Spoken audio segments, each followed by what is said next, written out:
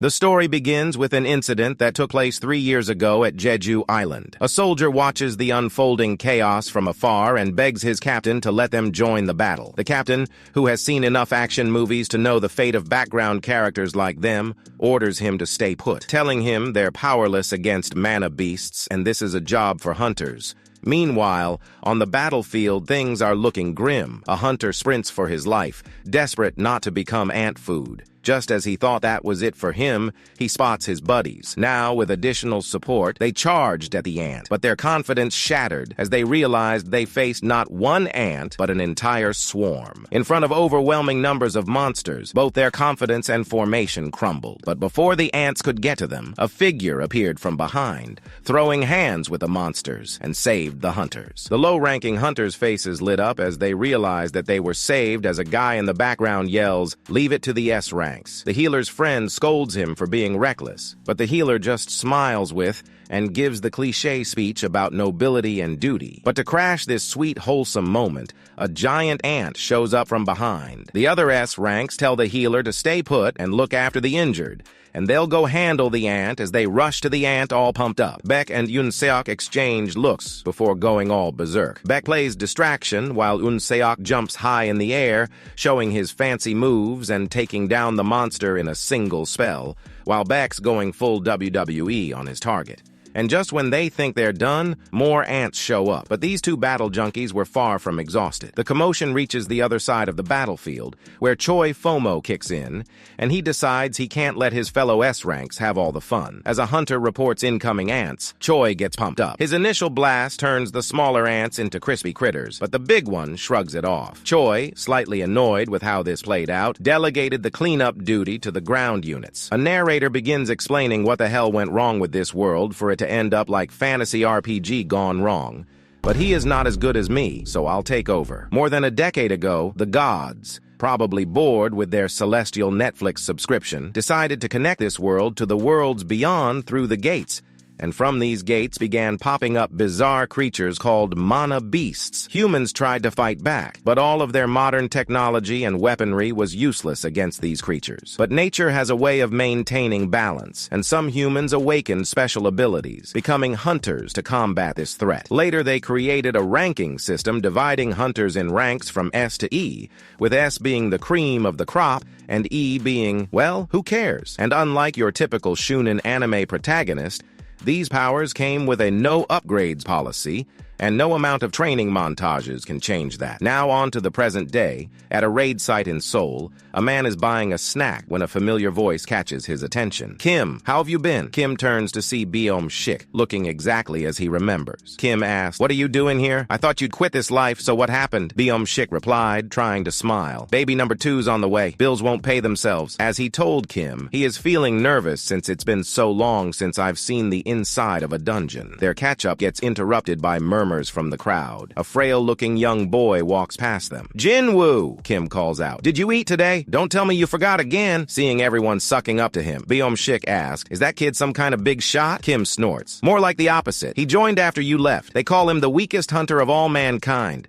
Guy struggles with even E-rank dungeons." Bohm asked, "Wait, weakest? That's actually a thing?" Kim assures Beom that he doesn't need to be nervous anymore since Jinwoo showed up, which means that it's not going to be an easy raid, as he asks him to chance the topic because he will feel bad if Jinwoo were to overhear this. Too late. Jinwoo heard everything, but what could he say? They weren't lying, so he decided to turn a blind eye and walk away. Before he can walk away, a woman's angry voice calls out to him. He turns to find Juhi, looking mad enough to fight the dungeon boss herself. "You got hurt again? What was it this time?" Jinwoo tries to downplay her concerns, insisting he's fine. She asked, "So what happened this time?" Jinwoo replied, "Same old story. It was a low-ranking dungeon, and the team was a high-ranking team, so those geniuses didn't even bring a healer." "How reckless," Juhi exclaims. But Jinwoo just shrugs with the resignation of someone who's accepted their role as the universe's punching bag. Before Juhi can launch into what promises to be an epic lecture, the raid signal blares like a cosmic dinner bell. Chisong takes command of the raid after a quick confirmation from the team. Once the raid leader was decided,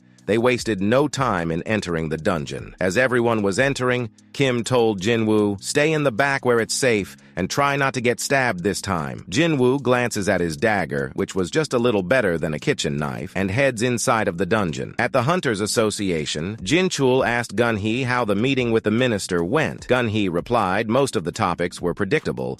The dungeon breaks came up this time as well, but mostly they talked about essence stones, and now that they've found that they can be used as power sources, their demand has increased. Back in the dungeon, Jinwoo celebrated as he finally got his hands on an essence stone, but his celebration was cut short when a goblin ambushed him. He somehow managed to block the first attack, though his dagger nearly broke. After dodging another swing, Jinwoo attempted a counterattack, but his dagger shattered completely defenseless. The goblin, seizing its moment, introduces Jinwoo's gut to its blade. Beom swoops in like a superhero, turning the goblin into a before and after demonstration. He tags in Ju-hee for healing duty while he runs off to join the boss fight. Jinwoo screamed from the intense pain covered in the pool of his blood. Ju-hee rushed to Jinwoo and assured him that she'd make him good as new and began healing him while the rest of the squad was busy clearing the dungeon.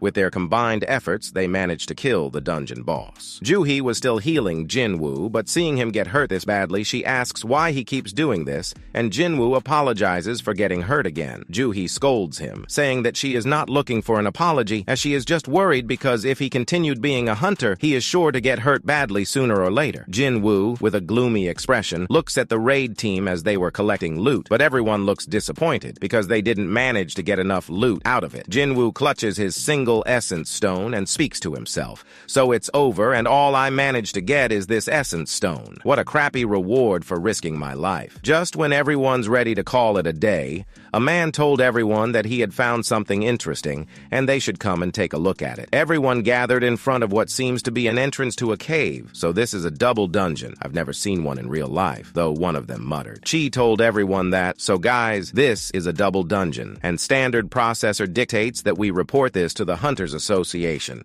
But some didn't want to do that and wanted to check it out themselves. Chi-song, seeing this divide in the group, decided to channel his inner democratic leader and call for a vote, and out of 13 of them, 6 wanted to head into the dungeon, and the rest of 6 didn't, leaving Jinwoo to be the tiebreaker. Despite his survival instinct screaming no in 70 different languages, Jinwoo's mental calculator starts running numbers: missing dad, mom's medical bills, and his sister's college tuition. He desperately needed money, so he decided to head inside. The scene shifts to the Hunters Association once again, as an agent asks Jinho to place his hand on the black crystal in front of him and just relax so they can measure their rank. After he is finished, she calls for the next person. As Jinho was leaving, a hunter was making a report to Choi about the hunters they managed to recruit today. Choi's in full recruitment mode, telling his staff to sign up anyone with a pulse and potential. Outside, 2 scumbags stole a bag from a girl and ran away with it by bike. But fate had a different plan, because they just happened to cross paths with Cha Hae-in. She appeared before them like an action movie heroine, and before they could even process what was happening, she'd already snatched the bag back with a kind of graceful movements that would make a ballet dancer jealous. As she returned the bag to its rightful owner, her good deed backfired spectacularly. People recognized her, and suddenly the street turned into an impromptu fan meeting. Phones appeared from nowhere like magic, and seeing the incoming selfie tsunami, our heroine did what any sensible celebrity would do. She bolted. Back in the dungeon, hunters were walking for 40 minutes straight, and now they are getting tired thinking about how long they have left to go. Jinwoo, still carrying guilt, turned to Ju-hee with another apology for voting in favor of going inside the dungeon. But Ju-hee, being Ju-hee, brushed off his concern while simultaneously scolding him about his earlier goblin-related recklessness. Their banter took a lighter turn when she suggested he could show his gratitude with a meal sometime. But their moment was cut short as they finally reached what looked like the end of the tunnel. They found a giant steel door at the end of the hallway. Despite some hunters looking ready to turn tail, the thought of walking back empty-handed was scarier than any monster. As they pushed it open, lights flickered to life inside, revealing a chamber that screamed. Massive statues loomed over them like ancient guardians, their presence commanding enough to make everyone's neck crane upward in awe until someone complained about the distinct lack of loot or monsters. One of the hunters spotted something that looked important enough to call Chi over a statue, clutching what appeared to be the dungeon's commandments, written in some ancient script that probably hadn't seen the light of day in centuries. But just as Chi started decoding these mysterious rules, Juhi's terrified voice cut through the chamber like a knife. She grabbed Jinwoo's arm with trembling hands, insisting the statue's eyes had moved. Jinwoo tried to dismiss her fears, but the universe chose that moment to prove him wrong with the most ominous door slam in dungeon history. It caused panic among everyone. Baldy ran to the gate, hoping that he'd be able to open it by force, yelling at everyone for taking this stupid risk. But as soon as he was close to the door, one of the giant statues moved and split the Baldy in half. Now everyone was terrified beyond belief, unable to comprehend what was going on in this D-rank dungeon. Chi yelled, "The statues are moving." Jinwoo turned his head almost instantly to see if the big guy was moving. He stayed on it for a couple of seconds, but it seemed like an ordinary statue until it wasn't. Jinwoo's mind raced through his greatest hits of near-death experiences.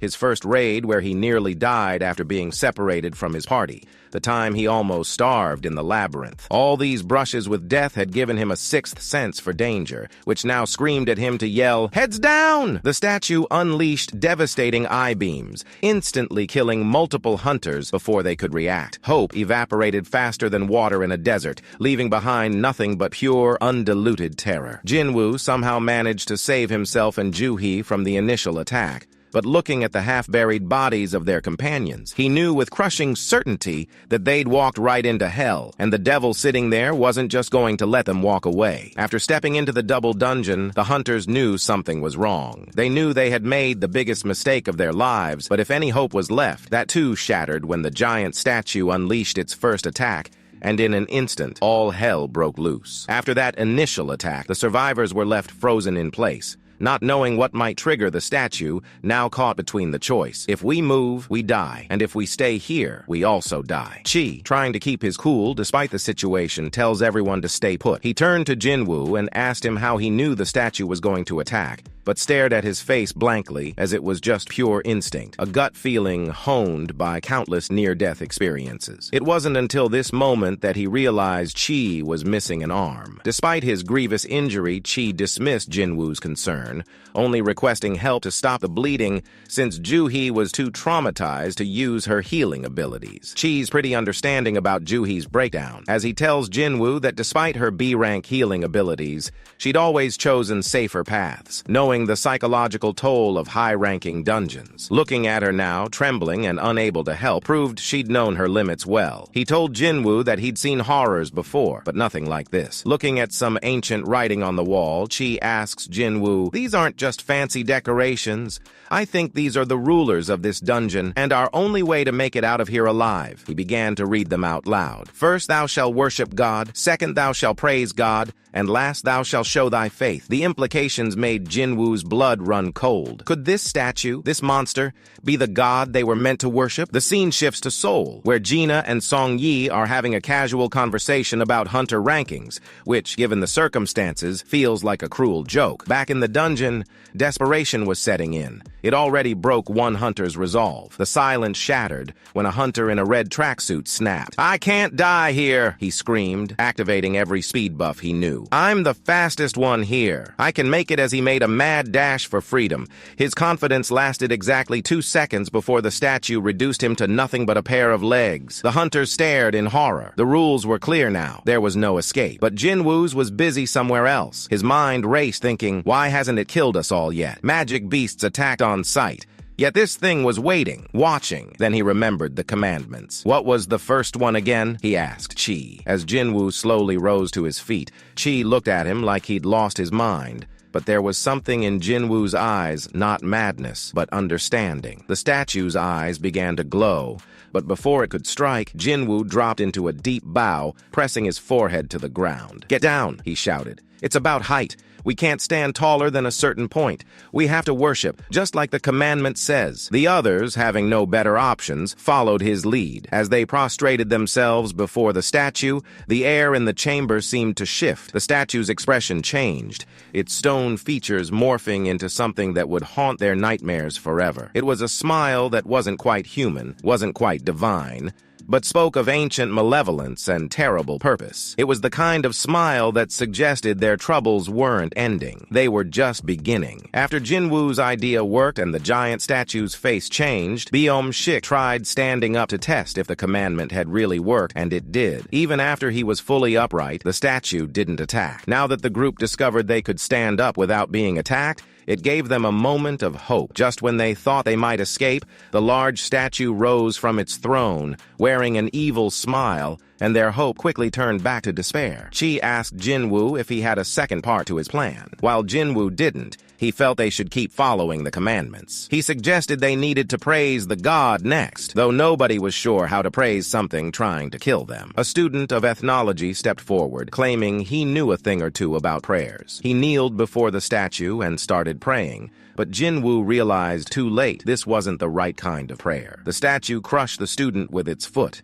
This caused panic, with some people running while others froze in fear. During the chaos, Byung-shik thought of his family and decided to run toward a wall, determined to survive. However, Kim noticed a small statue moving behind him and tried to warn him, but it was already too late to warn him. The small statue had already cut him in half. Jinwoo, while protecting Ju-hee, desperately tried to figure out how to praise this godlike devil. Looking around carefully at the smaller statues, he noticed something important. While most held weapons, some held musical instruments. This gave him an idea. He quickly called everyone to run to the statues holding instruments. This time, no one questioned him. They sprinted toward the statues he'd pointed out. Chi reached one first, and surprisingly, its eyes began to glow, and it started playing the instrument. Kim found another one that did the same thing. When Jinwoo and Ju-hee reached a statue together, it didn't play. Jinwoo realized each statue probably only worked for one person at a time, so he left Ju-hee there and went to find another statue. As soon as he moved away, the statue began playing its drum. Jinwoo was running for his life as the giant statue chased him down, trying to stomp him into the ground.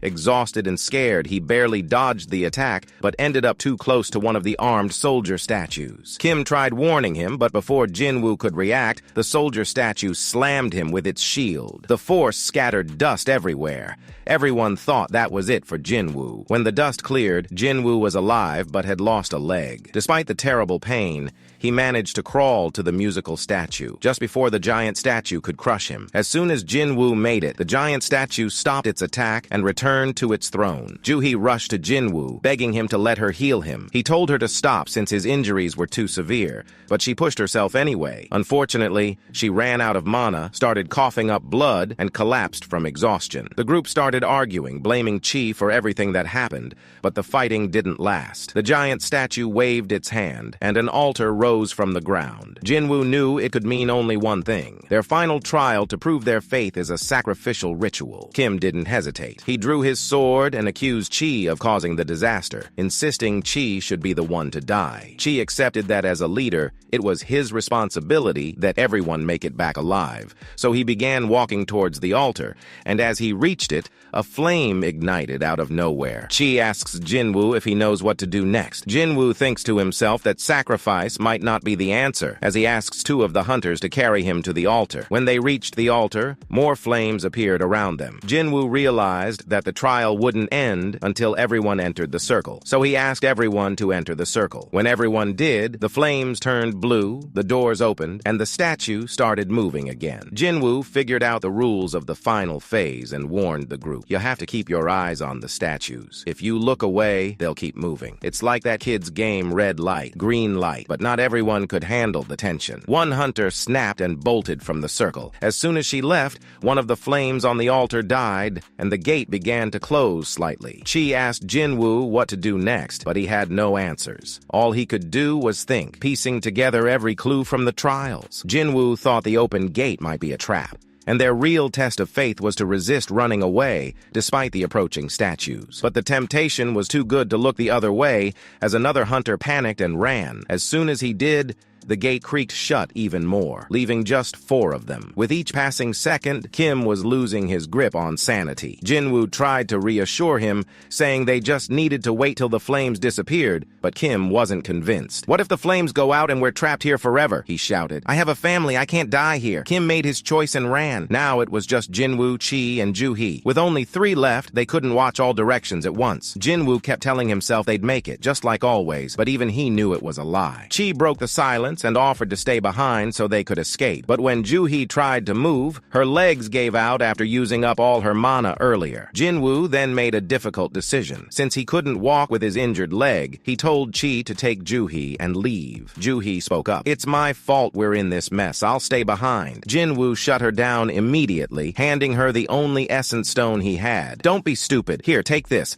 I promised to take you to dinner, didn't I? Buy yourself something nice. I'll come to collect it when I make my grand exit." Joo-hee didn't want to leave Jinwoo behind, but Chi knocked her out cold. "Sorry, but we don't have time for this." Jinwoo gave Chi a final nod and asked Chi to take care of her. As Chi and Joo-hee left, Jinwoo, now alone in the dungeon, accepted his fate. He was glad he could save them. He was ready to face death. His only regret was that he should have gone for a juicier life insurance plan. With a sigh, he reached for Kim's discarded sword, gripping it tightly. He knew the end was near, but if he was going down, he'd take at least one of these bastards with him. He manages to block the first strike, but gets thrown across the room. The second attack cuts off his arm, and as the statues continue to slice him apart, Jinwoo finally admits what he's always wanted to be stronger. A hammer-wielding statue hits him back to the altar.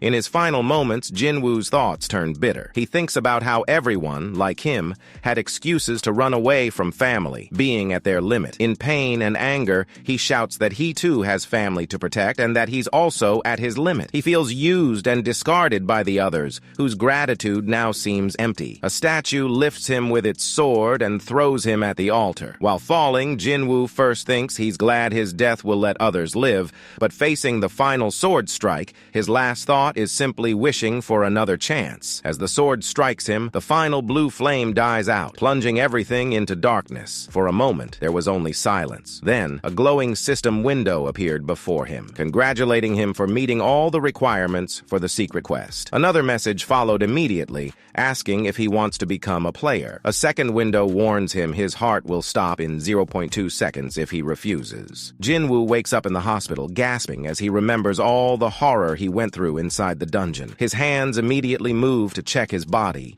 The arm that he distinctly remembers losing, the leg that was torn apart, the fatal stab wound in his chest. Yet everything was intact. He stares at his unharmed body in disbelief, wondering if the horrors he experienced were just a nightmare. Looking out the window, he wonders if everything was a dream, since he clearly remembers dying. Being here in one piece doesn't make any sense. His confused thoughts are interrupted by 2 men in black suits entering his room. One introduces himself as Jin Chul, manager of the Hunters Association surveillance team. They're here to take his statement. From there, Jinwoo learns that he had been unconscious for 3 days. The news hits him hard, and his thoughts immediately turn to his teammates. Jin Chul's expression grows grim as he explains that while both Joo-hee and Song-chi survived, the toll the last dungeon raid took was heavy. Song-chi lost an arm and will likely retire, since it's too dangerous for a hunter to continue with such a disability. And although Joo-hee survived physically intact, the last raid broke her, and she is under psychiatric care. The trauma of the incident left very deep mental scars on her, so it's also likely that she might also retire. Jinchul informs Jinwoo that out of the original 13 hunters who entered the dungeon, only 6 made it out alive. Jinchul continues with how dungeon raids are often unpredictable. There is no sure way to know what lies in the dungeon, but losing these many hunters at once is sure to be an unprecedented event. In this case, that's not the strangest part, Jinchul reveals. When the White Tiger Guild arrived at the scene, the temple had completely vanished. The statues, the massive steel doors, even the whole damn place vanished without a trace. All they found when they reached there was Jinwoo, unconscious and in a beat-down state, but alive. In any other circumstance, the survivors would have been the first one to be suspected, but the survivors' testimonies matched perfectly, and they found the remains of the dead hunters, so they are off the hook. However, something about the situation doesn't sit right with Jinchul. How can Jinwoo, who is basically at the bottom of the food chain, managed to survive if what they were saying about the monster was true. Jinchul's eyes narrow as he presents a theory. Could Jinwoo have reawakened? Jinwoo's face lights up at the mere possibility. While a hunter's rank and abilities are typically set from their first awakening, in rare cases, a second awakening can occur, potentially elevating them to A rank or even the coveted S rank. If Jinwoo has really reawaked, this could explain both Jinwoo's survival and the temple's disappearance. To test this theory, Jinchul places a manometer on the table, explaining to Jinwoo that it's a device used to measure hunters' power levels, and asks Jinwoo to place his hand on the meter so they can check if he is really reawaked or not. As Jinwoo places his hand on it, hope fills his heart. His mind races through all the scenarios of what he'll do if he's reawakened as an S rank or even an A rank hunter. But when the results appear, Jinchul's expression falls. Jinwoo's power level is barely above that of a regular human, even below the typical E-rank hunter. Without another word, Jinchul and his companion leave, puzzled by the contradictions of the case. After they left, Jinwoo wonders why they didn't ask anything about this giant panel hanging in the air. He wonders if it's something only he could see. Before he can look into it any further, his sister Gina bursts in, tears in her eyes. She lectures him about being reckless, threatening to quit school and find a job so he can stop hunting. After calming her down, Jinwoo asks her about accessing unread messages in games. Gina worries if he's hurt his head, asking her strange questions so out of the blue. Gina tells him to check the inbox. Once Gina leaves, Jinwoo starts exploring this new system of his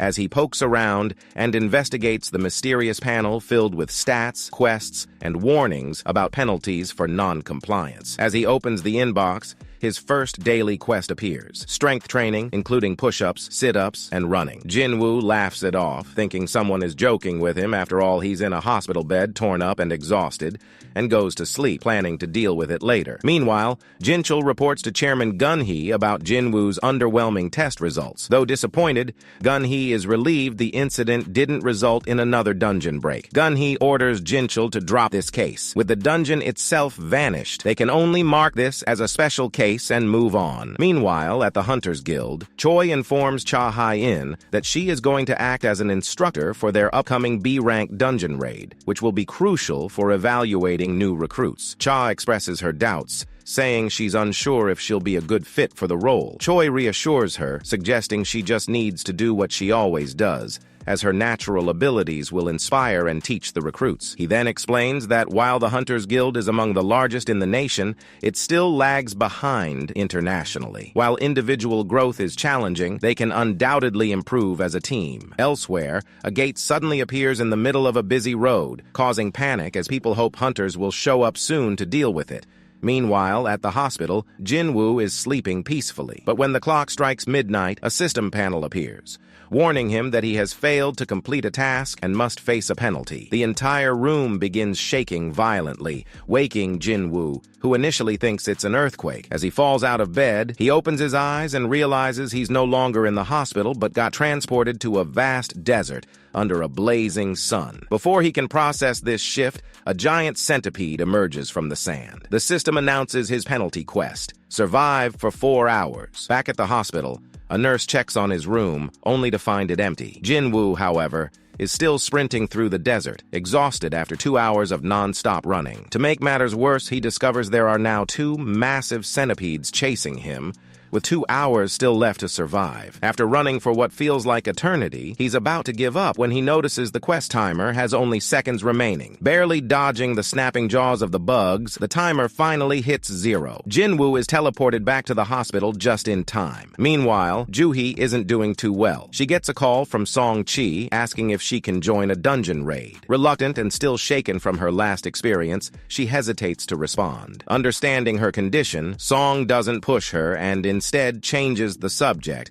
mentioning that Jinwoo has recovered and is doing well. This news lights up Juhee's mood, and she decides to visit Jinwoo at the hospital. As Juhee arrives at the hospital and approaches Jinwoo's room, she overhears 2 nurses gossiping about their new psycho patient. Curious, she looks through the window and realizes they're talking about Jinwoo. Seeing him handle his situation so much better than she is makes her pause. Not wanting to burden him with her worries, she decides to leave without meeting him. Jinwoo diligently completes his daily quests, slowly understanding that the system is real and offers genuine opportunities for growth. He focuses on increasing his strength, the fundamental attribute for hunters. His dedication pays off when a random reward box yields an unexpected prize, a key to an instant dungeon. After the Great Cataclysm 10 years ago, the world was turned upside down, with gate reporting becoming a real thing. Jinwoo visits his mother in the hospital, weighed down by memories of the day she fell into a coma 4 years ago. Life had been merciless, forcing him to risk his life as a weak hunter just to pay her medical bills. As he reflects on his struggles, Jinwoo resolves that now, with a chance to rewrite his fate, he won't hold back. This time he'll rise above the odds and fight for a better life. Jinwoo arrives at Hapjeong Station, clutching the key to the instant dungeon. After a final gear check and some self-assurance,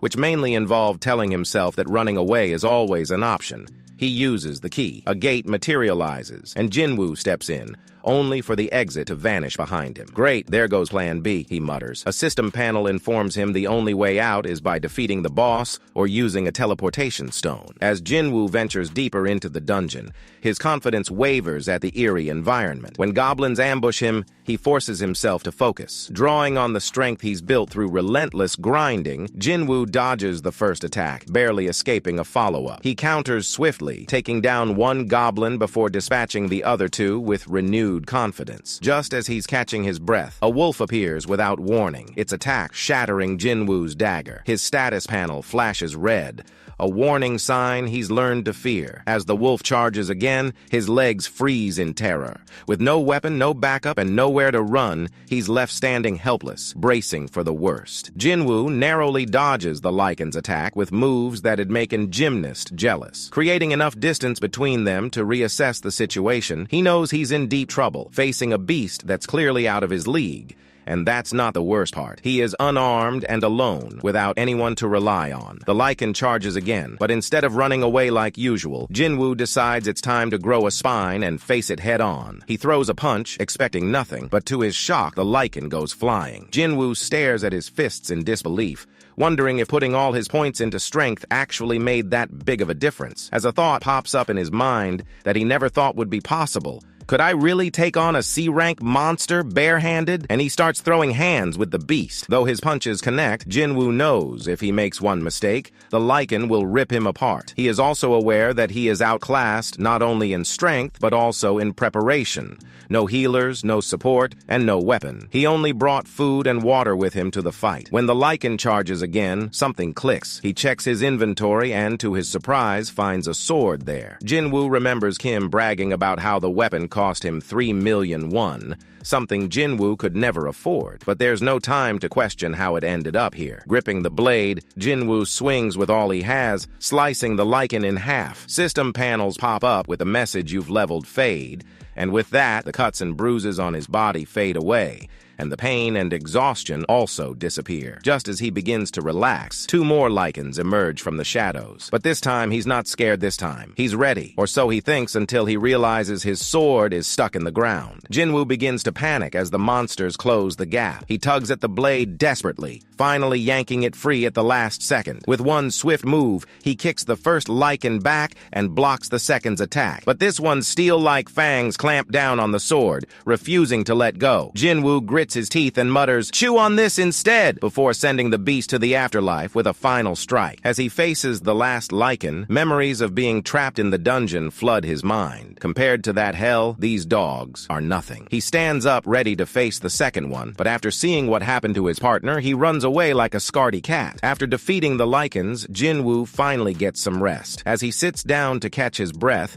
he notices something has changed in his stats panel. His level has gone up to 2. This hadn't happened with his daily quests, so he wonders if it's because he defeated those monsters. His wounds are gone, the fatigue is erased, and his body feels as good as new. It's like hitting the reset button, but that wasn't all. He also received 5 points from leveling up, 1 for each stat. Jinwoo compares it to the meager 3 points he earns from daily quests and concludes fighting seems to be the faster way to level up. He's not sure how big of a difference 1 point will make, but something is better than nothing. With only 32 points in strength, he can already feel the difference. His body feels light as a feather, and his strikes hit harder than a wrecking ball. The stronger my base stats, the better I'll be in the long run, Jinwoo mutters to himself as he stands up. With that in mind, Jinwoo gets up to check the beasts for any loot. No essence stones, just fangs and other random junk he can't make sense of. Jinwoo comments on how this dungeon uses game logic instead of real-world logic, thinking what a strange place he's stuck in. As he collects loot, a system notification informs him that he can now access the shop. Jinwoo wonders what this shop is and if he can buy something, but for now, he decides to sell the fangs and other items, earning 20 gold coins. He wonders if that's a lot or a little, but without a way to figure it out, he focuses his attention elsewhere. He picks up his sword and wonders how long he can survive in this dungeon. With his food and water gone, he needs to find a way out. He can't rely on finding a teleportation stone, so his only option is to defeat the dungeon boss. Even though it's an E-rank dungeon, he can't beat the boss alone. Jinwoo wonders if leveling up will improve his chances, but fighting the boss alone is a big risk. However, it's a risk he has to take. Otherwise, it's an early end to his story. As he's pondering, the Lycan he let go earlier returns with a whole party. Instead of running away, Jinwoo decides to take them head-on. He charges at the Lycans, quickly taking down the two who dare to attack him and showing no mercy to the rest. In an instant, he takes down quite a few of them, dwindling their numbers and confidence alike. Surrounded, Jinwoo thinks to himself that he won't give up easily. Compared to what he's been through, this is nothing. After all, he's already died once. He smiles and tells the mutts to come at him, expecting a good fight. He starts slicing them up, and system notifications pop up like crazy, telling him he's leveled up. Jinwoo comments on how he's willing to do anything, even follow these crazy and messed up rules of the system, if it means he can grow stronger. After he finishes, another panel pops up, informing him that he has earned the title of Wolf Assassin. Meanwhile, outside the gate that appeared in the middle of the street, people are still concerned. Two passers-by, noticing strange things happening with the gate, wish the Hunters Association would do something about it quickly. Inside the dungeon, the walls and ceiling are painted red with blood. Jinwoo stands in the middle of it all, gasping for breath, drained from the battle. He looks at his sword, noticing it's on the brink of breaking. He wonders if even something this expensive has its limits, but he knows that without it, he'd be the one lying on the floor. Another notification pops up, informing him of the perks of his new title. Jinwoo opens his inventory and starts looking at all the loot from his last battle. Among the decent haul, what catches his eye is a teleportation stone. He wonders if he should call it a day since he's too beat up to continue. But then he thinks about the chance to level up. What if this dungeon disappears if he leaves? In the end, he decides to continue exploring, thinking that if he encounters something he can't handle, he'll consider heading back. For now, he decides to press on. He puts the teleportation stone away and heads deeper into the dungeon. Meanwhile, outside, Juhee gets a call from someone at the Hunters Association asking for her assistance in a raid to control the dungeon break. Juhee is conflicted about whether to agree or not. The site isn't far from her, but she's still terrified.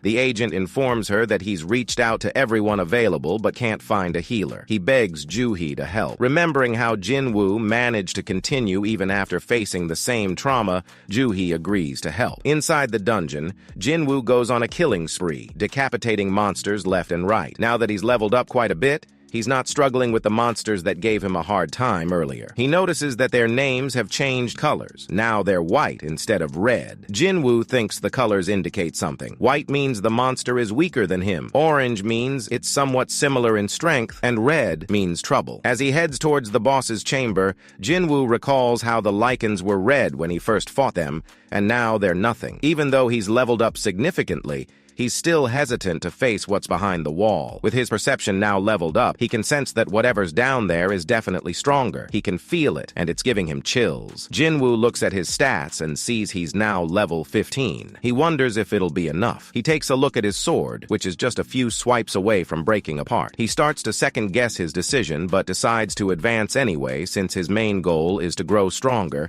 and that isn't going to happen if he continues to run away from the problems. Jinwoo heads to the boss's chamber. As he climbs down the stairs, he wonders if this place is really Hapjeong Station, because it looks nothing like the real one. Once he reaches the bottom, he takes a look around. It's dead silent, giving Jinwoo chills. But the silence doesn't last long. Something emerges from the water and attacks Jinwoo before he can react. He's already on the floor. his sword barely blocking the blow. The boss finally comes out of the water, and Jinwoo wishes his name to be in white, thinking he's leveled up 14 times, so surely he has gotten stronger than he was. But the dungeon boss's name was in orange. Jinwoo thinks, all that leveling up and I'm still not strong enough. Now that he's lost his sword, things have gotten worse. He's back to square one with no weapon. As the boss attacks, Jinwoo goes all out with his sword, trying to break through its defenses, but the scales are too tough for the sword to pierce. After just one attack from the snake, Jinwoo realizes he's doomed if he gets hit even once. He tries to dodge, but the snake whips its tail, sending Jinwoo rolling into the water, where his chances of survival are even lower. He knows he needs to fight on land to have any chance.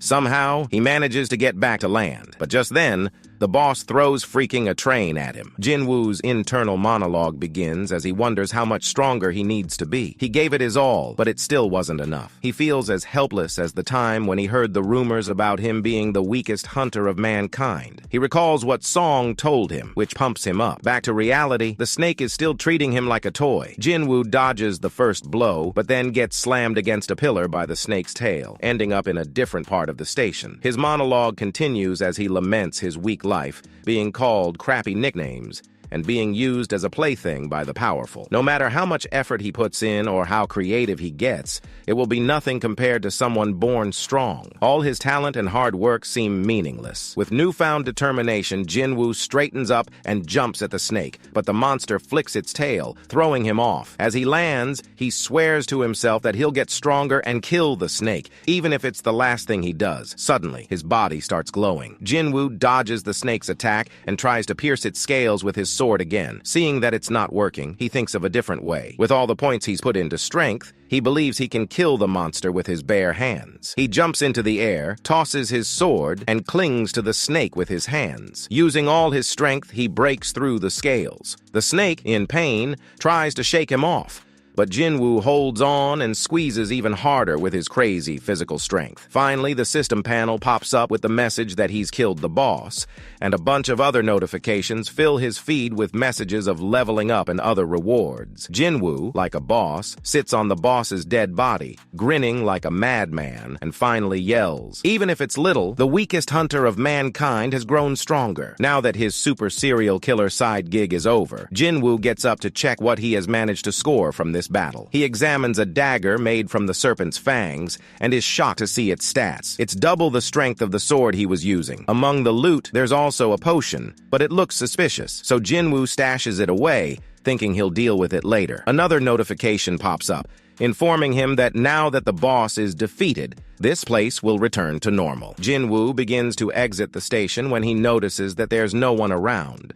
The whole place feels like a ghost town. A soldier starts yelling at Jinwoo, mistaking him for a civilian, but when he realizes Jinwoo is a hunter, he tells him to follow. Jinwoo wonders if something bad has happened and asks the soldier about it. He finds out that a dungeon break has occurred nearby. The soldier tells him that almost all the monsters have been dealt with, and only the boss remains. Jinwoo had already figured this out, as his perception is now so high that he sensed the monster from 2 blocks away. He can tell the boss is alive and kicking. At the raid site, everything is chaotic. The hastily assembled team is out of sync and starts blaming each other for the failure. Jinwoo comments on how off-balance the team is, which is why the raid has taken so long. He takes a look at all the hunters and spots Juhi among them. He can sense that Juhi is still shaken by what happened in the dungeon, and he understands her anxiety because he feels it too. Jinwoo looks at his sword and thinks he might be able to break through the boss's defenses with one strike. There's only one way to find out. He gets into his most badass pitching pose and hurls the sword at the boss with all his strength. When the sword hits, it tears through the boss's defense just as he intended. He walks off, leaving the rest of the hunters to deal with. At the raid site, everyone starts cheering.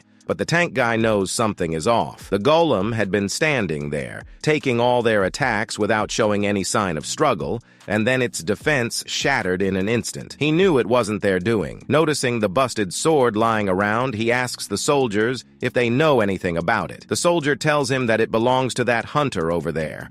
But when he turns around, he finds no one there. The tank wonders who that hunter was to take down a boss with one hit, thinking about how insanely powerful he must be to pull that off. The next day at the hospital, Jinwoo's grind doesn't stop. My guy is ripped to the heavens, knocking out push-ups like a machine while keeping up with his daily quest. Nurses can't stop whispering about him. They still can't wrap their heads around how this barely noticeable E rank from a few weeks ago has transformed into a walking thirst trap. Super handsome, chiseled jawline, muscles for days now. He's the whole package, and the staff is not subtle about ogling. One nurse enters Jinwoo's room while he's still working out. She gets flustered seeing his muscles, and Jinwoo just asks if she needs something. The nurse informs him that she's here to check if he's doing okay since he's getting discharged today. Jinwoo thanks her and starts packing up to leave, and before she can stop herself, she blurts out, "Can I get your number?" Jinwoo, the certified airhead, misreads her intentions and thinks she needs it to send him some test results or something. The scene shifts to early morning news, where a reporter is interviewing Bag. She introduces him as the guild master of the White Tiger Guild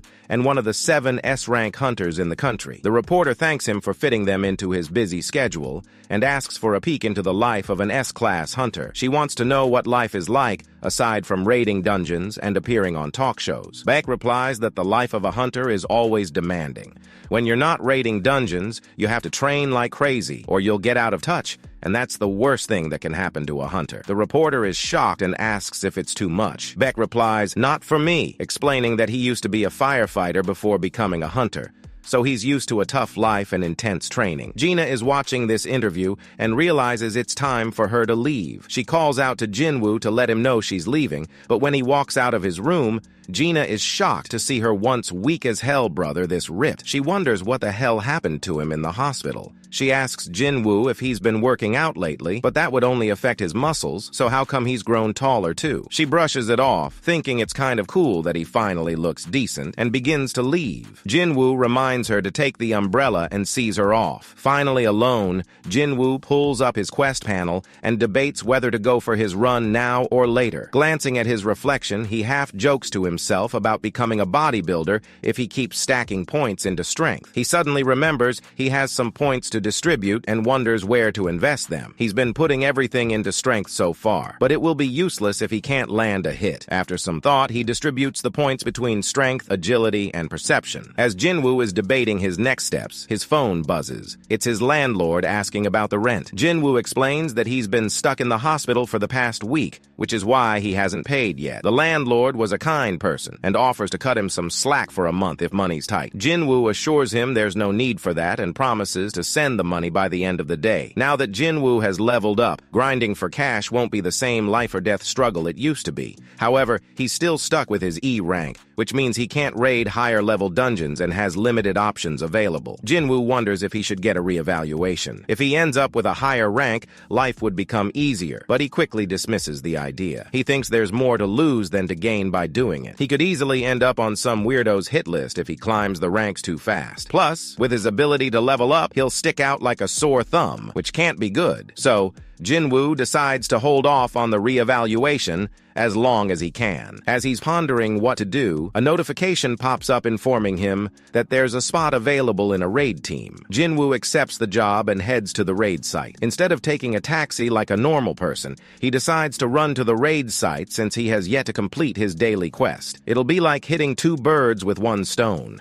He scores the reward as he hoped and meets up with Huang, the raid leader. The guy with the goofy hair behind Huang recognizes Jinwoo and asks if he's the same Jinwoo famous for being horribly bad. Huang apologizes for his teammates' behavior, but Jinwoo plays it cool and asks Huang if that's going to be an issue. Huang tells him that he needs hunters just to meet the quota. His team is decent enough to handle dungeons like this with ease, and he needs Jinwoo just to meet the head count. Jinwoo asks what he needs to do. Huang tells him that they don't need him for the actual battle, so he'll be in charge of carrying their bags. Jinwoo takes a peek at the hunters and finds out that most of them are C-rank tanks or damage dealers. Jinwoo asks why there isn't a healer in the mix. Huang explains that it's tough for independent parties like them to retain a healer. Jinwoo is a bit concerned about heading into a dungeon without a healer, but he needs money, and this raid promises a more than decent amount, so he signs the contract and agrees to join the raid. As the group gathers near the gate, Jinho introduces himself to Jinwoo, flashing a bright smile and equally shiny gear. Decked out in top-tier equipment from head to toe, Jinho looks like he walked straight out of a luxury catalog.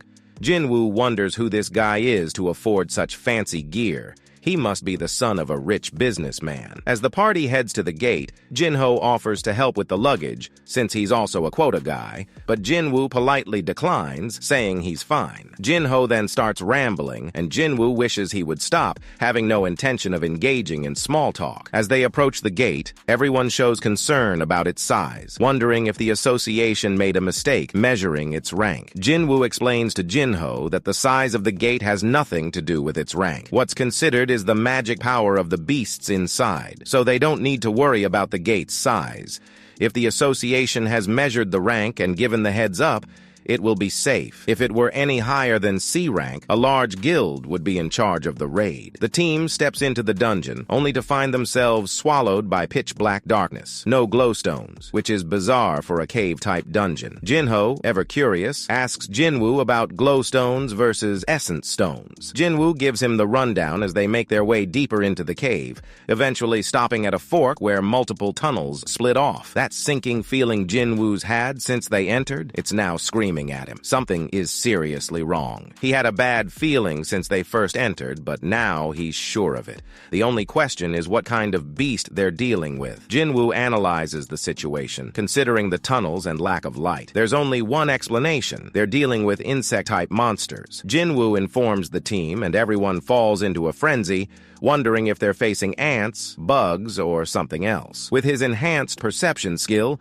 Jinwoo senses something lurking above their heads, coming down. He alerts everyone that the monsters are approaching. The mage casts a spell at the tunnel, and the rest of the party takes their positions. As the monsters land, they start killing them like a well-oiled machine. Their teamwork is almost flawless. The tank draws the aggro, while the mage and damage dealers take care of the monsters. Jinwoo comments on their flawless teamwork, but notes they're a bit too aggressive for a team without a healer. Jinho offers to help, but the mage asks him to stay back as he launches a charged attack that obliterates most of the remaining beasts. The rest are taken care of almost instantly by the party, but Jinwoo still can't shake the feeling that something is off about this whole situation. Shortly after the battle wraps up, Hwang approaches Jinwoo, curious about how he knew the ants were coming. Jinwoo, keeping things vague, shrugs it off as instinct. Hwang thanks him, admitting his warning saved them a lot of trouble. Before they can move on, another party member calls Hwang over to inspect something unusual. They've found wounds on the ants that weren't caused by them. This means there's something even scarier lurking inside the dungeon. Jinwoo, unable to shake his unease, turns to Jinho and asks about his gear. Jinho cheerfully explains that it's a gift from his old man, a first raid celebration present. Jinwoo tells Jinho to watch out because he has a feeling they'll need to. Elsewhere, a guy is training when he hears a loud thud and wonders if a bomb went off in their building. Another guy tells him to chill, explaining that it's a common occurrence there. Their guild master must be training. The scene shifts to Bayek standing in front of a large block that's been obliterated, as a hunter wonders how he can deal so much damage with just one blow. Back in the dungeon, the team presses deeper into the darkness. Jinho again offers to carry the load, but Jinwoo refuses, insisting that if he's not contributing in battle, carrying supplies is the least he can do. Jinwoo tries to focus, but something about this raid still feels off. As they venture further, they stumble across even more injured or half-dead ants. It's clear now a boss monster is lurking somewhere ahead. Eventually, they find a path coated in spider webs, thick and sticky, leading to what they assume is the boss's chamber. When they step inside, they freeze. The lair is filled with mana stone piles of them, easily worth billions. One hunter can't contain his excitement, calling this the jackpot of jackpots. Even Hwang's brother would be jealous of this haul, he exclaims. Another hunter quickly shuts him up, warning him not to mention the brother. Jinho asks for Jinwoo's contract, and after reviewing it, he heads over to Hwang, pointing out that according to the contract, essence stones are the only thing Jinwoo shouldn't get a share of. But these are mana stones, so the loot should be split evenly. Hwang agrees to share the loot 8 ways instead of 7 and asks a hunter for the excavation equipment. The hunter explains he wasn't expecting to find so many mana crystals, so he didn't pack the equipment, which is still in the car. Hwang tells Jinwoo and Jinho to stay and watch out, making sure no one disturbs the boss. Jinho asks why it has to be them, the weakest of the batch, in the most dangerous part of the dungeon. Huang explains that the boss is fast asleep and won't wake up unless provoked, so they need to keep watch until they return with the equipment. If they defeat the boss, all the mana stones will disappear along with the dungeon. Huang told them both that this is how things have been done since their first raid, so it makes sense that they don't know any better. He assured them he'd be back soon, so they should just wait there until he returns. Jinwoo's mind races through all the possibilities, and something doesn't add up. Earlier, they said they had done this many times, and their teamwork proves it. Since they're so used to raiding C-rank dungeons, why did they pick lower-level hunters like him and Jinho? If they wanted, they could have just gone with any C-rank hunters. Plus, the most suspicious thing is that they don't have a healer. Jinwoo knows something is off. Within a few moments, the entrance to the dungeon comes crashing down. The timing makes perfect sense for what their plan was all along. Jinwoo remembers what Song had told him a long time ago about the dangers of being a hunter. Song had warned him about hunters like Huang, who use people for their own benefit and won't hesitate to kill them if they can make a profit. With no surveillance inside a dungeon and no witness, it's hard to tell what really happened. Inside, Jinho begins to panic, wondering if all of this could have been avoided if he hadn't brought up the stupid contract. He can't understand how they can kill someone over money, but Jinwoo knows better. They were planning it from the start, but now they have bigger things to worry about. The explosion woke up the boss. Jinho tries to be a hero and tells Jinwoo to stay back. He promised to protect him and intends to keep that promise. Meanwhile, Jinwoo is busy looking for a way to escape when the tunnels catch his eye. He wonders if they can escape using them, but he bets Huang and the others must have thought of that too, so it won't matter. Jinwoo thinks about fighting the boss, but as an E rank, he wonders if he can really take down a C rank boss. It was nothing like anything he had faced so far, but then he remembers what happened inside the dungeon and thinks this thing is nothing like that monster. Jinwoo tells Jinho to fall back, saying he'll fight the beast. He summons his dagger and begins to walk towards the boss. The dirtbags exit the dungeon when one of the lackeys asks Huang why he had to make things more complicated than necessary. Instead of planning to trap them inside the dungeon and waiting for them to die, they should have just killed them when they had the chance. Huang rolls his eyes and replies, "Are you dense? If we'd fought there, we might have woken the boss. And if that thing woke up, say goodbye to the mana stones. This plan is clean, simple, and doesn't risk our asses. So just sit back and wait. The boss is a monster among monsters, so there is no way those weaklings survive." Oh boy, is he going to eat those words? The guy with the goggles asks, "What if those knuckleheads woke up the boss? What then?" Huang replies, "If that happened, we'll have no choice but to accept it as bad luck. But even then, Jinho's armor and sword would be more than enough to call this raid a success.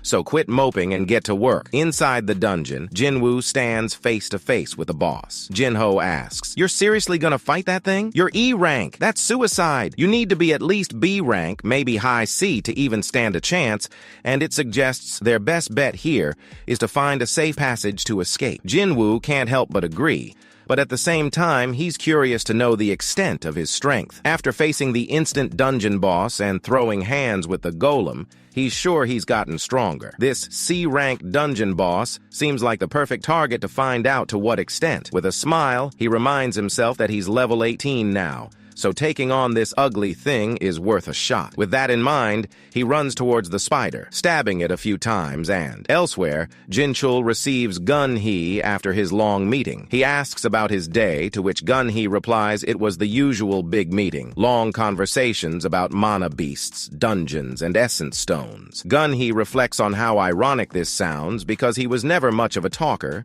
and now all he does is attend meetings all day. Seeing this, Jinchul asks him for a spar, saying it would be a nice change of pace and an opportunity to learn from him.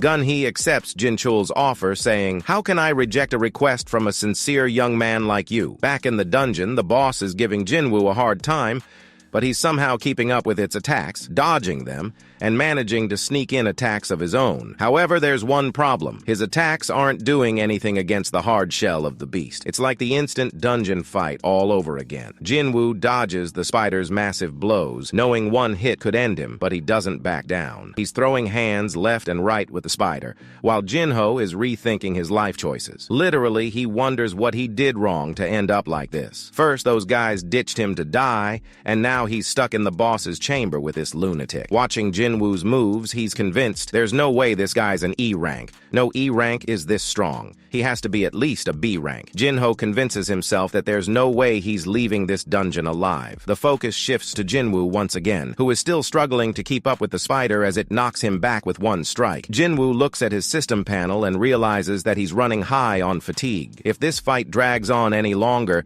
it's clear he's going to end up in the spider's stomach, so he needs to kill it before that happens. He looks at his dagger.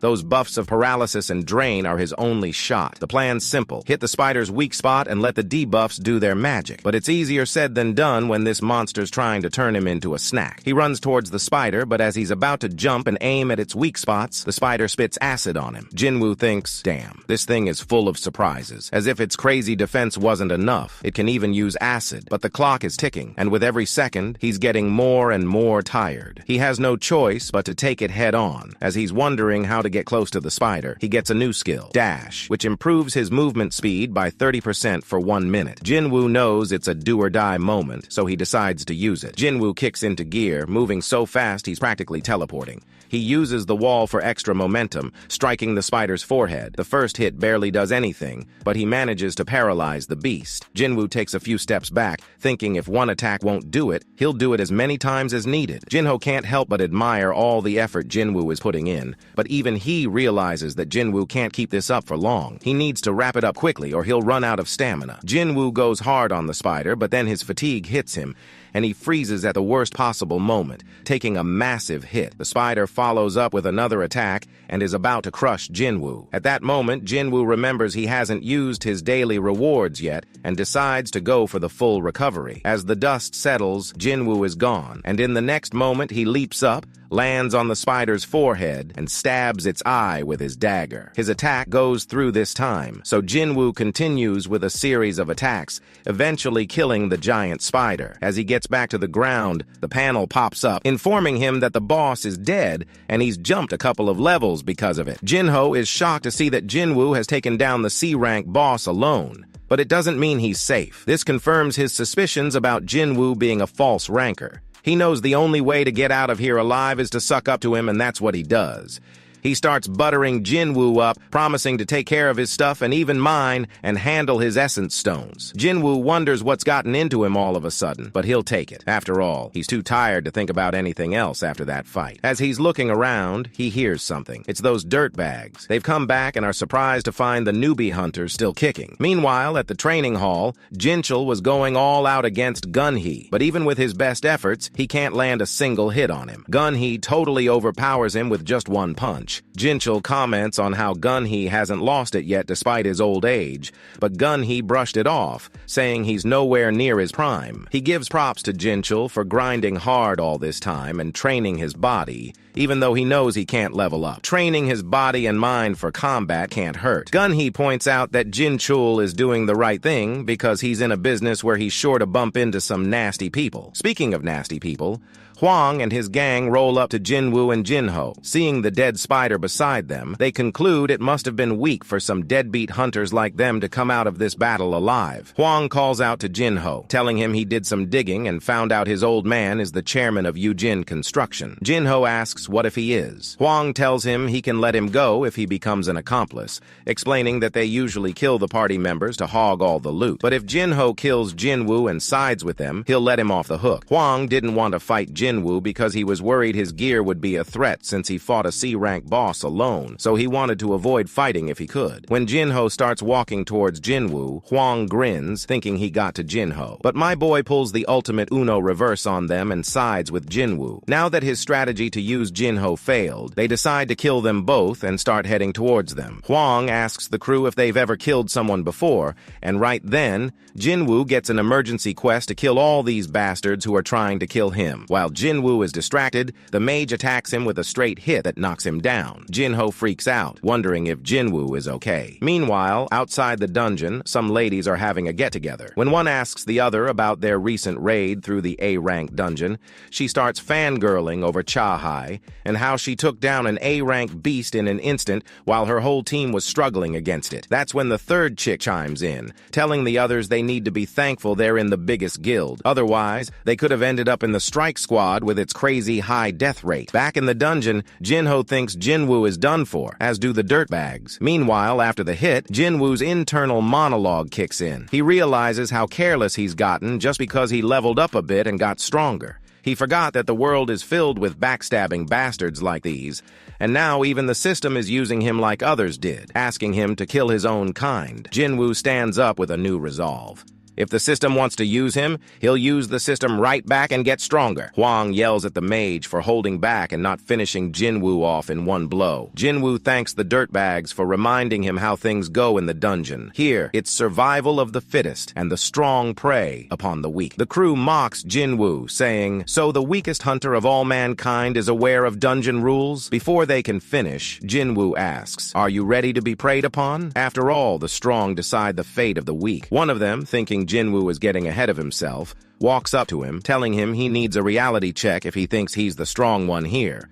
But Jinwoo quickly makes it clear he's not playing games and slices the guy's head clean off his shoulders. The rest are shocked to see how calmly he killed the guy, like it's second nature to him. Jinwoo says, "So that's one down," as the kill count goes from 0 to 1. Jinwoo realizes he just killed someone, but it doesn't affect him. He wants to blame the system for making him do it, but still, it was him. And worse of all, he has no regrets. Huang and the others, now recovered from the shock, start attacking Jinwoo, but Jinwoo goes straight into Terminator mode. He blocks a bullet before appearing behind one of them and sending him to the afterlife. As another comes at him, Jinwoo gives him the same treatment. Now it's 3 down, 3 more to go. Jinwoo lets the debuffs take out 2 before ending their misery. Huang stands there dumbfounded, thinking, how can all of his men be dead already? Jinho can't believe his eyes. To him, Jinwoo seems even more powerful than when he fought the dungeon boss. Huang starts yapping about how Jinwoo kept his strength hidden before going berserk, telling Jinwoo not to take him lightly even if he's a C rank like the rest. His reinforcement sets him apart. He buffs himself up,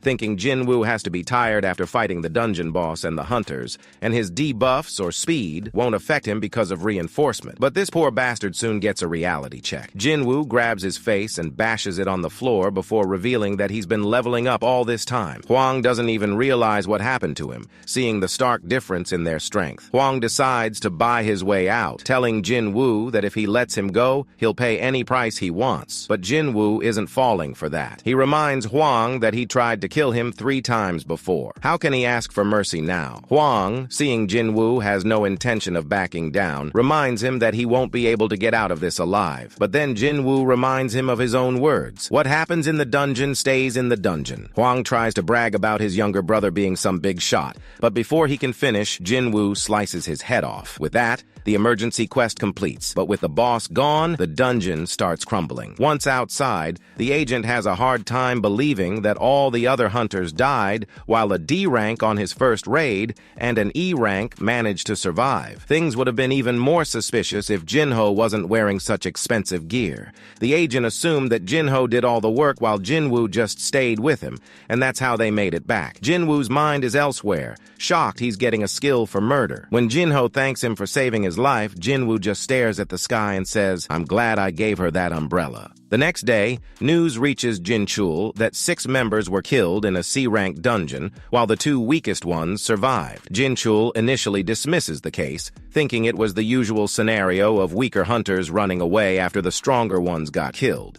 But the agent tells him there's something odd about this incident. The weaker ones managed to clear the dungeon, and that's not all. One of the survivors is Jinwoo. Hearing this name, Jinchul becomes more interested and asks the agent to continue. The agent adds that among the deceased was the older brother of Dong Su. Jinchul realized that it just made things 100 times worse. Jinwoo returns home with some snacks and tells Gina that he has taken care of the bills for now, including their mother's medical bills, and assures her that money won't be an issue for a while. Seeing her cheapskate brother bring back snacks, She asks if something good happened today. That's when she notices that Jinwoo isn't even injured. She assumes the party he was with must have been super strong and jokingly asks if he beat up the bad guys. As Jinwoo remembers what happened in the dungeon, he realizes he took down the bad guys way too easily and didn't even hesitate to kill them when the time came. He wonders if leveling up has made him braver, because the past him would have looked for a way to escape, but the current him was pissed at them for even thinking they were a match for him. He reminds himself that they were humans, not dungeon monsters. Gina snaps him back to reality,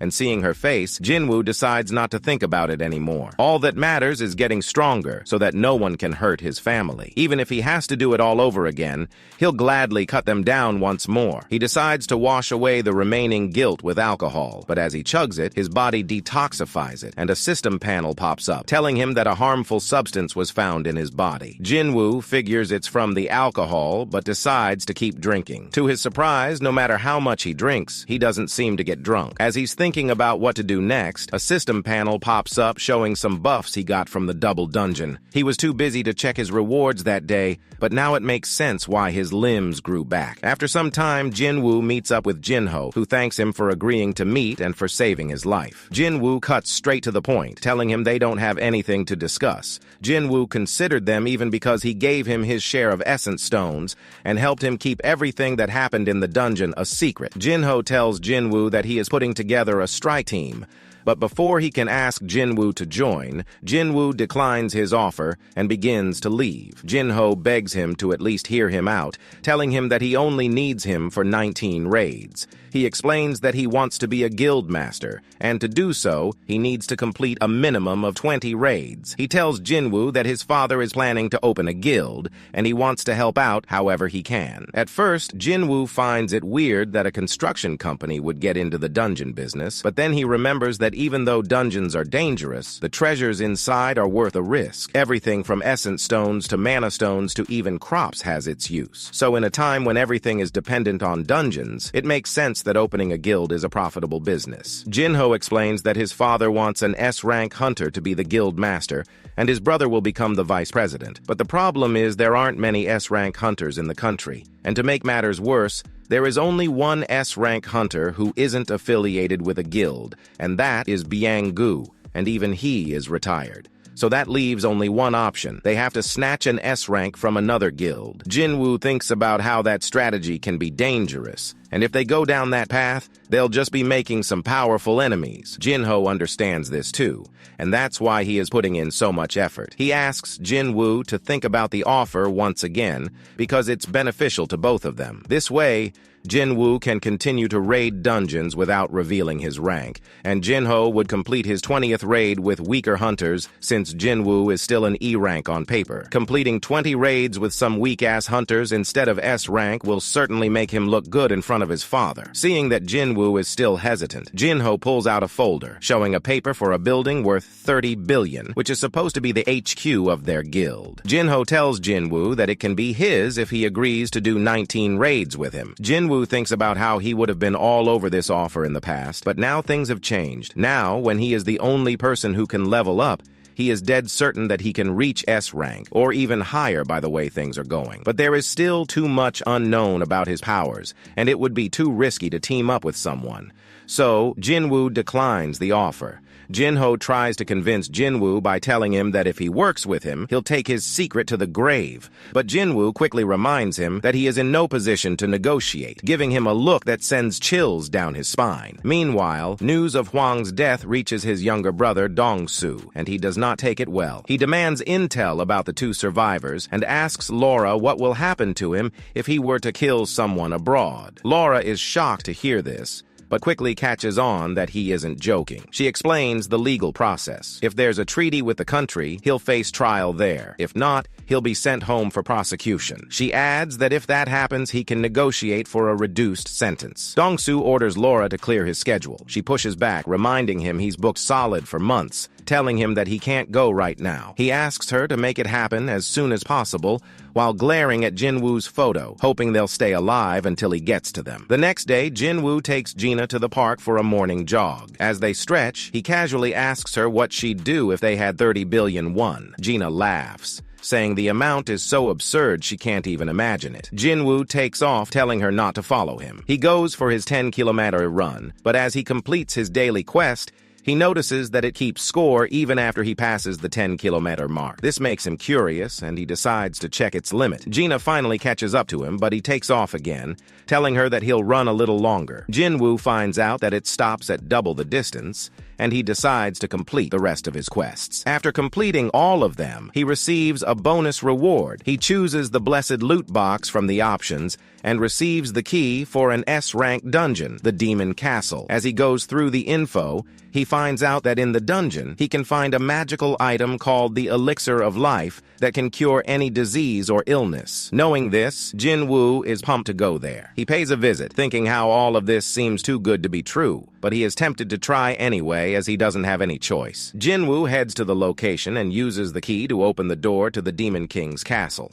As he stands before the giant gate, his mind races with thoughts of how dangerous S-rank dungeons can be. So much so that sometimes even multiple S-rank hunters working together can't clear one, like in the case of Jeju Island. Jinwoo admits that he is scared, but he has to do this anyway. He enters the dungeon, and the inside looks like hell, with the whole place burning and engulfed in flames. Jinwoo stays calm, telling himself that he'll use the teleportation stone he saved from the instance dungeon if things get out of hand. Just as he completes that thought, a three-headed giant monster dog appears in front of him. Despite being afraid, Jinwoo stays composed, thinking to himself that no matter what, he won't give in to fear. He is no longer his past self. He has made up his mind to get stronger. He uses dash to charge at the monster, and with unthinkable speed, he closes the gap between them and lands a hit. But even though he puts all his strength behind the blow and uses the buffs from his dagger and title, he barely manages to scratch it. Jinwoo thinks if one hit isn't enough, he'll do it as many times as needed,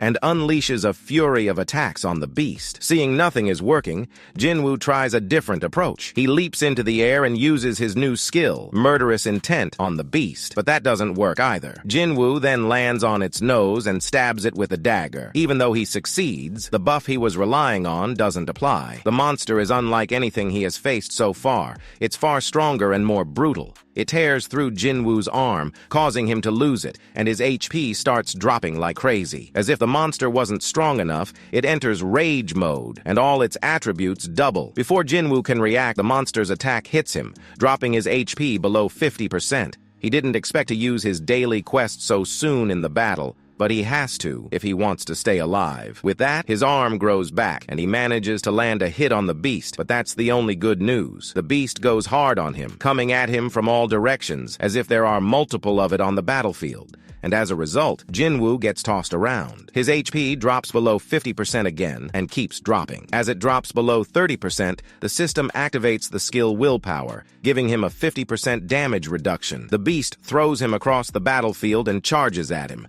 Jinwoo pulls a classic dirtbag move by throwing dirt at it, buying himself enough time to get away. He hides behind a rock, and his system is warning him like crazy. At this point, Jinwoo realizes that the system wants him to survive.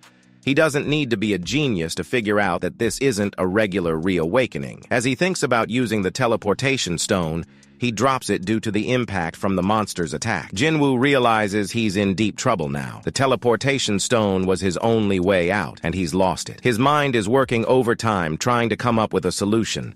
As he's about to lose hope, he remembers that his system has a shop option. He opens the shop and quickly buys 3 healing potions, but they aren't as potent as he had imagined. One potion only gives him 100 HP back, so in total, he only gets 300 HP back. It isn't enough, and even Jinwoo knows it. As he's thinking about what to do next, the poison he got from defeating the snake pops up in front of him. He remembers that it had some crazy buffs, but also came at a great price. Given that he has no choice, he chugs the whole thing down in one go, believing his body will detoxify it like it did with alcohol. He gets an additional 20% damage reduction on top of the 50% he got earlier. Jinwoo thinks he now has a chance to defeat the damn thing, But Cerberus isn't playing around either, and lands a devastating attack on him that brings his HP to almost rock bottom. With that, the fight drags on longer than 3 minutes, and Cerberus comes out of his rage state. All the damage Jinwoo inflicted on it now starts taking its toll. Plus, Cerberus is also suffering from the after effects of using rage. Jinwoo picks up on that and seizes the opportunity. He goes berserk and starts cutting down the beast, finally managing to make a dent in it. Cerberus almost turns him into a meal, but Jinwoo manages to hold it back. However, Cerberus throws him into the air and smashes him into the ground. Jinwoo now finds himself in Cerberus's teeth, with his HP almost hitting 0, but he isn't done yet. He starts stabbing it in the eye relentlessly. He puts his all into one final attack and finally manages to bring the monster down. The notification pops up that Jinwoo has defeated the Hell's Gatekeeper, Cerberus, followed by notifications of leveling up. As a reward for leveling up, he gets back to perfect state. Jinwoo looks at the loot he got from defeating Cerberus and finds that it dropped the key to the demon castle. But fighting Cerberus has made it clear to him that he isn't strong enough to take on whatever lies behind those doors. As he's figuring out what to do next, a strange notification pops up, telling him that he has acquired the recipe for the elixir of life. Jinwoo looks it up and finds out that he only needs 3 ingredients to craft it. Jin woomed it up with Yujin, telling him that his mind had changed and that he joined the raids. But doing dungeons alone was a big condition. Yujin, in turn, looked with bewilderment and mentioned to him that C-rank dungeons did demand a total of 8 or more members, whereas Jinwoo replied, simply finding people to fill in the list was okay. Jinwoo, despite Yujin's protests over the risk, convinced him that they would clear the dungeons without casualties to impress his father. Jinwoo got his point across, and Yujin agreed to find them members. Meanwhile, Cha was in the middle of her training session when a man came up to her during a break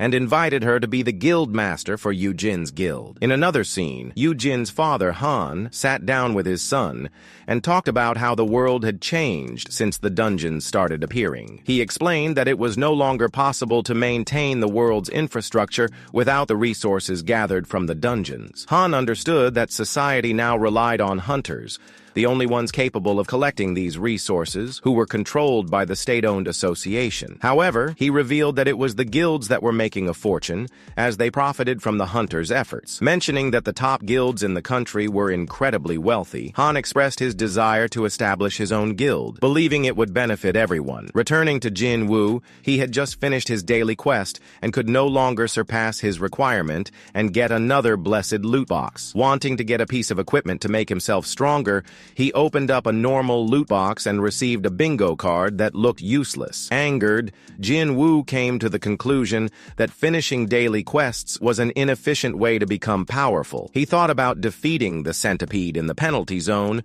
and hoped it would help him level up, but he wasn't certain if it would grant him any experience points. Just then, Jinwoo noticed that the association was seeking hunters to clear a deer-rank dungeon. Believing it to be a better option than relying on daily quests to increase his stats, he decided to join. However, he soon grew frustrated, realizing that his progress had slowed down. Song-chi was in the dojo training his student when an urgent summon from the Hunters Association arrived. His student was questioning him whether he would retire from being a hunter as his one arm was already lost. And to this, Song-chi replied that he wants to try his best to help in societal building. Elsewhere, a family man also got the emergency summon. His wife begged him to leave hunting alone, reminding him of the narrow escape he had the last time he went for the raid. However, he told her that he had a family to take care of and he would be fine. Back at the Hunters Guild, Choi and Beck sat down to talk. Beck looked upset because Choi had set up an interview for him at the association, which to Beck was a waste of time. Beck told Choi that he should have gone to the interview instead, but Choi explained that he wasn't qualified since he wasn't as likable. Choi told Beck that Han was getting ready to start his own guild, but Beck said he already knew that and asked Choi why he wanted to see him. Her mom phoned, distressed to hear that her daughter is still a hunter. Distressed, she warned her to stop bossing her life, and then hung up suddenly. She started doubting her self-abilities again, though she decided not to stop trying. Just coming out of the room, it is here showed she received the emergency summon as well. Cha approached Choi and told him that she had been invited to be the guild master of Yujin's guild, but she refused. Choi was very happy upon hearing this.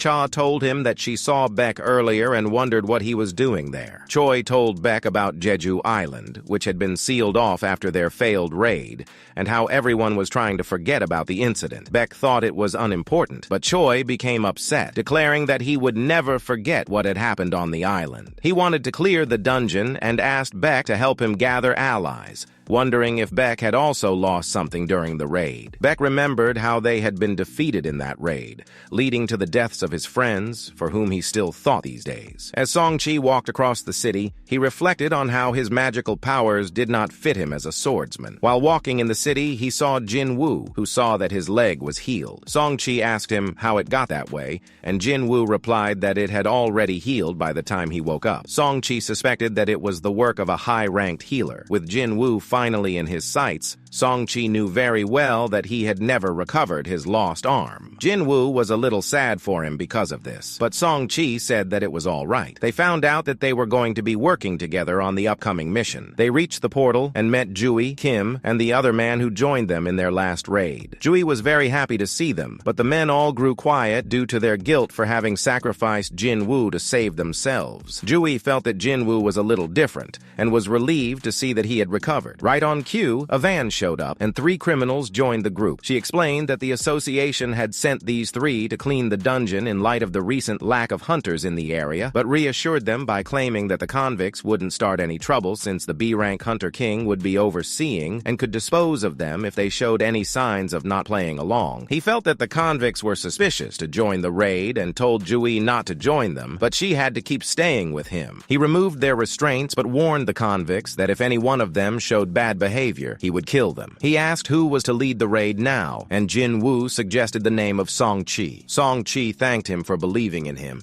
and blamed himself for what happened in the temple, recognizing that they had survived because of Jin-woo. He finally thanked Jin-woo for saving their lives as they went to enter the portal with the disposition to face whatever challenges came along. Inside the dungeon, goblins attacked them, but the convicts easily dealt with them. Song-chi wondered if the convicts were the real monsters. Jin-woo also took out the goblins with ease, and Jui remarked that she hadn't even needed to heal him. As they continued to explore the dungeon, they came to a fork in the road. Kang suggested that they split up and headed down one path with the convicts while telling the rest to gather in the boss's room. However, due to his enhanced perception, Jin-woo could tell which direction led to the boss. Feeling the goblins were not worthy of providing him with experience points, he told Song-chi to head down the left pathway. Kim and the other man took the middle path, and the group separated, but Jin-woo noticed that Kang watched him closely. Kim easily defeated a goblin and was relieved that they were relatively weak. The other man hoped for a smooth mission, and Kim reasoned that the dungeon must be low level since they allowed the weakest hunter to participate. However, the man reminded Kim that Jin-woo had also been in the last dungeon. Kim felt guilty remembering how they had abandoned Jin-woo and resolved to apologize to him after the mission. Meanwhile, the prisoners became bored with the goblins as they were not stimulating enough. In a flashback, Kang was shown speaking with a man who complained about 3 men who had raped his daughter to the point that she took her own life. The man was infuriated that hunters could shorten their sentences by going on dungeon raids. Finding it unfair, the man offered money to Kang to kill the convicts in the dungeon, saying that no one outside would ever find out. Back in the present, Kang told the convicts that he would report their deaths as the result of a goblin horde attack. He quickly killed them and prepared to torture their bodies, but Kim suddenly walked in on him. Elsewhere, Jin-woo recounted his meeting with Kang in the hospital, whom he hoped would never find his memory of him. Instantly, a scream was heard as they raced back to bodies of the convicts. Kim's partner was down while Kim himself was in critical condition. In went Jui to heal him fast, and Song-chi recognized he was attacked with a blade. Kim believed he couldn't be saved, but Jin-woo reminded him of his family, urging him to survive so he could hold a grudge against him. Kim wished he could apologize under better circumstances, but expressed his regret as he passed away. Kang watched them from the top, ready to pounce, but Jin-woo caught his arm. Surprised, Kang asked him why someone in the association would do that. Song-chi prepared to face off against Kang, thinking Jin-woo was too weak. He had Jui buff him, and despite Kang being higher rank, thought assassin types usually had low defense. Kang mocked Song-chi for being a mage who wielded a sword but acknowledged his skill. Song-chi took a hit, but Jui instantly healed him, annoying Kang, who realized he needed to eliminate her first. He rushed towards her, but Song Chi intercepted him, declaring that he wouldn't lose in terms of swordsmanship. However, Kang's speed proved too much, and Song Chi was cut from all sides. Jui attempted to heal Song Chi, but found herself out of power.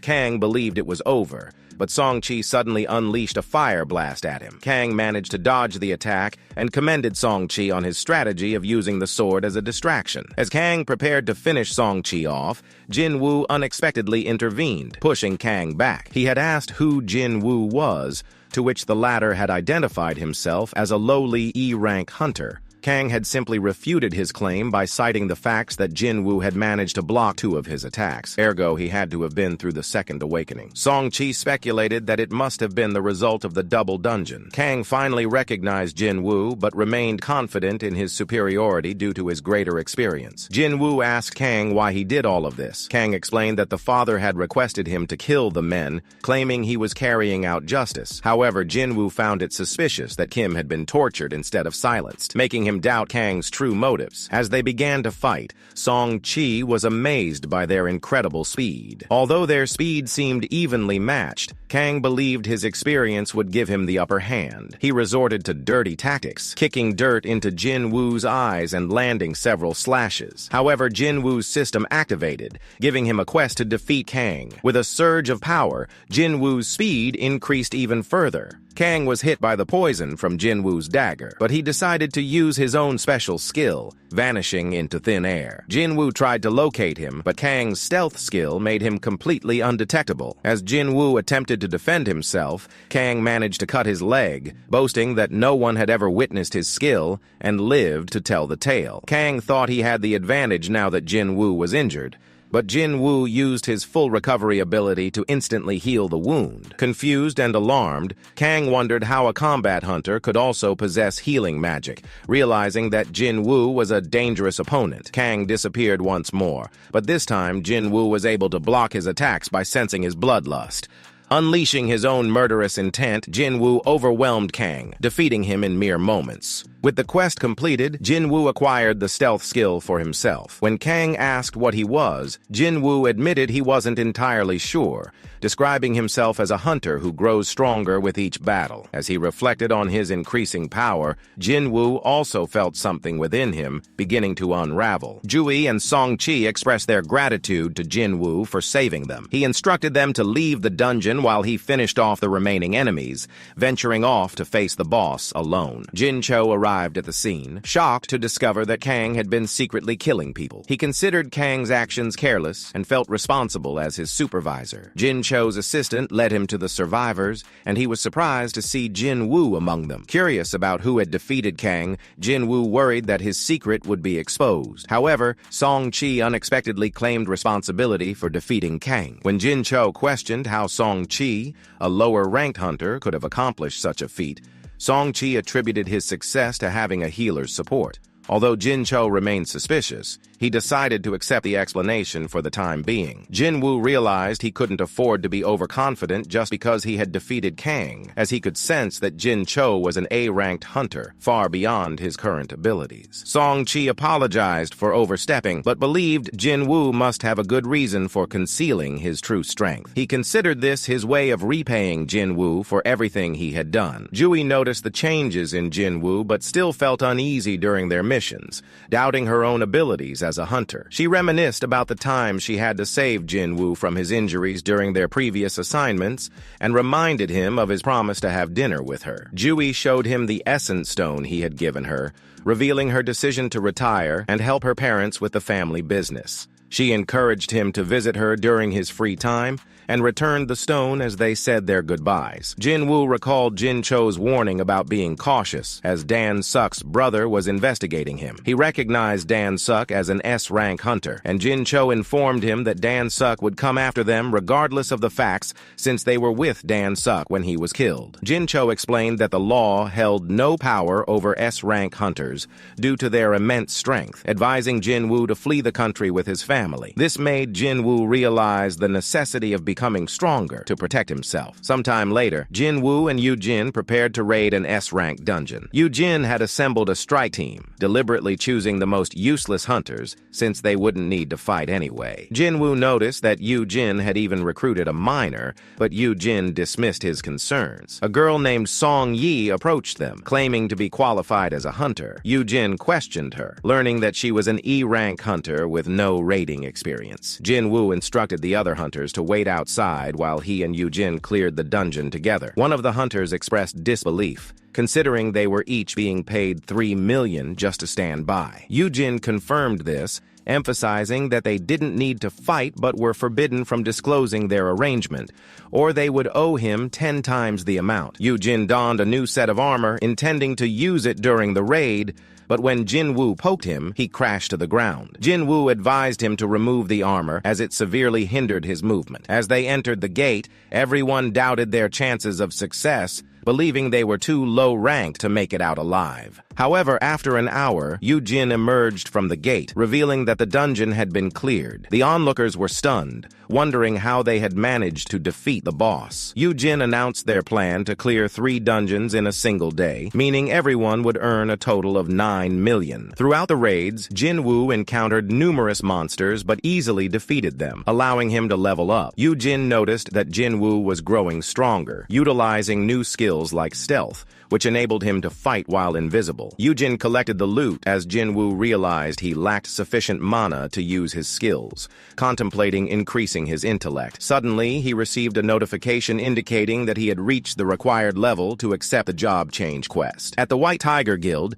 the manager named Sang discovered that someone had spent 150 million to secure the rights to the S-rank gates. His assistant informed him about Yu Jin's strike team, mentioning that Yu Jin was the son of a wealthy businessman. Sang considered Yu Jin's actions foolish and investigated the team members, taking particular interest in Jin Woo. Sang believed that Jin Woo had undergone a reawakening, pointing out to his assistant that Jin Woo had survived 3 major disasters that had claimed the lives of numerous hunters. He concluded that the only explanation was Jin Woo's increased strength and decided to seek him out. Sang located Yu Jin's group, but was puzzled to find them having a picnic. Song Yi approached him, informing him that the area was off limits. Sang explained that curiosity had led him there and inquired if she was part of the team. He wondered why Jin Woo wasn't with them, and speculated that Jin Woo must be incredibly powerful to clear the dungeon alone. Sang decided to leave. Shortly after, Jin Woo exited the gate and requested a day off from Yu Jin, stating that he had something important to attend to. However, Yu Jin reminded him of the dungeons they had reserved and realized they might have to cancel, forfeiting the money. The scene shifted to Choi, who was haunted by a recurring nightmare about his raid on Jeju Island. He acknowledged that the time to execute his plan was approaching. Back to Jin Woo, Sang approached him, and they had a drink at a cafe. Sang introduced himself as a representative of the White Tiger Guild and offered to hire Jin Woo, willing to pay him double what Yu Jin was offering. Jin Woo inquired about the guild's worth, and Sang revealed it to be around 50 billion. Jin Woo explained that they couldn't afford him, as Yu Jin had promised him a building worth 30 billion. Sang was taken aback by this information. As Jin Woo was about to leave, he questioned how Sang had learned about him. Suddenly, Jin Woo vanished, and Sang panicked as Jin Woo cut him. Realizing that Jin Woo was using the stealth skill, Sang immediately apologized for investigating him, assuring him that he meant no harm. He explained that he had come across Jin Woo's name while researching the dungeon market, as the guild needed S-rank dungeons to train rookies, but Yu Jin had already purchased the rights to all of them. Sang assured Jin Woo that only he and his assistant knew about him. Jin Woo emphasized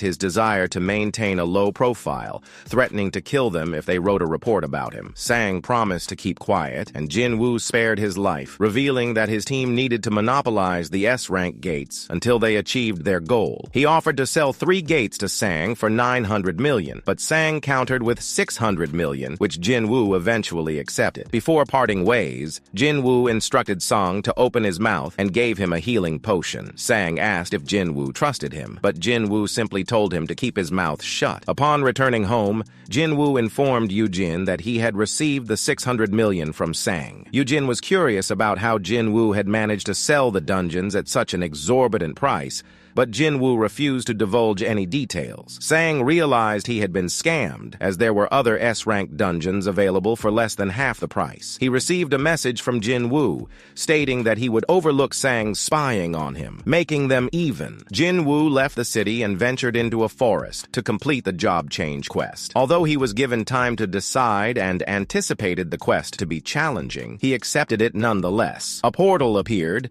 and Jin Woo entered, wondering what awaited him inside. Once inside, Jin Woo noticed the dungeon's unusual tranquility. The system informed him that he couldn't heal while inside and couldn't leave until he had cleared the dungeon. A knight approached him, and Jin Woo equipped his dagger, managing to land a hit but failing to inflict any damage. He attempted to use a skill to land a critical hit, but his dagger couldn't penetrate the knight's armor, rendering his weapon useless. Resorting to his bare hands, Jin Woo swiftly removed the knight's head, killing it instantly. However, a group of knights suddenly appeared. Meanwhile, Yu Jin had dinner with his family. His brother, Yu Zong, was attempting to establish a guild, but struggled to find an S-rank hunter to lead it, considering recruiting hunters from overseas. Aware of Yu Jin's secret efforts to start his own guild, Yu Zong warned him not to interfere. Yu Jin chose to remain silent, knowing his brother would be surprised to learn about Jin Woo. Back in the dungeon, Jin Woo used his brute strength to defeat the knights,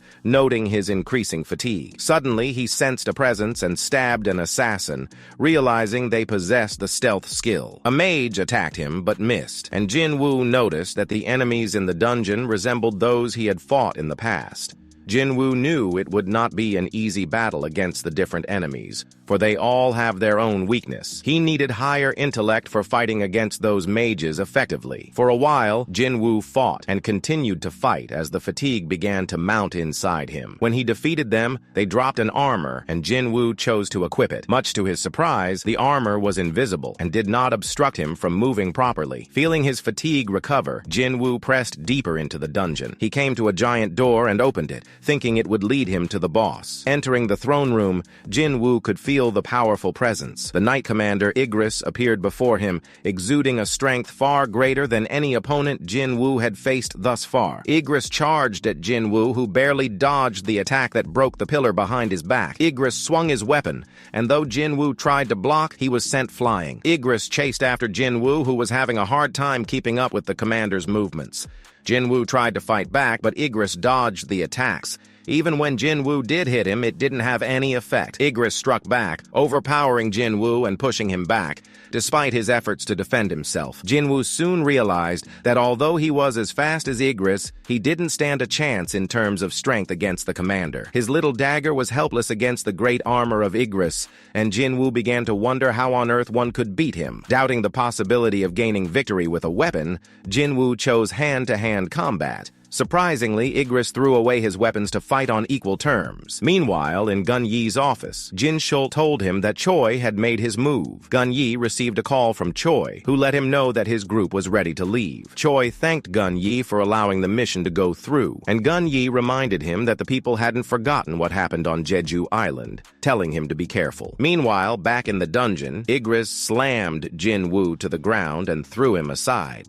Jin Woo suffered a bad beating, and he knew clearly that only his armor was what had kept him alive. He realized increasing his speed was the only way he might defeat Igris, so he activated his dash skill and began a rain of attacks. However, Igris evaded his assault and countered with devastating blows, launching Jin Woo into the air and smashing him back down. Refusing to yield, Jin Woo attacked Igris relentlessly, managing to land a hit on the commander's head, temporarily stunning him. However, Igris quickly recovered and, enraged by Jin Woo's defiance, unleashed a devastating combo that sent Jin Woo crashing into the wall. Tired and bruised, Jin Woo saw Igris call his sword and prepare the final blow, but Jin Woo would not give up and tried to push the sword with whatever strength he had left. Equipped with his dagger, he used it to blind Igris and sent him stunned. Jin Woo was now able to smash him into the corner. In a last-ditch effort to turn the tables, Igris grabbed Jin Woo's dagger and tried using it against him. Unfortunately, the dagger disappeared because it had been bound to Jin Woo. It couldn't change owners, so it returned to his inventory. Seizing the opportunity, Jin Woo re-equipped the dagger, this time targeting Igra's neck and attacking with the last ounce of strength he had remaining. The dagger went deep through Igra's armor and killed the commander. Jin Woo emerged victorious, although he knew his triumph was by stroke of luck, for Igris was the better fighter. In a window, the system showed Jin Woo the rewards for killing the boss, an S-rank helmet, which he got for the very first time in his life. The second thing was a rune stone. After putting it on, Jin Woo could have the skill called the Ruler's Hand. Thirdly, Igris dropped a teleportation stone. This surprised Jin Woo because he had already thought he cleared the dungeon. In an instant, portals appeared, and the system told Jin Woo to try to survive as long as possible as a timer showed up. Countless knights flowed into the room, and Jin Woo fought them. He soon realized that the number was too much to take. Trying to buy some time, he used his stealth skill and thought of hiding. However, a mage appeared and cast a spell which made Jin Woo's position appear to the knights. Just before being struck, Jin Woo let out his murderous intent and sent the knights into shock. He then killed them. However, Jin Woo noticed that his mana was running low. Barely able to fight, Jin Woo realized he had survived only 5 minutes. He thought about using the teleportation stone, but an attack by a knight caused him to drop it. Thrown off his feet by the impact, Jin Woo knew that without the teleportation stone, continuing to fight was his only choice. He fought with all his might against the knights, but his stamina had almost run out, and he was unable to use any more skills. With only a sliver of health remaining, Jin Woo refused to yield, forcing himself to his limits. But even his indomitable spirit had its breaking point, and Jin Woo found himself brought to his knees. In his mind, he heard the voices of his companions telling him that he had done enough. He saw a vision of his former self, urging him to be content with how far he had come. Meanwhile, at the association, more details about the disastrous Jeju Island raid were revealed. It had been a horrific failure, claiming countless lives and scarring the surviving hunters. However, Gun Yi believed that they needed to overcome this trauma,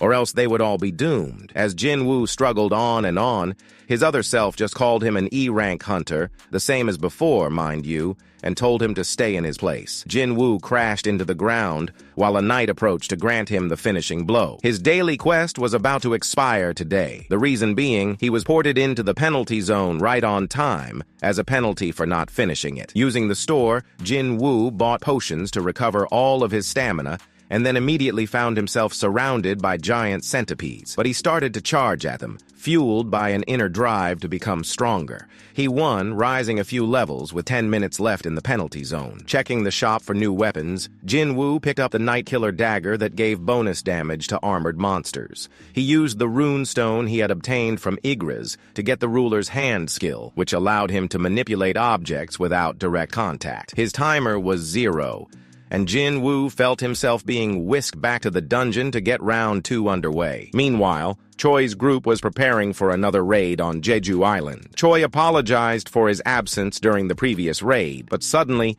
they detected an anomalous mana source in the water. Back in the dungeon, Jin Woo found that his new weapon made short work of the knights. However, he noticed that he wasn't gaining any experience points. He observed the mages casting a peculiar spell and realized that the knights were merely summoned monsters. Throwing his dagger, Jin Woo killed one of the mages, and its summoned knights disappeared in puffs of smoke. Continuing to target the mages, Jin Woo used his new skill to pull one of them towards himself. The 3 remaining mages combined their strength and summoned a giant golem. Jin Woo dodged the golem's attacks deftly, focusing his efforts on the mages. The golem attacked constantly, but Jin Woo pushed it back and destroyed it. The time surpassed 4 hours, and Jin Woo completed the job change quest. Based on his performance, he was given the opportunity to pick an advanced class, and shockingly, he was offered the class of a necromancer. Perplexed, as this necromancer was generally known to be a caster, and he hadn't put any points into intellect, Woo thought it was a waste on him since it did not suit his fighting style at all. Although he was given the option to refuse the class, trying to do so only told him through the system that the necromancer was a hidden class. Curious, he accepted it, and for having surpassed the survival time, plus killing all the monsters, he obtained a very high amount of bonus points. His points of advancement exceeded the limit, and immediately, a dark energy swirled around him as his class was upgraded further to Shadow Monarch. As soon as the job change was done, Jinwoo could hear the voices of those fallen knights. He could use shadow extract on them, an ability that needed the command word arise to be said. The moment the word was said, the knights rose once again and became Jinwoo's minions. Looking for an even stronger subject, Jinwoo focused his efforts on Igris. Jinwoo used his extract skill on the defeated commander. A violent hum of energy pulsed through Igris's body as the skill tried to extract it. The skill ended in failure, however, leaving 2 more uses. Undeterred, Jinwoo tried again, but the skill failed once more. He mused that Igris must have been waiting for the return of his true king and implored the commander to serve him instead. Mustering his resolve, Jinwoo activated his extraction skill for the final time, and to his amazement, he successfully transformed Igris into one of his loyal soldiers. After 9 long months, the King of Shadows, Jinwoo, is back.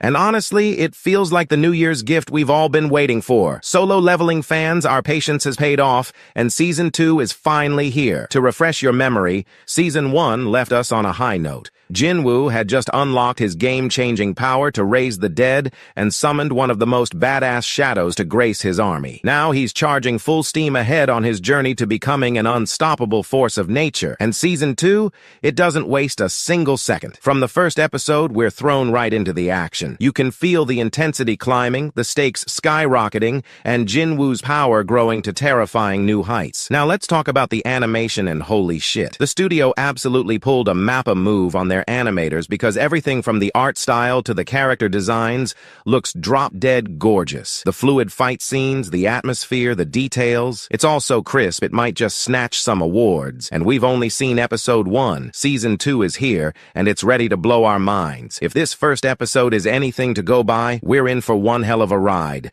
So buckle up, hunters, because it's time to dive into Jinwoo's glorious return and everything that went down in this explosive opener. But before we jump in, why not smash that like button like it owes you money? And while you're at it, we've got a spot saved for you in our Discord community. Drop the word Seekers in the comments if you're locked in for this video.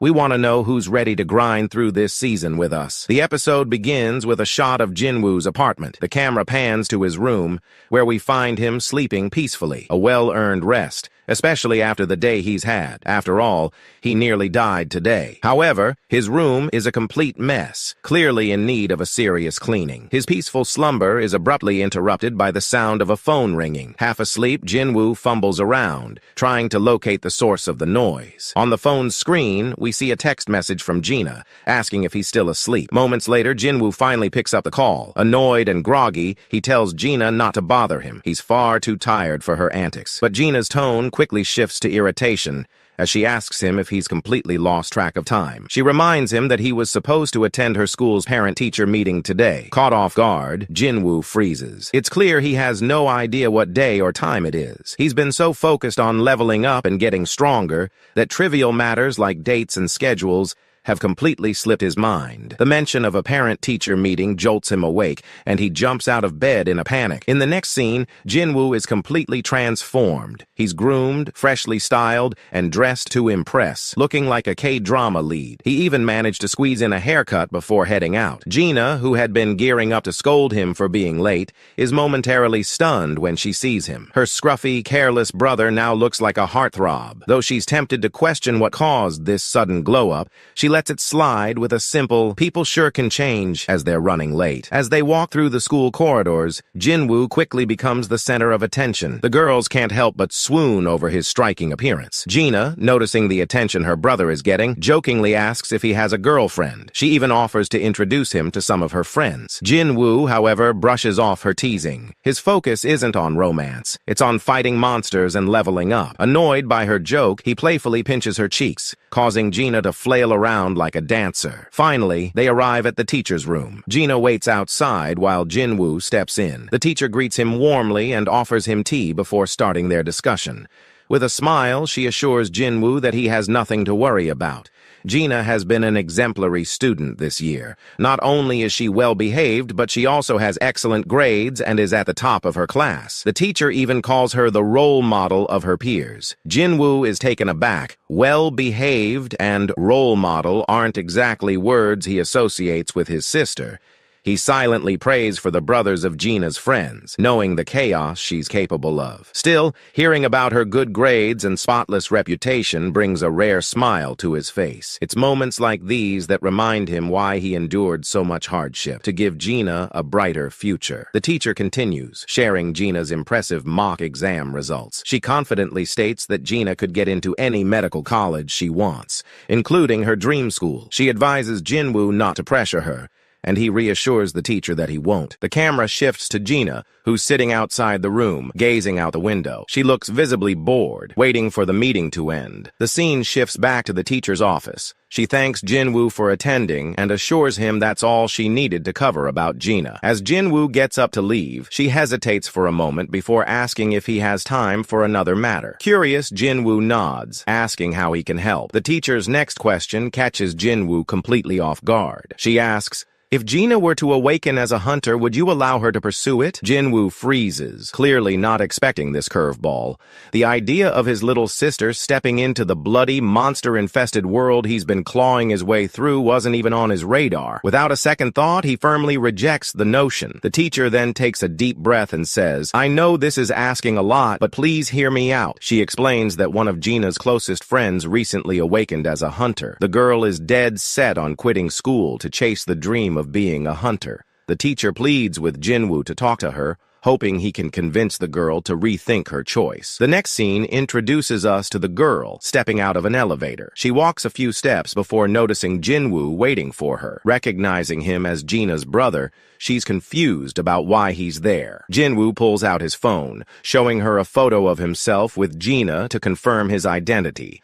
Realizing what's going on, she quickly deduces that Jinwoo is here to talk her out of becoming a hunter and convince her to return to school. Before Jinwoo can even start, she cuts him off, stating that her mind is made up and she's not going back to school. She's determined to become a hunter. Jinwoo, unfazed, asks her about her rank. She reveals that she's an E-rank hunter. Jinwoo explains that with that rank, she'll struggle to make a decent living as a hunter. He mentions that E-rank hunters are often relegated to strike squads like the ones he and Jinho have been organizing, teams where most members are there just to fill numbers while only a select few actually clear the dungeons. He emphasizes that this kind of work is temporary and unsustainable. She interrupts him, clearly annoyed, and tells him to stop lecturing her. She even mocks him, saying it doesn't make sense for someone like him, who is the same rank as her, to criticize her choices. Jinwoo takes a deep breath, his demeanor calm. He surprises her by saying that he's not here to lecture her or convince her to stop. This unexpected response catches her off guard.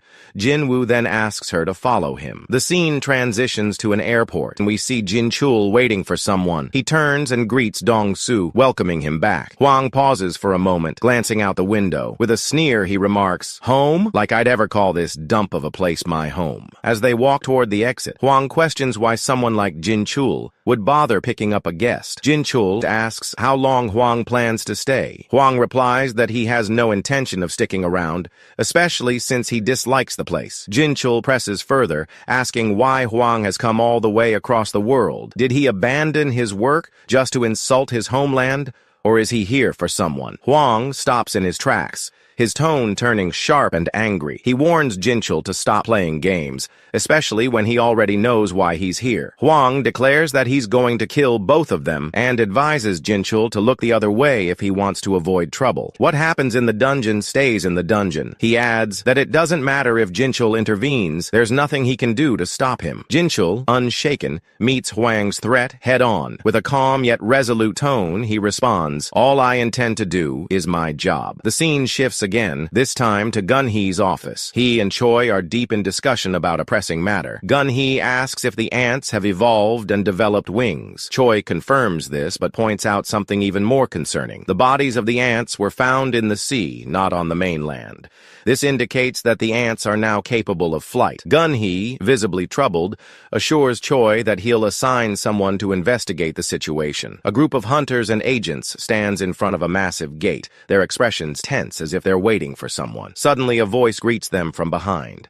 Their faces light up. It's Jinwoo, the one they've been waiting for. Jinwoo returns their greetings, and just as they're about to get down to business, a girl steps out from behind him. The agents exchange surprised glances. They had expected Jinwoo to arrive alone. Jinwoo quickly explains the situation, and though it's unexpected, the agents agree to let both of them enter the dungeon. After all, they're eager to earn Jinwoo's favor in hopes of recruiting him. One of the agents mentions that a gate has just opened nearby. As the group discusses the upcoming raid, a towering figure in full body armor strides in. Enter Kim Chul, the classic musclehead with a superiority complex. Noticing Jinwoo, he demands to know who this random guy is. The agents quickly introduce Jinwoo and mention that he's tagging along. Kim Chul scoffs, clearly not thrilled about sharing his first raid as Strike Squad leader with not one, but two E-rank hunters. His disdain is almost palpable as he mutters about being stuck babysitting weaklings. Jinwoo, meanwhile, is trying not to roll his eyes. He's brought Song Yi here to witness the brutal reality of dungeon raids, hoping it'll scare her out of this reckless hunter dream. But as he scans the stacked roster of powerful hunters, he starts doubting his plan. If this raid goes too smoothly, Song Yi might end up more inspired instead of terrified. Still, Jinwoo plays along,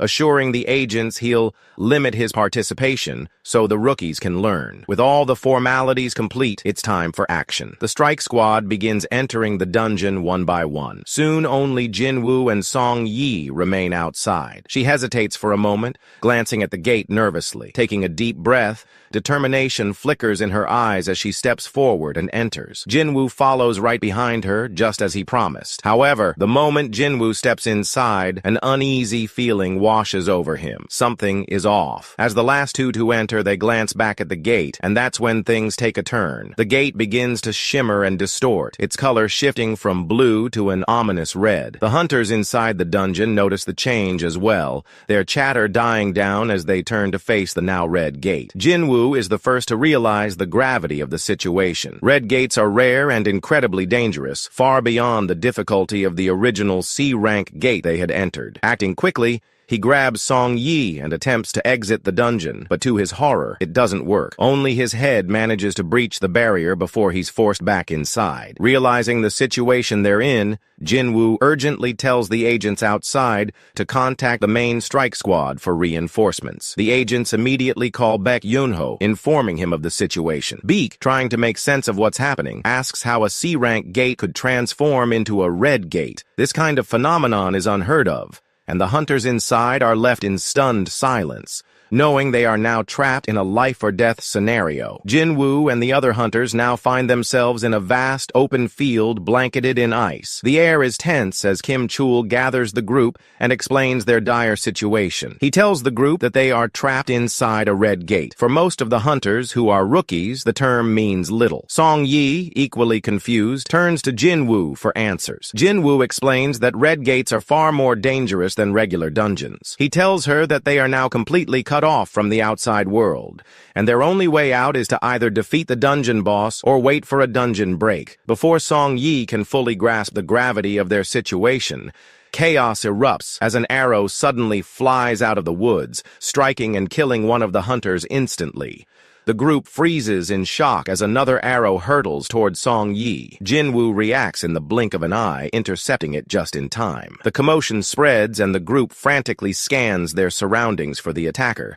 Their eyes landed on two ice elves perched on a nearby tree, smirking like predators toying with their prey. The hunters assume there are only two of them, but Jinwoo knows better. He recognizes the strategy. The elves are targeting the weakest members first, a calculated move to break the group's morale. One of the ice elves smirks at Jinwoo. In response, Jinwoo snaps the ice spear he's holding in frustration, glaring at the elf with an icy stare that could freeze the battlefield itself. Song Yi, shaken, asks Jinwoo who these creatures are. He explains that they are ice elves, notorious for their cruelty and brutality. Among hunters, they are feared and referred to by a more fitting name, the Ice Slayers. Kim Chul quickly regains control of the group, addressing their worsening situation. He informs them that they are now facing B-rank monsters, far more dangerous than the group is equipped to handle. To manage the chaos, he announces that he will divide the team into two factions. He plans to lead a group of the strongest hunters, handpicking those he deems capable. When a lower-ranked hunter asked to join, Kim Chul cruelly shoved him aside, coldly stating that weaklings would only drag the group down and lower their chances of survival. Turning to Jinwoo and Song Yi, Kim Chul declares that they, too, are not allowed to join. He dismisses anyone below C rank as nothing but dead weight, adding that he has no intention of babysitting them while waiting for a dungeon break. He tells them to survive on their own, as he plans to focus on defeating the dungeon boss. One of the female hunters, however, steps forward and asks if she can join Jinwoo's group instead. Kim Chul, visibly annoyed, allows her to leave, muttering about her foolish decision. But her choice isn't driven by emotion. She's noticed something the others haven't. Jinwoo was the first to react to the arrows, and she realizes he's far stronger than he appears. Confident in her decision, she introduces herself to Song Yi and joins their group. Kim Chul informs Jinwoo that his team will head toward the clearing on one side, leaving the woods as the only option for Jinwoo's group. Jinwoo nods and replies calmly, "In that case, we'll take the woods." The scene transitions to Kim Chul's group as they venture deeper into the dungeon. The group halts when one of the hunters notices something unusual on a tree. They gather around to inspect it, and it turns out to be a massive claw mark left by ice bears to mark their territory. One of the hunters sighs, pitying Jinwoo's group, thinking they've been left to face these dangerous creatures. Kim Chul, however, has a different perspective. He reasons that Jinwoo's group should be fine since they have a C rank and a newly joined B rank hunter with them. Yet the fact that Park Hae-jin chose Jinwoo over him still gnaws at his pride. The group is ambushed by a pack of ice bears. Kim Chul orders his hunters to stay sharp as he can't afford to lose anyone. The first bear lunges at him, but Kim Chul blocks the attack with his shield, shattering the bear's claw in the process. Seizing the opportunity, Kim Chul swings his massive axe, splitting the bear in half with one powerful strike. Enraged by their companion's death, the remaining bears launch a ferocious assault. The scene transitions to Jinwoo's group. They, too, encounter claw marks, but unlike Kim Chul's team, their reaction differs. Hae-jin suggests turning back, arguing they aren't equipped to face ice bears. Jinwoo, however, disagrees. He explains that the claw marks are actually a reason to continue on this path, as the monsters living here are likely weaker than the bears, meaning they'll avoid running into the ice elves. Hae-jin is taken aback by Jinwoo's insight, and how far ahead he has thought things through. To prepare for the cold, Jinwoo opens his inventory and pulls out coats for the group. The hunters are stunned, unable to comprehend how Jinwoo can summon items so effortlessly. It's something even high-ranking hunters struggle to do. Now better equipped, the group prepares to move forward. Song Yi, still curious about Jinwoo's abilities, asks him who he really is. Jinwoo simply pats her on the head and reassures her, saying, "I brought you here, so you're my responsibility. I'll keep you safe. All I ask is that you don't ask me any questions." He repeats the same to the rest of the group, assuring them that they'll be fine as long as they stick with him. Outside the dungeon, Baek Yun-ho arrives on the scene. He surveys the gate with a grim expression,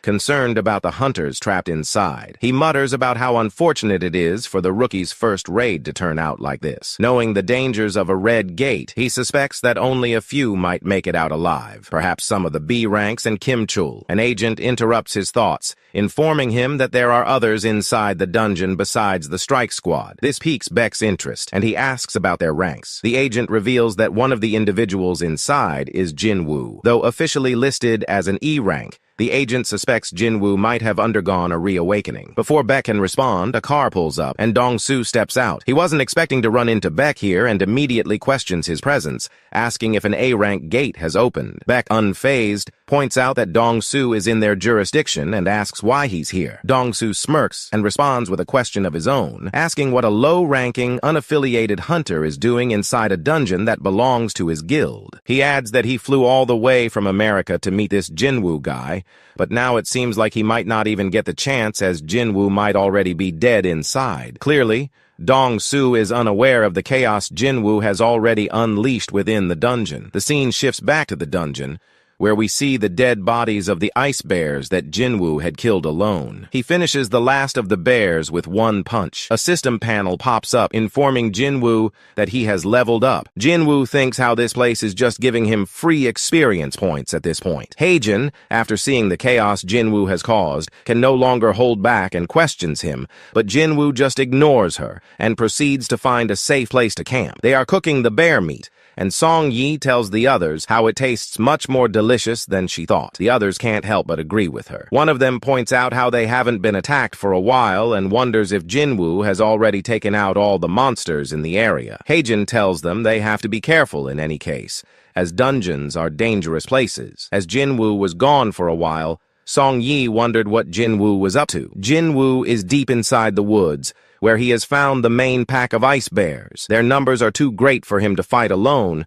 but it's a good thing he isn't alone. He thinks this would be the perfect situation to test how capable his army is. He gives the command for them to come out. His army emerges from his shadow, and now the numbers are equal. Igris is the last one to enter the battlefield, and oh boy, did he make a badass entrance. This new color suits him, and he looks cool as hell. Jinwoo and Igris don't participate in the battle. The soldiers are enough to deal with the bears. Although they aren't overpowering them, the fact that they can't die and regenerate over and over as long as Jinwoo has mana works in their favor. Jinwoo points out how the shadows are performing well beyond his expectations, but it's also causing him to lose mana quickly. Just as he is looking at his status screen, the boss of the Ice Bears enters the battlefield. He is a towering figure with a scar on one of his eyes, much bigger than the rest of the bears. As soon as he enters the battle, he takes out all of Jinwoo's shadows in an instant, leaving only Jinwoo and Igris behind. Jinwoo tells Igris that it's his turn now. Igris wastes no time after his lord's command and goes straight into battle mode. With movements that feel like teleportation, Igris closes the gap and manages to injure the boss bear. He makes a deep cut on its right shoulder, and the beast screams in pain as blood sprays everywhere. The boss tries to grab Igris mid-air, but he can't because of how agile Igris is. Igris then jumps into the air and comes down,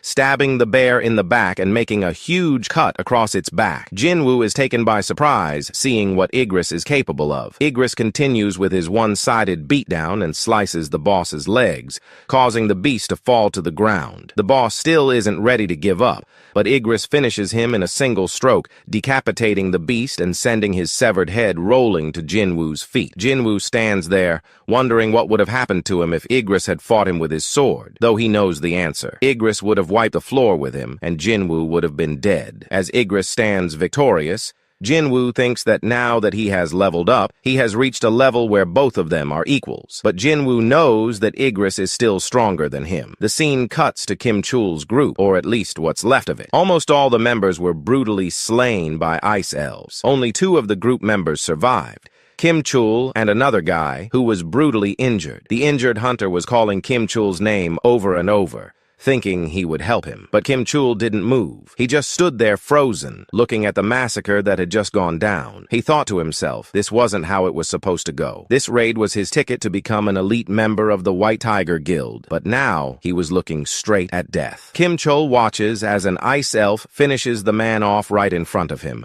driving an icicle blade straight through his chest. At that moment, something inside Kim Chul breaks, and he runs away screaming like a coward. Inside the dungeon, Jinwoo is standing in front of the corpses, staring at the decapitated head of the Ice Bear leader. He pauses for a moment, then utters that magical word, arise. With that, darkness engulfs the lifeless bodies of the bears, and one by one, they begin to rise. The boss bear is the last to join Jinwoo's shadow army. Much like when he was alive, he had retained its towering stature, its scar now adding to its menacing appearance. The newly resurrected bears let out a collective roar, as if they were greeting their new master. Jinwoo looks at his growing army with a satisfied smile, knowing he's becoming stronger with every victory. Outside the dungeon, Baek Yoonho and Dong Su are still waiting. Baek, with a concerned expression, asks an agent how long it's been since the hunters entered the dungeon.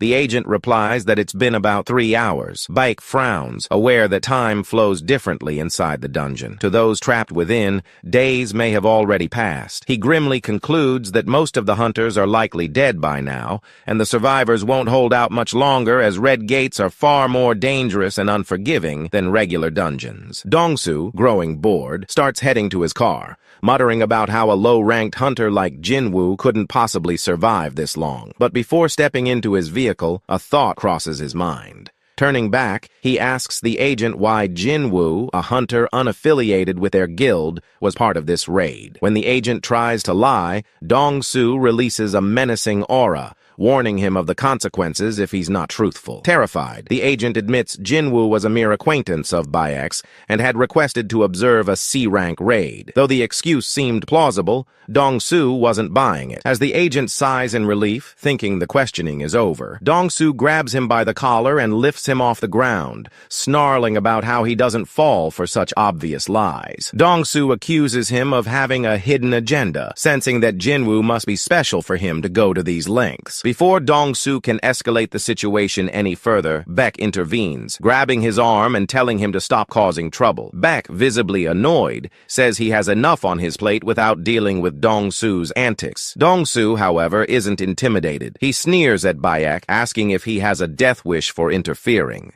He mocks Baek, calling him a big shot in a weak country where everyone is beneath him. The tension rises as both men release their auras, and the situation quickly spirals into a physical confrontation. The agents on the scene panic, realizing that if these two powerhouses clash, the entire area could be destroyed. Back inside the dungeon, Kim Chul stumbles upon the massacre Jin-woo had left behind after slaughtering the ice bears. Staring at the carnage, he briefly wonders if Jin-woo's group was responsible, but quickly dismisses it, laughing bitterly at the thought of such weaklings pulling this off. Convincing himself it was the Ice Elves, he runs off screaming like a madman. Outside the dungeon, the fight between Baek and Dong-soo is abruptly interrupted when Jin-chul arrives, grabbing Dong-soo's fist mid-strike. Dong-soo is shocked, underestimating Jin-chul's strength, but Jin-chul humbly explains it's only because both of them held back at the last moment. Jin-chul then calmly tells Dong-soo that Jin-woo is just an E-rank,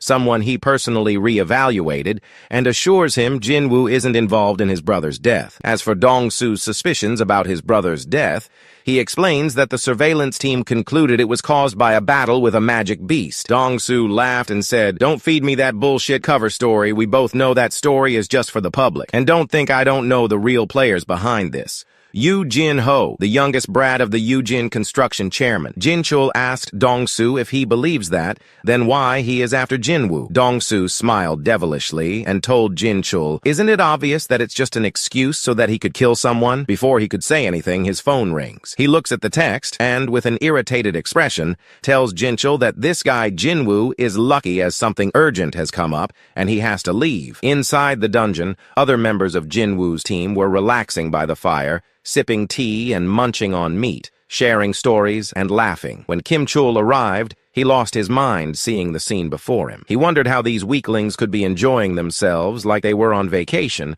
while he and his team literally went through hell. Furthermore, he couldn't believe how they had supplies and gear. He came out of the woods, screaming and accusing Jin-woo's group of stealing the gear and keeping the supplies to themselves, thinking they were the reason his team got killed. He took out his sword and started charging at them, demanding a confession that one of them hoarded the supplies, which resulted in his team getting wiped out. His ugly face scared Song Yi, and she turned to Haejin for help. Haejin tried to talk some sense into Kim Chul, but when she saw it wasn't helping, she grabbed her staff to protect herself and the team. As he came closer, Kim Chul thought to himself that Jin-woo must be behind all this. As he was about to strike, Jin-woo showed up from nowhere, grabbed Kim Chul from behind, and threw him across the field. Kim Chul landed pretty far from where he was, and dropped his sword. Jin-woo asked Kim Chul if he was trying to pin his incompetence in protecting his team on them. Jin-woo then told the Ice Elves to drop the act and come out of stealth, as he could sense them from afar, and their bloodlust wasn't exactly subtle. Just then, a horde of Ice Elves came out of stealth, wearing the same evil smiles they had when they killed the first member of the team. The group was terrified seeing so many Ice Elves, but the worst was yet to come. The leader of the Ice Elves then made his appearance, sitting on his horse. He started making fun of Jinwoo's group, calling them scum and weaklings. To his surprise, Jinwoo could understand every word. Jinwoo asked the elf who exactly he was calling scum. The elf was surprised to see a human speak their language and asked Jinwoo how he could understand them. The members of Jinwoo's group were just as surprised, but the one most surprised was Jinwoo himself. He questioned himself the same thing, not understanding how he could understand the monster's language, but he concluded that it might be the system's doing. Jinwoo decided not to think about it since it wasn't important now. The elf told Jinwoo the reason for their presence. He said they were there because his friends told them there was someone strong here, pointing at Jinwoo, so he wanted to fight that person. But before he could finish that sentence, Jinwoo finished the elf and asked, "Anything else?" Baruka smiled at this turn of events. He didn't think this day would be any different, but it kept surprising him. Jinwoo then leaped towards Baruka, trying to finish him in one go like his friend, but Baruka blocked his attack. Jinwoo killed his horse with his previous attack, causing Baruka to come down. Baruka smiled, knowing that Jinwoo was strong, but before he could start fighting, he had a few questions. He asked Jinwoo why he was pretending to be human when he clearly wasn't. Jinwoo asked him what he meant by that. Baruka smiled and continued, "So even you don't know." He told Jinwoo that there was a voice in their heads that told them to kill humans, but when it came to Jinwoo, it was silent. Jinwoo wondered about that voice, but pinned it down to the system too. Baruka told Jinwoo that since there was no reason for them to fight, he didn't want to. He offered Jinwoo a deal. He wanted Jinwoo to hand over the humans, and in return, he would let him walk free. But Jinwoo replied with a question. He asked the elves about their identities and motives. Baruka replied to Jinwoo, but the part where he revealed his identity got glitched, and Jinwoo wasn't able to hear it. After answering Jinwoo's question,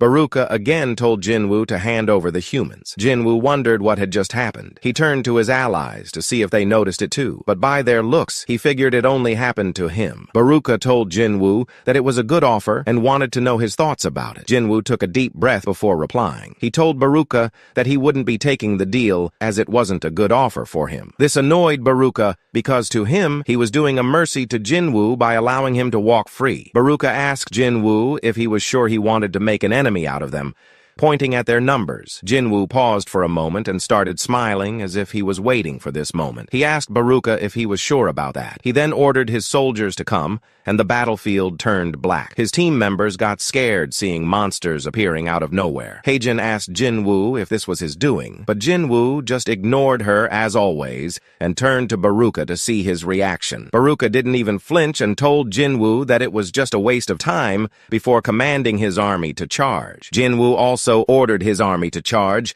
and soon both armies were at each other's throats. The elves lost the first men. The bears were too much for them to handle. Heijin told the others to run away from the battle, as they would be of no use in a fight like this. Two of the archers aimed for the fleeing hunters, wanting to kill them in their tracks, but Jinwoo intervened. He grabbed their arrows just after they released them from the bow and used them to kill the archers, all in an instant. Jinwoo then paused for a second, realizing why Baruka wasn't scared of him, even though he had more soldiers. Jinwoo realized that even if his army is immortal and can come back to life as long as he has mana, he would run out of it soon if this onslaught continued. Plus, it was clear that Baruka was stronger than him, a conclusion Jinwoo had drawn after seeing him in action. Baruka ran to Jinwoo, ignoring all the enemies in front of him, and both of them traded blows. After just the first blow, Jinwoo realized that Baruka was going to be a tough opponent. Even if he fought alongside Igris, he would still have trouble. Jinwoo knew he needed someone stronger by his side for this. Baruka finally revealed his name to Jinwoo and asked for his. Jinwoo summoned another dagger and, with style, told Baruka his name. Now both of them charged at each other. Jinwoo leaped into the air, trying to use that to his advantage,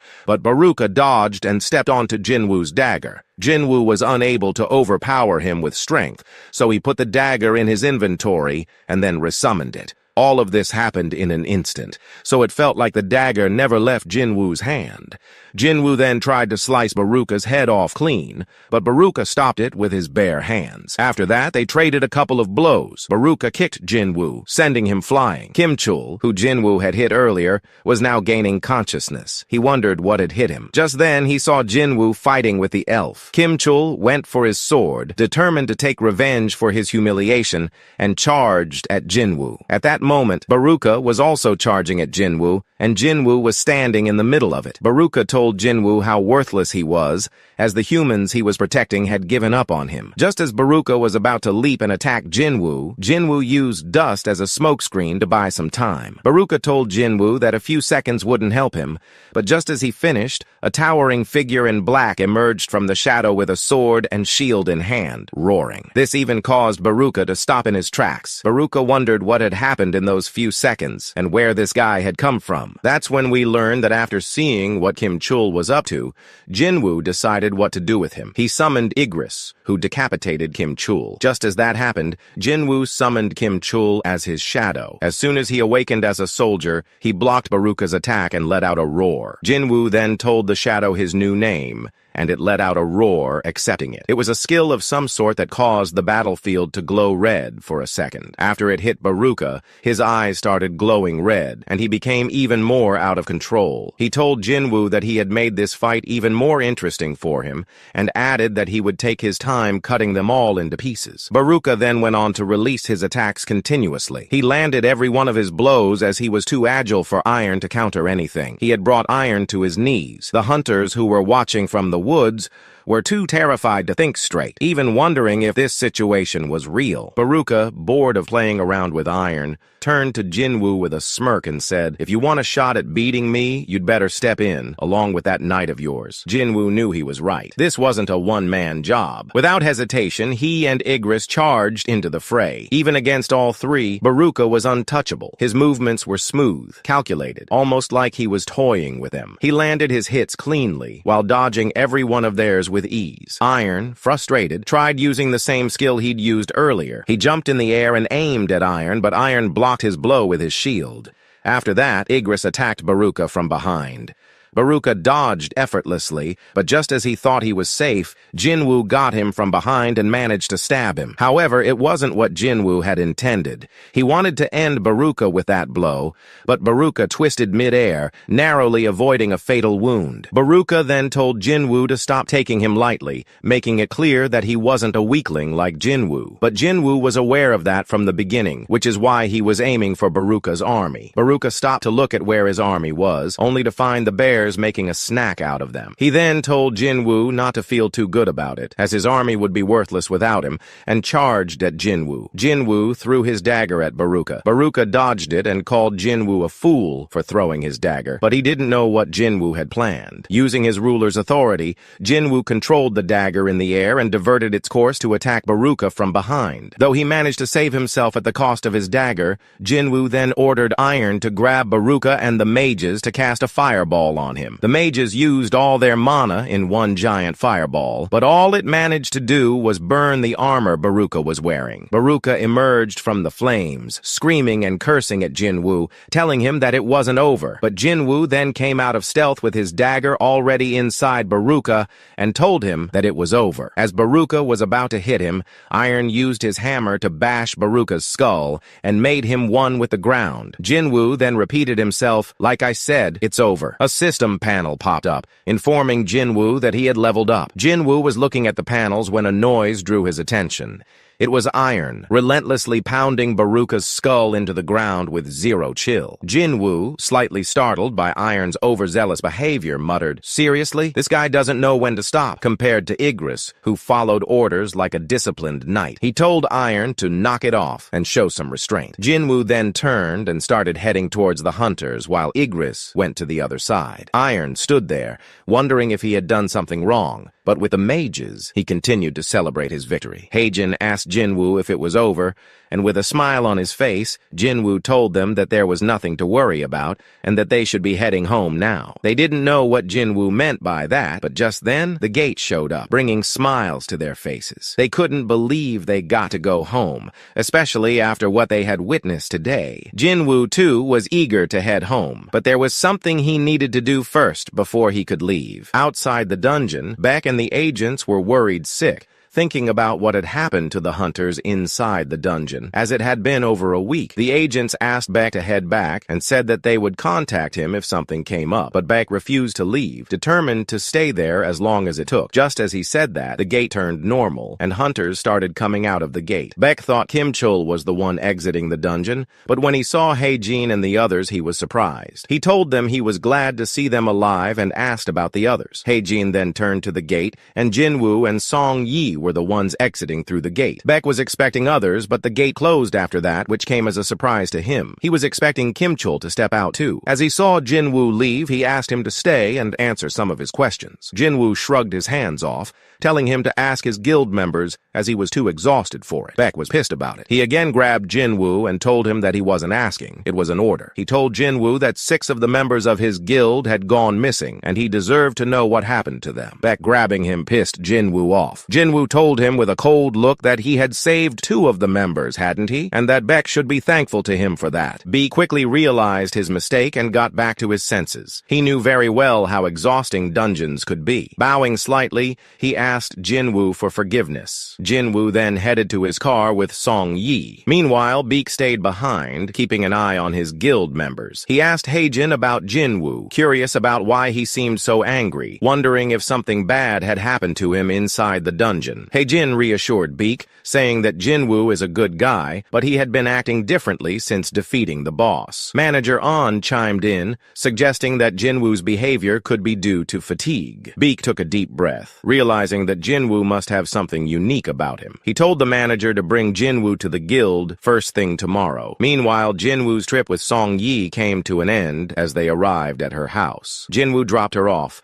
telling her to take care of herself. Song Yi thanked him for everything he did today, her tone noticeably different from the morning. Jinwoo, who usually missed such details, picked up on it. With a cheerful thank you, Song Yi turned and went inside. Jinwoo stood there, wondering what had just happened, but decided not to dwell on it as he had bigger things to think about. He started heading home, reflecting on how it had only been a day in the outside world, while they had spent almost a week inside the dungeon. More importantly, he felt that the raid was a failure because he couldn't summon Baruka as his shadow due to their significant strength difference. However, he dismissed that thought, reminding himself that the raid wasn't entirely a failure since he had obtained Baruka's dagger, which was not only better than his own, but also had useful status effects. Upon reaching home, Jinwoo washed up when a thought crept into his mind. He remembered how this was the 3rd time he had to kill someone. The fact that it didn't bother him was, in itself, troubling. The next day, Jinwoo met with Jinho, who was all geared up for a dungeon raid. With all the gear on, he looked a bit funny, and Jinwoo made sure to tease him about it, calling his outfit a costume. However, Jinho was too excited to pay attention to the comments. Jinwoo mentioned that someone would be tagging along today, to which Jinho reacted, wondering how this weirdo managed to make friends. As they drove to the location Jinwoo mentioned,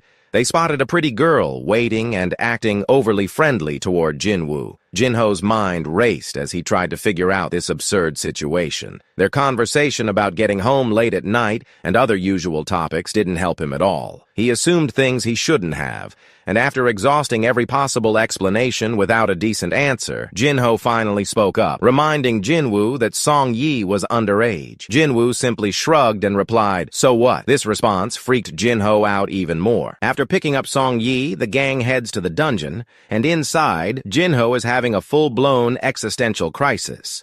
Seeing Jinwoo's shadows at work, these shadows are absolutely wrecking the monsters, and Jinho is standing there wondering what exactly these things are. After seeing enough carnage, he finally asks Jinwoo what they are. Jinwoo casually replies, "Oh, so I haven't told you about them?" Not wanting to get into details, Jinwoo tells Jinho that it's one of his skills, allowing him to summon these guys to help in battle. Jinho is still not recovering from the blow of how some summons can be so much stronger than him, Within a few seconds, the battle is already over, and the shadows start celebrating. However, their cruel master tells them not to waste time and get to work. With a snap of his fingers, the soldiers start mining the mana crystals and stones, something that was Jinho's job earlier. Realizing he's completely useless now, Jinho nearly has a mental breakdown and begs Jinwoo to at least let him do something. Seeing him sulking, one of the shadows hands him some crystals it collected. Jinho, feeling a tiny bit useful again, thanks the shadow, while Jinwoo just smirks, knowing he dodged another tantrum. Meanwhile, in America, an A-rank raid team is exploring an A-rank gate that suddenly popped up. Everything's going fine, until they run into something that terrifies them. Thinking it's some high-level mana beast, they attack. Bad idea. The creature knocks all of them out instantly, leaving just one barely conscious. As the hunter lies there trembling, the figure speaks in broken English.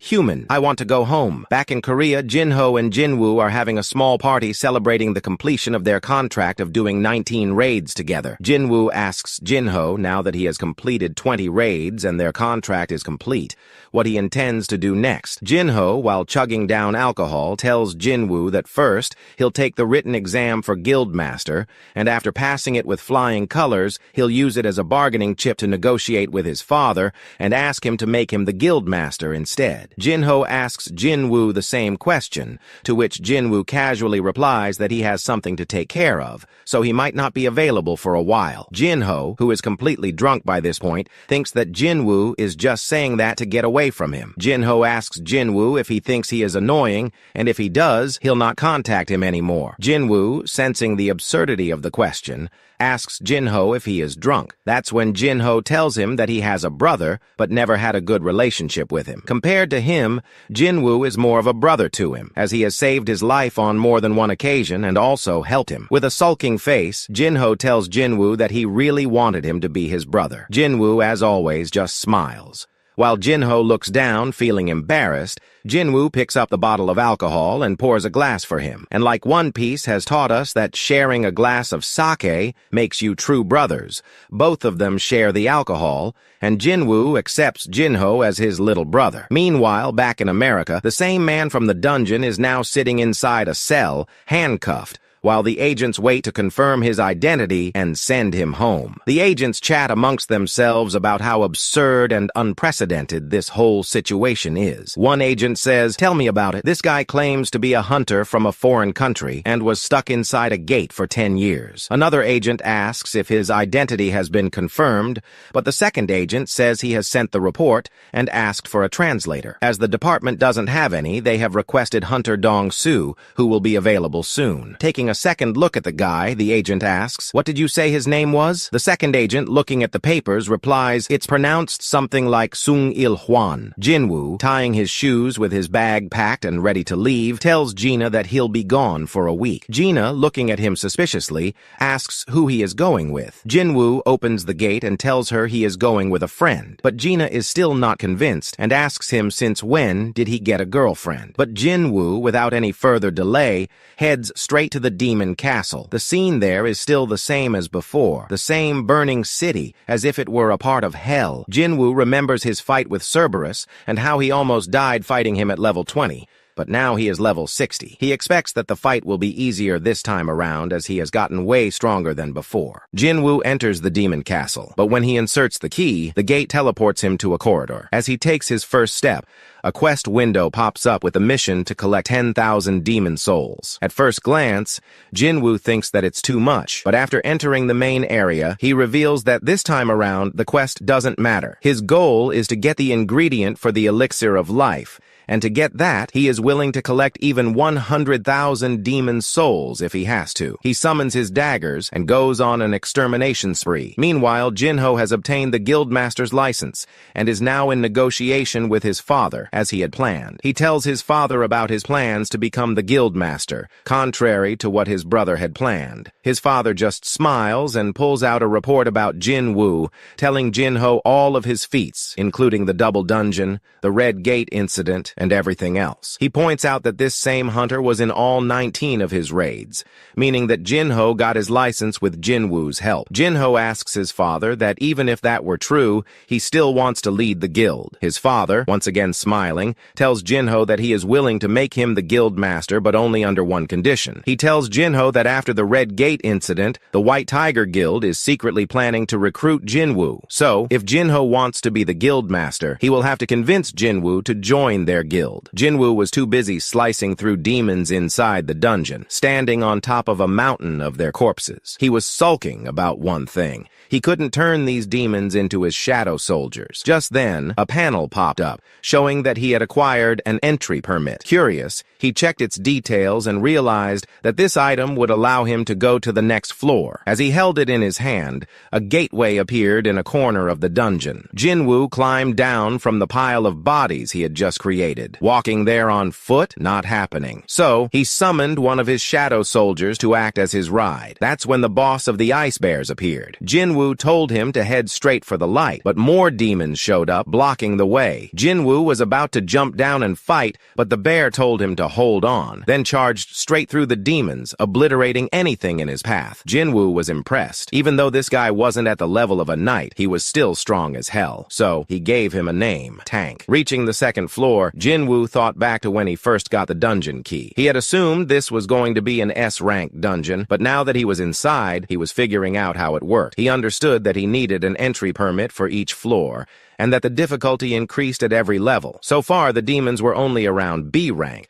so it had been an easy ride. In fact, he had already climbed 50 floors, slaughtered every demon in his way, and collected 10,000 souls, completing the quest. Now, he stood face to face with the Lord of the Lower Tower, Vulcan. Jinwoo noticed something different. This was the first enemy with a red name he had encountered. Meanwhile, Manager An was desperately trying to track down Jinwoo to recruit him. He even visited his house, where Gina told him her brother had gone on a trip with a friend, but the fact that Jinwoo had completely vanished from his radar was unsettling. Back in the dungeon, Jinwoo had summoned his entire army. He ordered Igris and the others to take care of the small fries while he handled the boss himself. The battle kicked off, and as usual, Igris was tearing through the enemies. Jinwoo, watching Vulcan, wondered when this guy would finally join the fight, but Vulcan just sat there, doing nothing. Annoyed, Jinwoo decided to take the first move, but just as he glanced back at Vulcan, he was gone. In a flash, Vulcan reappeared and crushed several of Jinwoo's soldiers in a single attack.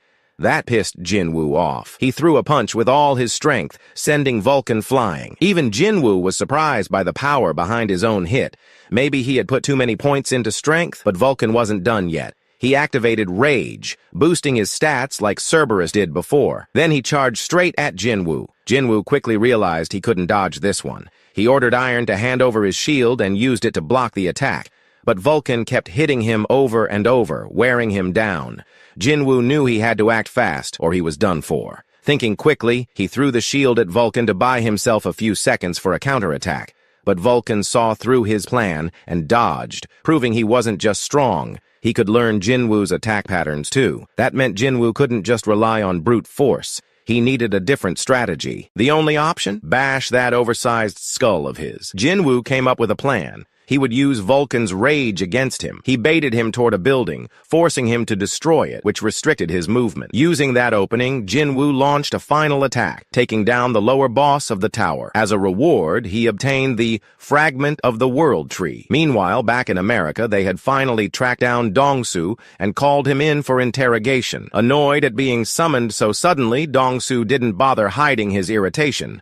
Huan, on the other hand, remained calm and told him he wasn't some kind of monster. If Dongsu wanted proof, he could check his DNA or run any test he liked. But Dongsu wasn't interested in pleasantries. He told Huan to shut up and just answer his damn questions. Huan ignored the hostility and asked how much Dongsu knew about gates and monsters. Dongsu replied that he knew plenty. Huan then dropped a bombshell. He claimed that a catastrophic force had awakened, and he was here to kill it. Dongsu scoffed, calling it nonsense. He asked if Huan had any idea how many hunters existed in the world, but Huan wasn't fazed. He told Dong-su that the number of hunters didn't matter. Weaklings wouldn't make a difference against this kind of power. Then, looking straight at Dong-su, he added that he seemed a little stronger than the rest. Dong-su's eyes narrowed when he saw his family's names on the report in front of him. His expression turned murderous. He demanded Hwan tell him his son's name, but Hwan, suspicious, asked why he was bringing that up. Dong-su's voice was cold. He told Hwan that his son was already dead, and soon, Hwan would be joining him in hell. Back in the demon castle,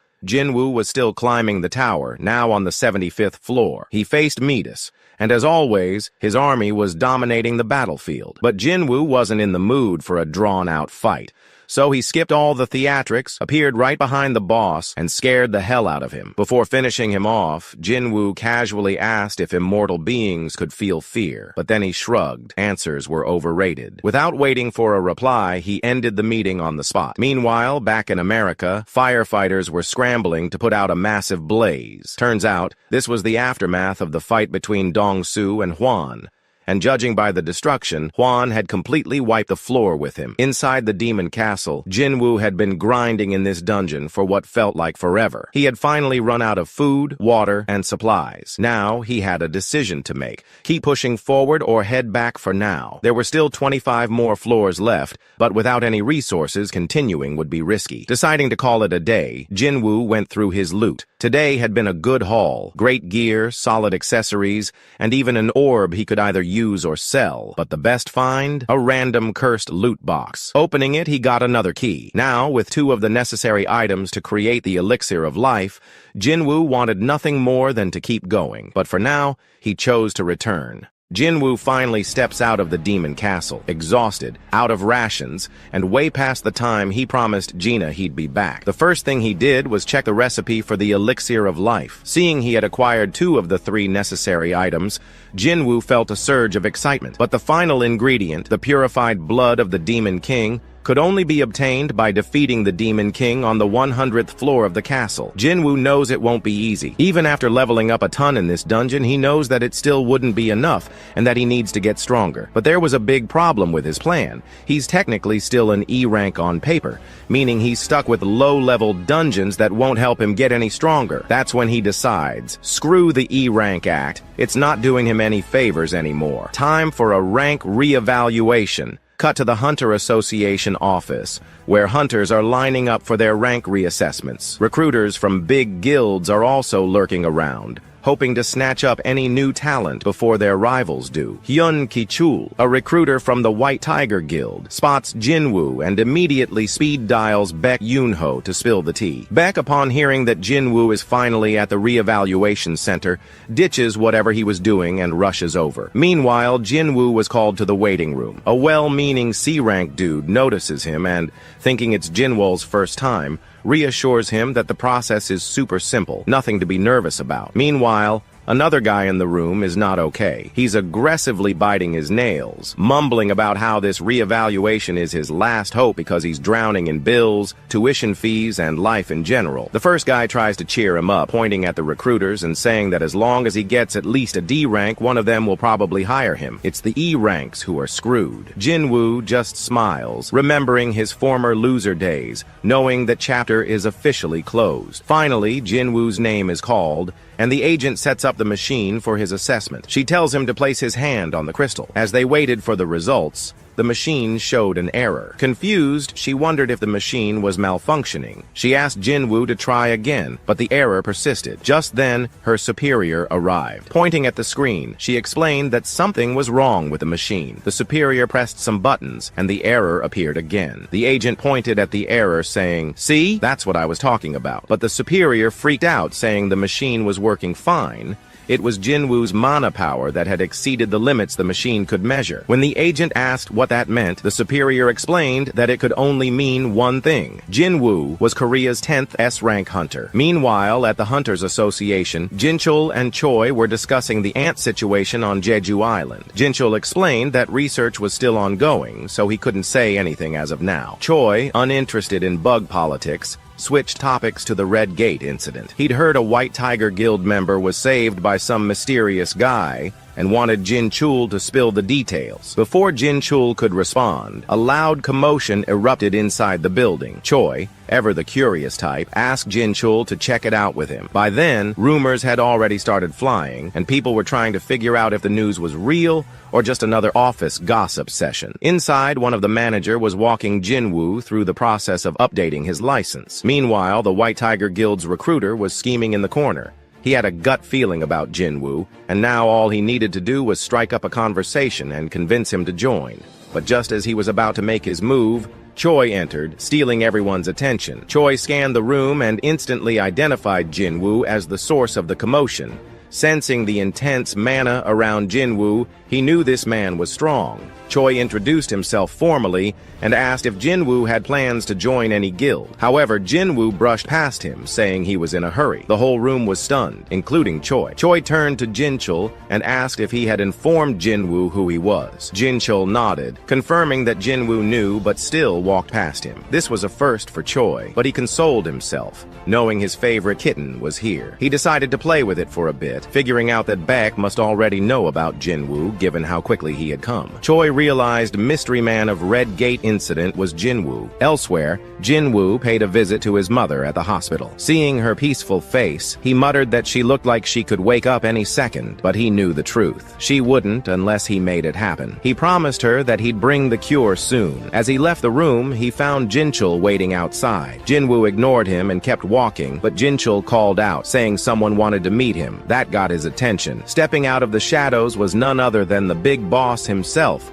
Go Gun-hee, president of the Hunters Association. One look at him, and Jinwoo knew this guy wasn't like the other hunters. There was something different about him. They sat down for a conversation, with Gun-hee congratulating Jinwoo on becoming an S-rank hunter. Jinwoo listened intently as Gun-hee explained that they had created the re-evaluation rule to find talents like him before other guilds could. Cutting to the chase, Gun-hee told Jinwoo that he wanted him to join the Hunters Association. The power balance was already hanging by a thread, and if Jinwoo joined one of the major guilds, that balance would shatter. To sweeten the deal, he promised an important position, rewards, and all the benefits that came with working under the association. Jinwoo thought it over. Gun-hee wasn't just the country's first S-rank. He was still stronger than most hunters despite his age and retirement. And honestly, this offer could change Jinwoo's life. No more struggling, no more shady dungeon deals. But after weighing his options, he refused. Gun-hee was shocked. He'd expected Jinwoo to be like the other hunters, chasing money and power. But Jinwoo's reasoning was something else. I belong in the dungeon, Jinwoo said simply. Gun-hee felt something he hadn't in years, a fire in his chest, his heart beating like he was young again. Jinwoo got up, saying he had to go home since his sister was alone. Gun-hee let him leave, not pushing any further, but as he watched Jinwoo walk away, he cursed his aging body. If he were even 10 years younger, he would have joined the battlefield himself.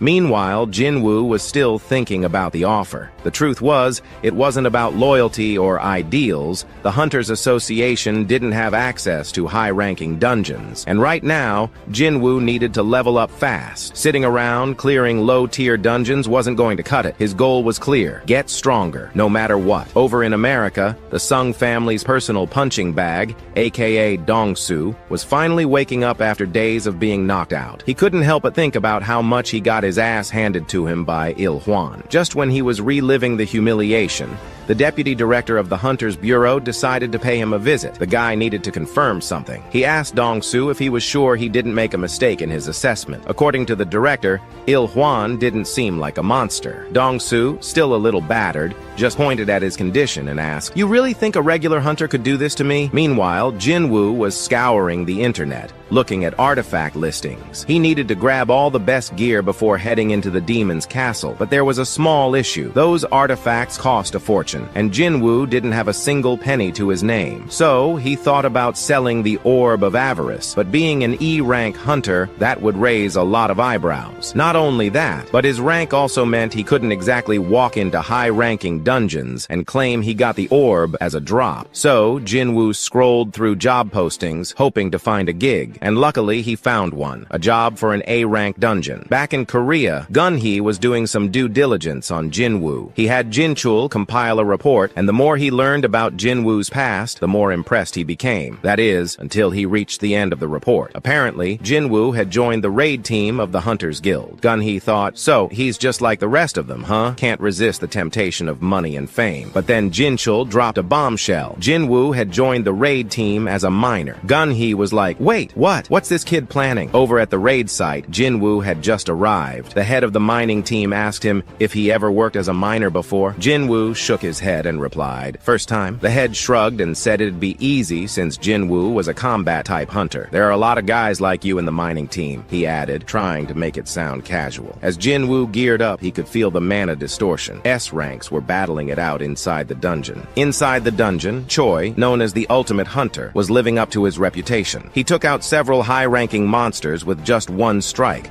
finishing off today's raid. As the assault team wrapped up, it was finally time for the mining team to begin. Before they could start, everyone's attention turned to the beautiful Vice Guildmaster of the Hunters Guild. Jin-woo, however, was too focused on thinking about how dangerous the Guildmasters were to pay attention to her. But even he couldn't help but notice Cha for a moment. Once the assault team was out of the way, the mining team could get to work. As Jin-woo stood in the dungeon, he could feel the powerful mana coming from the dungeon boss. It was stronger than the auras of Vulcan and Metis combined. He was curious to see what the A-rank dungeon boss looked like. However, there was a problem. There were too many people around. Sneaking in wasn't an option. Then, an idea struck him. He could use the lunch break to sneak inside. When the other miners went to grab a bite, Jin-woo told his team, I'm fine, I'll keep working. As soon as the coast was clear, he rushed to the boss's chamber with incredible speed.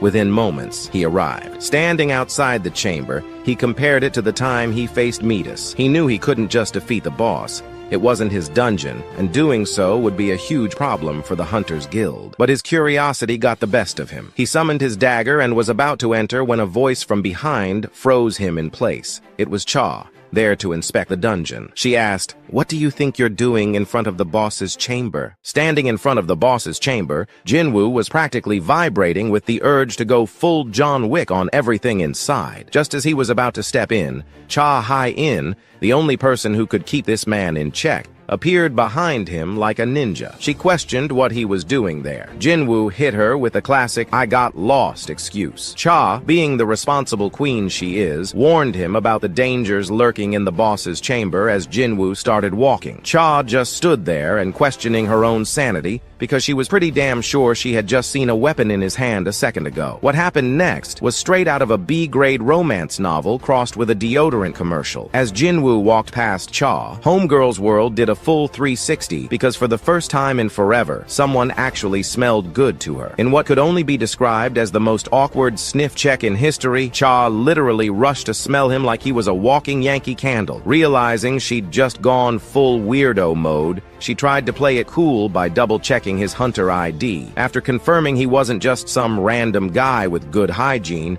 she sent him on his way with another warning about dungeon safety. But as he walked away, Cha remained rooted in place, deep in thought. Every hunter she had ever met reeked of something awful, but Jin-woo, he smelled good. Back at the mining team's base, the other hunters returned from their break, only to hear that this lucky bastard had met Cha Hai-in of all people, as all of them collectively got there. It should have been me moment. The head miner, acting like Cha's personal PR agent. He also mentioned her unique condition, how she couldn't stand the smell of most hunters, and always had to cover her nose with a handkerchief. Suddenly, all the weirdness from earlier clicked in Jin-woo's mind. That reaction at the gate, it made sense now. But why didn't he smell bad to her? Was it another perk of being a player? He remembered Baruka mentioning something similar before. Whatever the case, this just confirmed it. His transformation wasn't just physical. There was some other mystery tied to this whole player thing, and he still had no idea what the hell it actually meant. When the day wrapped up, the head miner was practically fanboying over Jin-woo's work ethic, saying he'd never seen anyone slay so hard at mining. One worker even joked that Jin-woo must have been secretly operating an excavator,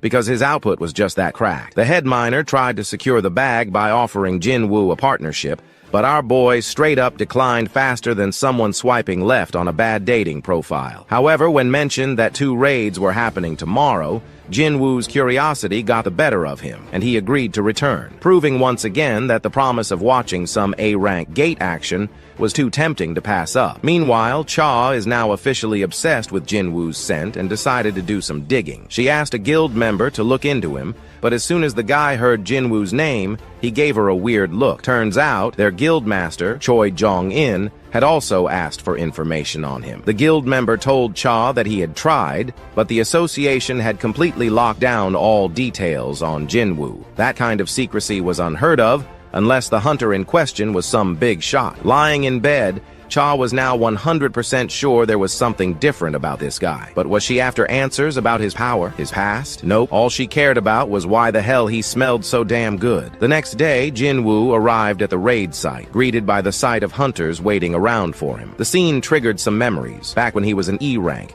standing around just like them, waiting to enter a dungeon. He remembered the faces of his old teammates, the ones who barely scraped by in those brutal raids. It hit him how much he had changed, how far he had come, and how he had almost forgotten this feeling. But there was no time for nostalgia. The team had a dungeon to clear. Once inside, Jinwoo did what he did best, absolutely demolishing those mana crystals. If mining was an Olympic sport, he'd have taken gold. Thanks to him, the team wrapped up early again, and as they sat down for lunch, the head miner made one last, desperate attempt to recruit him. This time, he upped the stakes, offering 5 times the normal pay. But Jinwoo still turned him down without hesitation. Just then, the captain of the assault team showed up, looking desperate. Their porter had bailed on them last minute, and now they needed someone to fill in. The head miner, clearly not wanting to lose a worker, suggested he try the hauling team instead. But apparently, they were already short-handed. The captain even threw in a risk allowance trying to sweeten the deal, but not a single miner volunteered. And then,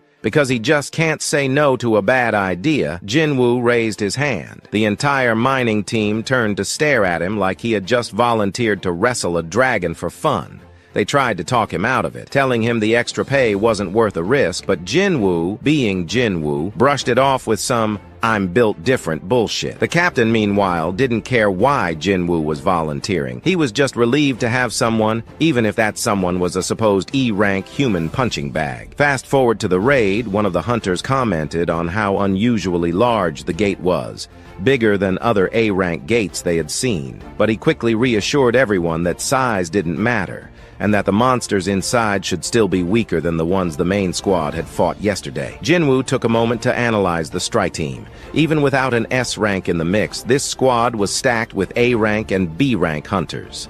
In any other guild, this team would have been the main force, not some side squad. As they entered the dungeon, Jinwoo got hit with the same bad feeling he had from the Red Gate incident. The healer next to him, trying to be reassuring, promised they'd keep him safe, which, given Jinwoo's track record with dungeons, might have been a bit too optimistic. The team immediately froze, shifting into formation without a single order from their captain. Jinwoo had to admit, these guys weren't just strong, they were professionals. Their seamless coordination was on full display when dungeon jackals ambushed them out of nowhere. No panic, no hesitation. The squad tore through the monsters with brutal efficiency, proving they weren't just skilled fighters but a well-oiled machine. But once the dust settled, the haughty healer looked uneasy. Jinwoo, curious, asked what was wrong. She pointed out something weird. Those jackals were only C rank, way too weak for an A rank dungeon. Something didn't add up. Suspicious, Jinwoo walked over to the corpses, and that's when he saw it, a collar around their necks. These creatures weren't wild. Someone had been keeping them like hunting dogs. And just as that realization hit,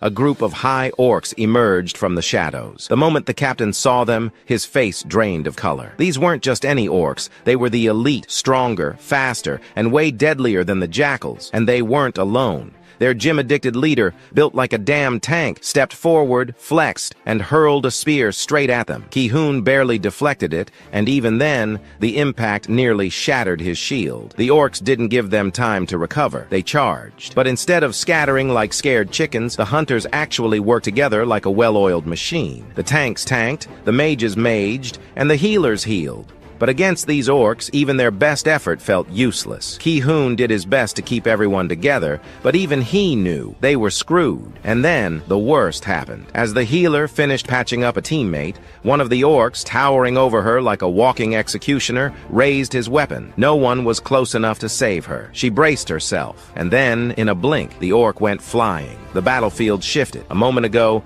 the hunters had been barely clinging to life. Now, the orcs were struggling. The healer, still still in shock, looked around. What the hell just happened? That's when we see him, Jinwoo, moving unseen, slicing through orcs like a ghost. He wasn't just fighting, he was dismantling the enemy, weakening them before they even knew he was there. And since no one could see him, the team had no idea he was the reason they were suddenly winning. Thanks to him, the tide turned. One by one, the orcs fell, and in the end, Ki-hoon landed the final blow. As the dust settled, the squad regrouped, realizing they didn't have nearly enough manpower to clear this dungeon. The best move? Retreat and return with reinforcements. Ki-hoon hesitated. This was his first raid as captain, and backing out now could cost him everything. But ultimately, he made the right call. His squad's safety came first. They turned toward the exit, only to stop dead in their tracks. A barrier, a glowing wall was blocking their way. Something was trapping them inside. The mage, feeling a little too confident for her own good, told the team to wait because she was sure she could do something about the barrier. She and the other mage got to work, but barely a few seconds in, blood started pouring from their eyes and noses like a bad horror movie. Just then, Ki-hoon felt the aura of the dungeon boss creeping in, and the dude instantly panicked. Now, all he wanted was to get the hell out of there before things got worse. He turned to the haughty healer, telling her to patch up the mages. But when she didn't respond, he looked back, only to see why. They were surrounded. The orcs weren't attacking, though, which was weird. Ki-hoon put two and two together and realized they weren't here to throw hands just yet. They wanted something. So, like a guy who definitely wasn't thinking straight, he walked up to the one that seemed like a leader. The orc started blabbering in monster language, his head twitching in ways that screamed possessed. And then, boom, his eyes glowed deep red. Just like that, he started speaking human language. The dungeon boss had hijacked the poor guy's body. Introducing himself as Kargalgan, he got straight to the point. He wanted to meet them. Ki-hoon, either feeling brave or just plain stupid, started questioning him like he wasn't standing face to face with a monster that could end them all in an instant. Kargalgan didn't have time for the back and forth. He gave them two options: die right there or follow him inside. Simple. Realizing they had the survival odds of a side character in a horror flick, Ki-hoon quietly came up with a plan. Once inside, they'd attack the boss, and Jinwoo would use that moment to run and contact the Hunters Association and the Guild. The situation got real dark real fast, with everyone pulling a last episode of a drama series moment by giving Jinwoo their final messages and wills. Jinwoo, watching all this, couldn't help but compare it to the nightmare that was the double dungeon. Meanwhile, outside the dungeon, Cha had arrived at the site, sniffing around for her favorite miner. When she didn't pick up Jinwoo's scent, she wondered if he had finally quit. But before she could spiral into full-on detective mode, the miner dude showed up. She asked if Jinwoo had left for good, and the guy casually told her that he was working as a porter for the strike squad. No big deal, right? Back in the danger zone, the strike team was getting the VIP escort to Kargalgan's chamber, where hundreds of orcs were waiting like the world's most aggressive audience, with the boss himself lounging on his throne. Mommy Cha, staring at the gate, wondered why an E-rank hunter like Drippywoo would volunteer to be a porter for an A-rank dungeon. It didn't make any sense. But then she remembered Drippywoo had always been suspicious. The first time she met him, he was standing outside a boss chamber, casually holding a weapon like he was about to solo the whole thing. She had a gut feeling back then that something was off about him, and now, here he was, pulling another stunt. She decided she had to go in and see what her airheaded husband was up to. Before heading inside, she turned to a nearby miner and asked if she could borrow a weapon. The guy, without hesitation, handed her a pickaxe. The anime didn't do justice to Mommy's expressions for this scene. She took the makeshift weapon and marched into the dungeon. Meanwhile, deep inside the dungeon, the strike squad had entered the boss's chamber, and it was not looking good. The orcs were slamming their weapons against the ground, creating a deafening, skull-rattling sound. Maybe it was intimidation. Maybe it was just orc culture. Either way, it was making the hunters very aware of how outnumbered they were. Muscle Mommy took one look at the sheer mass of high orcs and thought, if these freaks escape into the city, it's going to turn into a disaster movie before the higher-ups even know what hit them. The armored guy was focused on something else. He had locked eyes on 4 of Kargalgan's guards, and immediately he knew. These bastards weren't just regular orcs. They were built different. Kargalgan, meanwhile, was perched on his throne like a final boss who knew he was overpowered. With all the arrogance in the world, he finally spoke. "Do you fear me, humans?" The second he unleashed his aura, the hunters felt their souls leave their bodies. Ki-hoon, trying not to shit himself, still managed to ask why they were brought here. Kargalgan, being the smug bastard that he was, didn't hold back. He straight up told them they were his entertainment. He planned to torment them one by one, devour them, and let his soldiers enjoy the show. And judging by the pure joy in his voice, he was really looking forward to it. Ki-Hoon, now having a full-blown existential crisis, realized they weren't even being treated as opponents. They were just toys to these monsters. And then, Kargalgan's gaze shifted to Drippy Woo. One look, and he knew Jinwoo was different from the rest, but in typical boss fight fashion, he still thought he could handle him easily. Confident as ever, he put on his mask. Ki-Hoon decided to screw it and charged alone. As Ki-Hoon closed in, Kargalgan activated Hymn of Protection, summoning a shield. The moment Ki-Hoon's attack connected, he was yeeted back by the sheer force. The orc boss smirked. "Foolish human, did you really think it'd be that easy to kill me?" Before Ki-Hoon could even process the regret of his life choices, Kargalgan lifted him into the air using levitation magic, then slammed him down with gravity acceleration. But he didn't stop there. Oh no, this bastard thought it was fun. He kept spamming his skills, turning Ki-Hoon into a human ping-pong ball, smashing him between the ceiling and the floor like he was playing Whack-A-Hunter. Meanwhile, his teammates just stood there, watching their squad leader getting used as a physics experiment. But our arm-farming menace had seen enough. Drippy Woo, who had been chilling on the sidelines like a final boss waiting for the DLC to drop, finally stepped in. Just as Ki-Hoon was about to hit the ground one last time, probably heading straight to the afterlife, Jinwoo caught him mid-air, knowing damn well that another impact would turn the guy into a corpse. With a straight face, he asked Ki-Hoon if he'd allow him to take care of the monsters. Right on cue, an orc, clearly failing to read the room, tried to rush him. Jinwoo erased him from existence so fast that even his ancestors felt disrespected. Seeing no other choice, Ki-Hoon swallowed his pride and begged Jinwoo to save him and his team. Meanwhile, Kargalgan, the boss of the dungeon and self-proclaimed master of trash talk, wasn't about to let Jinwoo have his moment. He flexed his aura again, asking if Jinwoo was really confident enough to fight them all alone. Jinwoo turned to face him, and for a brief second he even had to admit this dude was built differently. But then he summoned his shadows, looked Kargalgan dead in the eye, and dropped, "I'm going to kill you." Outside the dungeon, a car pulled up, its arrival immediately raising eyebrows among the miners. Seeing that it belonged to the Hunters Association, they wondered why the surveillance team was even there. One of them nudged the other and told him to fetch the team leader. Jinchul, standing in front of the gate, was having his own internal monologue. Why the hell had Jinwoo been role-playing as a miner for 2 days straight? Did he forget he was an S-rank hunter and not some minimum wage worker? At this point, Jinchul wanted to slap some self-awareness into him. The head miner approached, looking just as confused about the sudden visit. Jinchul didn't bother with small talk and got straight to the point. He'd heard rumors that Mr. Aura Farmer had joined the mining crew and he was here to find out why. When the miner confirmed Jinwoo was still inside, they were about to head in. Just then, a sudden surge of aura hit them like a truck. The agents froze, trying to process what they just felt, while Jinchul, now thoroughly done with this nonsense, ordered them to bring out the measurement device. Back inside, Cha stood before a mountain of orc corpses, staring at the aftermath like a detective walking into a crime scene. She couldn't believe Ki-Hoon's team had been the ones to pull this off. Regardless, she had to hurry deeper into the dungeon. Meanwhile, in the boss's chamber, Kargalgan was still running through his mouth. He took one look at Jinwoo's shadow army and laughed, calling it a meager force before questioning if Jinwoo seriously thought this tiny squad was enough to defeat him. Jinwoo, not in the mood for theatrics, activates his monarch's domain ability, instantly boosting his soldiers. The hunters watching were completely lost.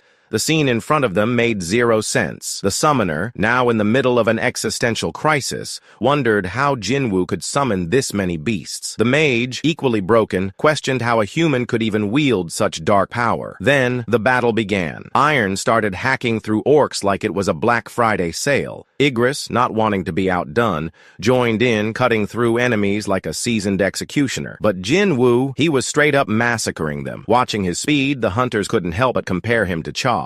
But while Jinwoo was making it look easy, he quickly realized something. The orcs were tough. His shadows were getting clapped just to take down one enemy. At this rate, he'd run out of mana before the fight was even halfway done. Kargalgan, still convinced he had the upper hand, sneered at Jinwoo, calling his soldiers nothing more than disposable puppets. but Jinwoo just smirked, essentially saying, "Joke's on you, asshole. They can regenerate." He then dodged Kargalgan's Hymn of the Fire Dragon and Hymn of Protection like it was a side quest he had no interest in completing. But Kargalgan wasn't just going to take that quietly. More persistent than a Psycho X, he spammed levitation and gravity acceleration over and over again, vowing to keep wiping out Jinwoo's shadows until he had no power left to summon them. Outside the dungeon, the results were finally in, and the agent delivered some nightmare fuel to Jinchul. This gate had mana levels close to an S-rank dungeon. Jinchul asked if there was a mistake in the readings, but after confirming everything was legit, he immediately told one agent to contact the Hunters Guild's guildmaster, while instructing the rest to gear up because they were heading inside. Meanwhile, things inside the dungeon were looking rough. The orcs were absolutely steamrolling the raid party, and Drippy Woo's mana was hanging by a thread. Kargalgan, ever the opportunist, was counting on this, taunting Jinwoo that once his mana ran dry, he'd be dead meat. But Jinwoo had different plans. He pulled out a mana recovery potion like it was an Uno reverse card, gulped it down, and locked eyes with Kargalgan, telling him he was about to learn exactly what a necromancer could do. Then, with a casual flex, he turned the dead orcs into his own soldiers. Kargalgan, for the first time in his oversized existence, was shook. Jinwoo summoned his daggers and told Kargalgan he'd be joining his shadow army soon. That's when Kargalgan started glitching like Baruka, realizing something was seriously wrong. Ever since he woke up in the dungeon, a voice had been whispering in his head, commanding him to kill humans. With a heavy heart, or whatever bosses have, he stood from his throne and ordered his guards to bring him Jinwoo's head. Too bad for him, his guards had the combat ability of NPCs, and Iron and Igris were absolutely farming XP off them. Jinwoo, seeing that his generals had the battlefield under control, figured it was time to focus on Kargalgan directly. Kargalgan, realizing his minions were useless, stepped in himself. First, he swatted away the remaining weaklings, then started spamming debuffs at Jinwoo, only to find out the system basically made him immune to that nonsense. Frustrated, Kargalgan went for full magical warfare, but Jinwoo countered by summoning his mage squad. That's when Mami Cha made her entrance, stepping into the boss chamber. She was utterly baffled. Wondering who could have summoned so many soldiers, she rushed to her guildmates for answers. Meanwhile, Kargalgan, now realizing things weren't going his way, cast a bunch of buffs on himself, including the Hymn of Giants, and went full kaiju mode. Jinwoo, unfazed, casually mentioned that he hated giants because they brought back bad memories. That comment alone sent Kargalgan into a full-blown tantrum, making him cast Hymn of the Fire Dragon in a blind rage. At this point, he didn't even care that he was barbecuing his own troops. He just wanted Jinwoo dead. Still delusional, he continued his villain monologue about Jinwoo being beneath him. That's when Drippy Woo decided enough was enough. He leapt at Kargalgan, stabbed him right in the eye, and delivered the coldest line. "Growing big just made you easier to hit." That attack pushed Kargalgan past his breaking point. In a fiery meltdown, he used Hymn of Blazing Fire, turning the entire floor into molten lava, burning everything in sight. But Jinwoo, completely unbothered. The man charged straight through the inferno like he was fireproof, refusing to give Kargalgan a single moment to breathe. Realizing his daggers weren't cutting it, he switched strategies, grabbing the chains, wrapping them around Kargalgan, and slamming the big guy to the ground. And just like that, the self-proclaimed king of orcs found himself humbled in the dirt. By this point, the number of spectators had grown, with Jinchul and the other agents arriving at the scene. Mami Cha wasted no time and walked up to Jinchul, demanding to know what he was doing here. Jinchul casually explained that he had initially come looking for Jinwoo, but upon arriving, he sensed an incredibly strong presence inside the dungeon, so he decided to investigate. Seeing even the surveillance team searching for Jinwoo only confirmed Cha's suspicions. This guy was on a whole different level. She then asked Jinchul if he personally knew Jinwoo, to which Jinchul responded, "Just a little." Meanwhile, Mr. Aura Farmer himself was casually informing Kargalgan that he had been doomed the moment he lost his guards. The fight had already been decided. Kargalgan, unwilling to go go down without a final struggle,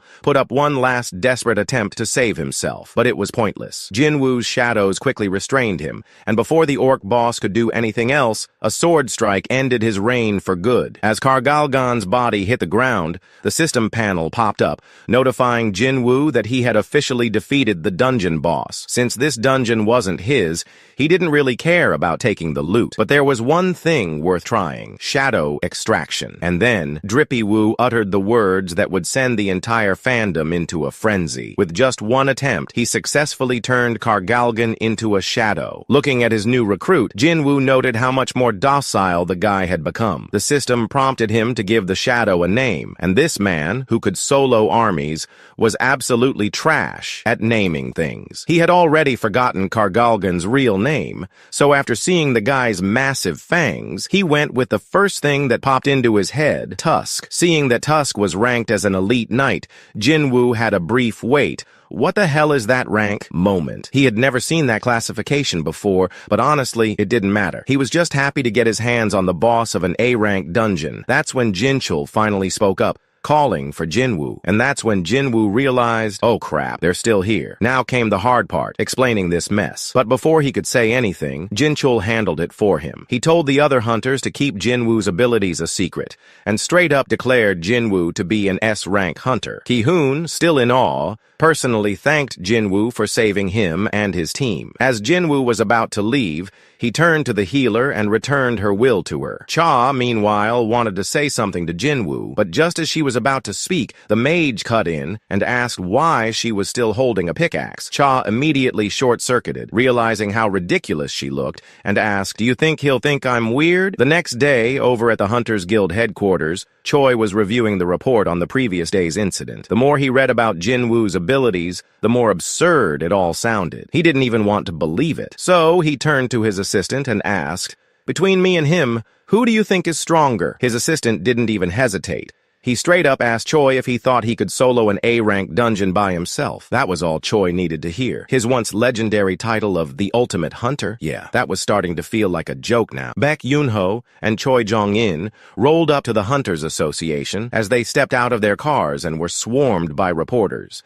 Cameras flashed like crazy, and the noise was unbearable. Baek, already regretting stepping out of the car, thought, why the hell is it this loud? Before he could even process the chaos, reporters started throwing out ridiculous questions. "Are you here to recruit Lee Min-sung?" Baek just stood there, mentally scrolling through his memory, trying to figure out who the hell this Min-sung guy even was. Eventually, he just told them he wasn't here for him. Meanwhile, Choi actually bothered to give the press what they wanted, announcing that Min-sung had already signed with the Fiend Guild. The reporters, completely blindsided, looked like someone had just turned to Choi and brought up yesterday's incident. But what Choi said next nearly made Baek throw hands. With zero shame, Choi casually admitted he was planning to recruit Jinwoo. Baek's jaw almost hit the floor seeing how shameless Choi can be. He shot back, saying he should be the one to recruit Jinwoo since his guild actually suffered casualties. Choi squinted at him. "Why do you even need an S rank? Planning to start a war?" They were so caught up in their petty argument that they didn't even notice Lim Tae-gyu strolling up. Assuming they were fighting over Lee Min-sung, Lim smirked and said, "I've already recruited Min-sung." Without missing a beat, Baek and Choi turned and said in unison, "We don't care about Min-sung." Meanwhile, at Gina's school, her classmates were losing their minds over Lee Min-sung's sudden press conference, throwing out wild guesses about what it could be about. Min-sung stood before the cameras with the biggest fake sincerity he could muster and announced that he had awakened as a hunter. He went on about how he had spent so much time soul-searching, wondering what to do with this new power, and finally decided to take the rank re-evaluation test to fulfill his duty. Then, with a dramatic point at Lim Tae-gyu, he proudly declared he'd be joining the Fiend Guild to fight and learn under his leadership. The reporters, sensing he was dodging something, asked if he was planning to retire from the entertainment industry. But inside his head, the dude was already laughing. He knew he was A rank and had a cushy 2-year contract. For now, he'd play pretend, let the scandals die down, and return to showbiz later with the badass title of A-rank hunter attached to his name. Just as Min Sung was basking in his own genius, Jin Woo casually walked up, trying to enter the building for his own rank re-evaluation. But Min Sung's bodyguard, clearly not knowing who he was messing with, stopped him, saying he wasn't welcome here. Before Jin Woo could even say anything, Gun Hee appeared out of nowhere and asked, "By whose authority are you turning away my guest?" The bodyguard nearly shat himself. He had no idea Jin Woo was that important, leaving Min Sung scrambling to save face. Thinking fast, Min Sung turned to the press and dramatically declared that he would also be heading in for his evaluation.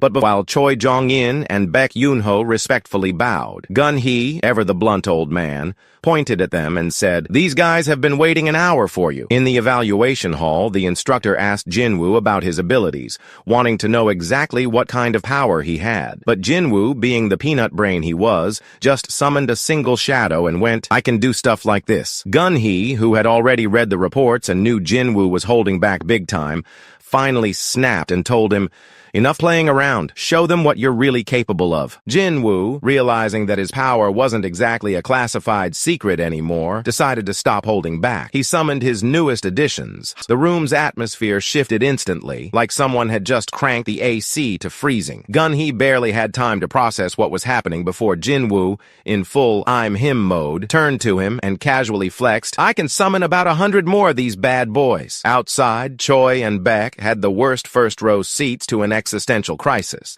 witnessing Jin Woo's absurd power up close. Meanwhile, Jin Woo went to get his new hunter's license, looking at it like a golden ticket. No more unnecessary roadblocks. Now he could stock up on gear for the Demon Castle without any issues. Fully locked in on his goal of conquering the 100th floor, he left the association, only to be met by Choi and Baek waiting at the exit. They asked if he had a moment to talk about something important. Jin Woo, in full main character mode, barely acknowledged them and just walked past, saying he had something urgent to do. Right on cue, the press swarmed him, cameras flashing like he was some A-list celebrity, desperate for interviews. Meanwhile, at Gina's school, Song Yi saw Jin Woo on TV and immediately turned to Gina, confused. Why is your brother all over the news?" Gina, completely clueless, just stared at her like she had asked the dumbest question ever. Meanwhile, the news of Drippy Woo's S-rank status spread like wildfire, reaching some very interesting people. And the first stop was the mining team. The moment the Yapper miner heard Jin Woo was on TV, he immediately started running his mouth like a broken radio, bragging about how he always knew Jin Woo was bad news. The other miners, now intrigued, gathered around him and asked, "All right, so what exactly did he do?" The instant they found out Jin Woo was an actual S-rank, they all turned to the Yapper miner with the most judgmental stares possible. Back at the Yu household, Jin-ho was getting absolutely cooked by his dad. His father wanted to know if he had successfully recruited Jin Woo into their guild, and when Jin-ho admitted he had failed, the disappointment was almost palpable. Then, remembering Jin Woo's words, Jin-ho confidently told his father that instead of recruiting Jin Woo, he would be joining Jin Woo's guild instead. His dad, already running on low patience, looked at him like he had lost his mind. The same kid who came begging for a guildmaster position was now ready to throw it all away. But Jin-ho had already made up his mind. He wasn't about to change it, no matter how ridiculous it sounded. Meanwhile, back at the Hunters Association, Drippy Woo was beyond confused. He had barely taken a step outside before getting swarmed by reporters. Seeing this mess, Baek, being the responsible adult, offered to sneak him out through another exit. But Jin Woo, leaving Baek standing there, frozen, his brain still buffering. Even as an S-rank, he hadn't been able to track Jin Woo's movement. Seeing Baek's dumbfounded face, Choi sighed and muttered, "He's a mage-type hunter, but he's also a monster in close combat." While these two were still trying to piece together reality, Jin Woo had already moved on to his next stop, the auction house. Since he had already inquired about equipment, the staff was waiting for him. When asked what he needed, Jin Woo simply said he wanted something that could resist high temperatures. The employee, in full salesman mode, started pulling out cloaks and equipment with heat resistance attributes, casually throwing out 6-digit price tags like they were bargains. My boy Jin Woo, however, was broke as hell. He hesitated before asking if they could cut him a discount. The employee, clearly in a playful mood, joked that if Jinwoo could break the unbreakable glass display, he could have everything for free. Now, any normal person would have realized this was a joke, but not Jinwoo. The moment he heard free, he locked in. Without a second thought, he went full Aura Flex mode, about to absolutely demolish that glass into dust. The shopkeeper was really out here playing mind games, acting like he was about to make a sale, only to pull back at the last second and say he was joking. As he led Jinwoo over to another employee, he noticed a small crack in the glass. Someone's getting a salary cut for that one. Meanwhile, Jinwoo got busy checking out daggers when something caught his eye. He asked the employee for the price, and it was ridiculously high. For that amount, the dagger should have been slicing through dimensions, but at best, it was on par with Kasaka's fang. That's when Jinwoo got an idea. How much would his own daggers sell for? So he pulled out the Night Slayer, handed it over, and asked for an estimate. The employee's eyes nearly popped out of his skull as he admired the craftsmanship and quoted an insane price. Jinwoo suddenly saw the dollar signs stacking up in his head, realizing he could make an absolute fortune if he sold dungeon loot in the real world. Dude was 2 seconds away from starting Shadow Bay, an auction site for magical weapons. Over at the White Tiger Guild, Bayek was spiraling. Last time he saw Jinwoo, the guy had already reawakened, but he was still weaker than Beck back then.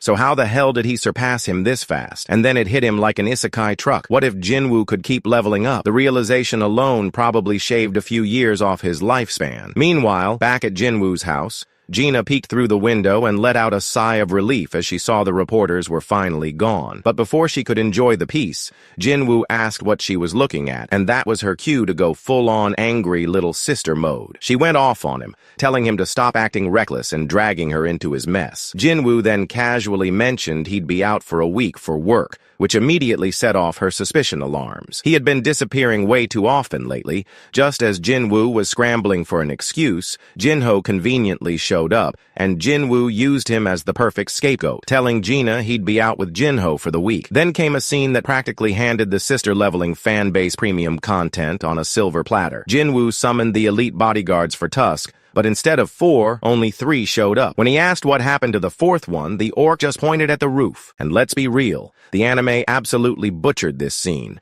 so we're just going to pretend it didn't happen. Drip sending his shadows on patrol around the neighborhood like a supernatural security team. The next day, Jinho was driving Jinwoo to the Dangun Tower and, still curious about what Jinwoo had said earlier, asked him straight up. Jinwoo, keeping it vague, simply said he wanted to do some training. After arriving, he thanked Jinho for the ride and dipped. Cut to the Demon Castle, where Jinwoo was gearing up for the raid when a new quest popped up. The system now wanted him to collect the soul of the Demon King Baran, along with some other goodies. Jinwoo stared at the quest window, confused about one of the rewards. Was it another job-specific skill? Whatever it was, looking at the prize list got him pumped. He was ready to clear every floor of that castle. Meanwhile, at Jinho's dad's place, the man was having a normal conversation with his wife when he suddenly collapsed. At the same time, on the 76th floor of the dungeon, Jinwoo decided it was time to test Tusk's powers. He handed him the orb and ordered him to blast a giant demon heading their way. And Tusk, bro, straight up obliterated it into dust. Seeing how good Tusk was with the orb,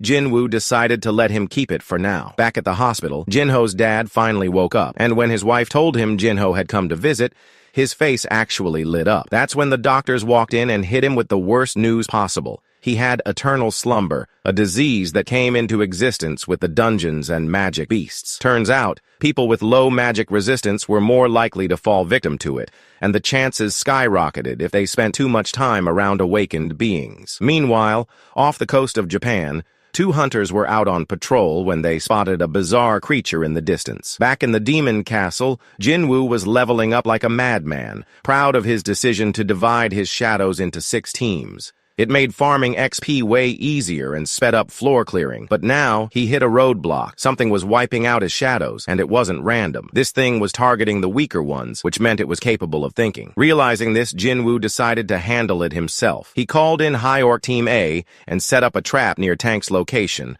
assuming that's where the enemy would strike next. And sure enough, they didn't take long to show up. It was the perfect opportunity to aura farm. In an instant, Jinwoo slaughtered all the knights, leaving just one standing. understanding. With a smirk, he turned to the last one and said, "I was always curious if magic beasts could feel fear. Guess I know now." Drippy Woo, realizing his shadows weren't cutting it against the demon knights, decided to handle business himself. He wasn't about to waste his mana after going through all this trouble, so he went in and made quick work of the knights. Just as he was about to finish off the demon knight leader, something unexpected happened. She started begging for mercy. Weird enough, right? But what really threw him off was that her voice sounded way too young. Curious, he ripped off her helmet, and boom, a straight-up demon baddie, a 10 out of 10, was behind the mask. Drippy Woo asked her how she had the audacity to beg for her life when he had just massacred her entire squad. But turns out, this demon chick had the shamelessness levels of that one friend who owes you money but still flexes a new outfit every weekend. She didn't even pretend to care about her fallen comrades, straight up saying it was their job to protect her, so if they failed, that was on them. Drippy Woo, entertained but done with the nonsense, decided to let her go and turned away. The demon baddie was clearly taking notes from every backstabbing villain ever. She grabbed her weapon and charged at him. But just before she could land a hit, Tusk popped in like an overprotective dad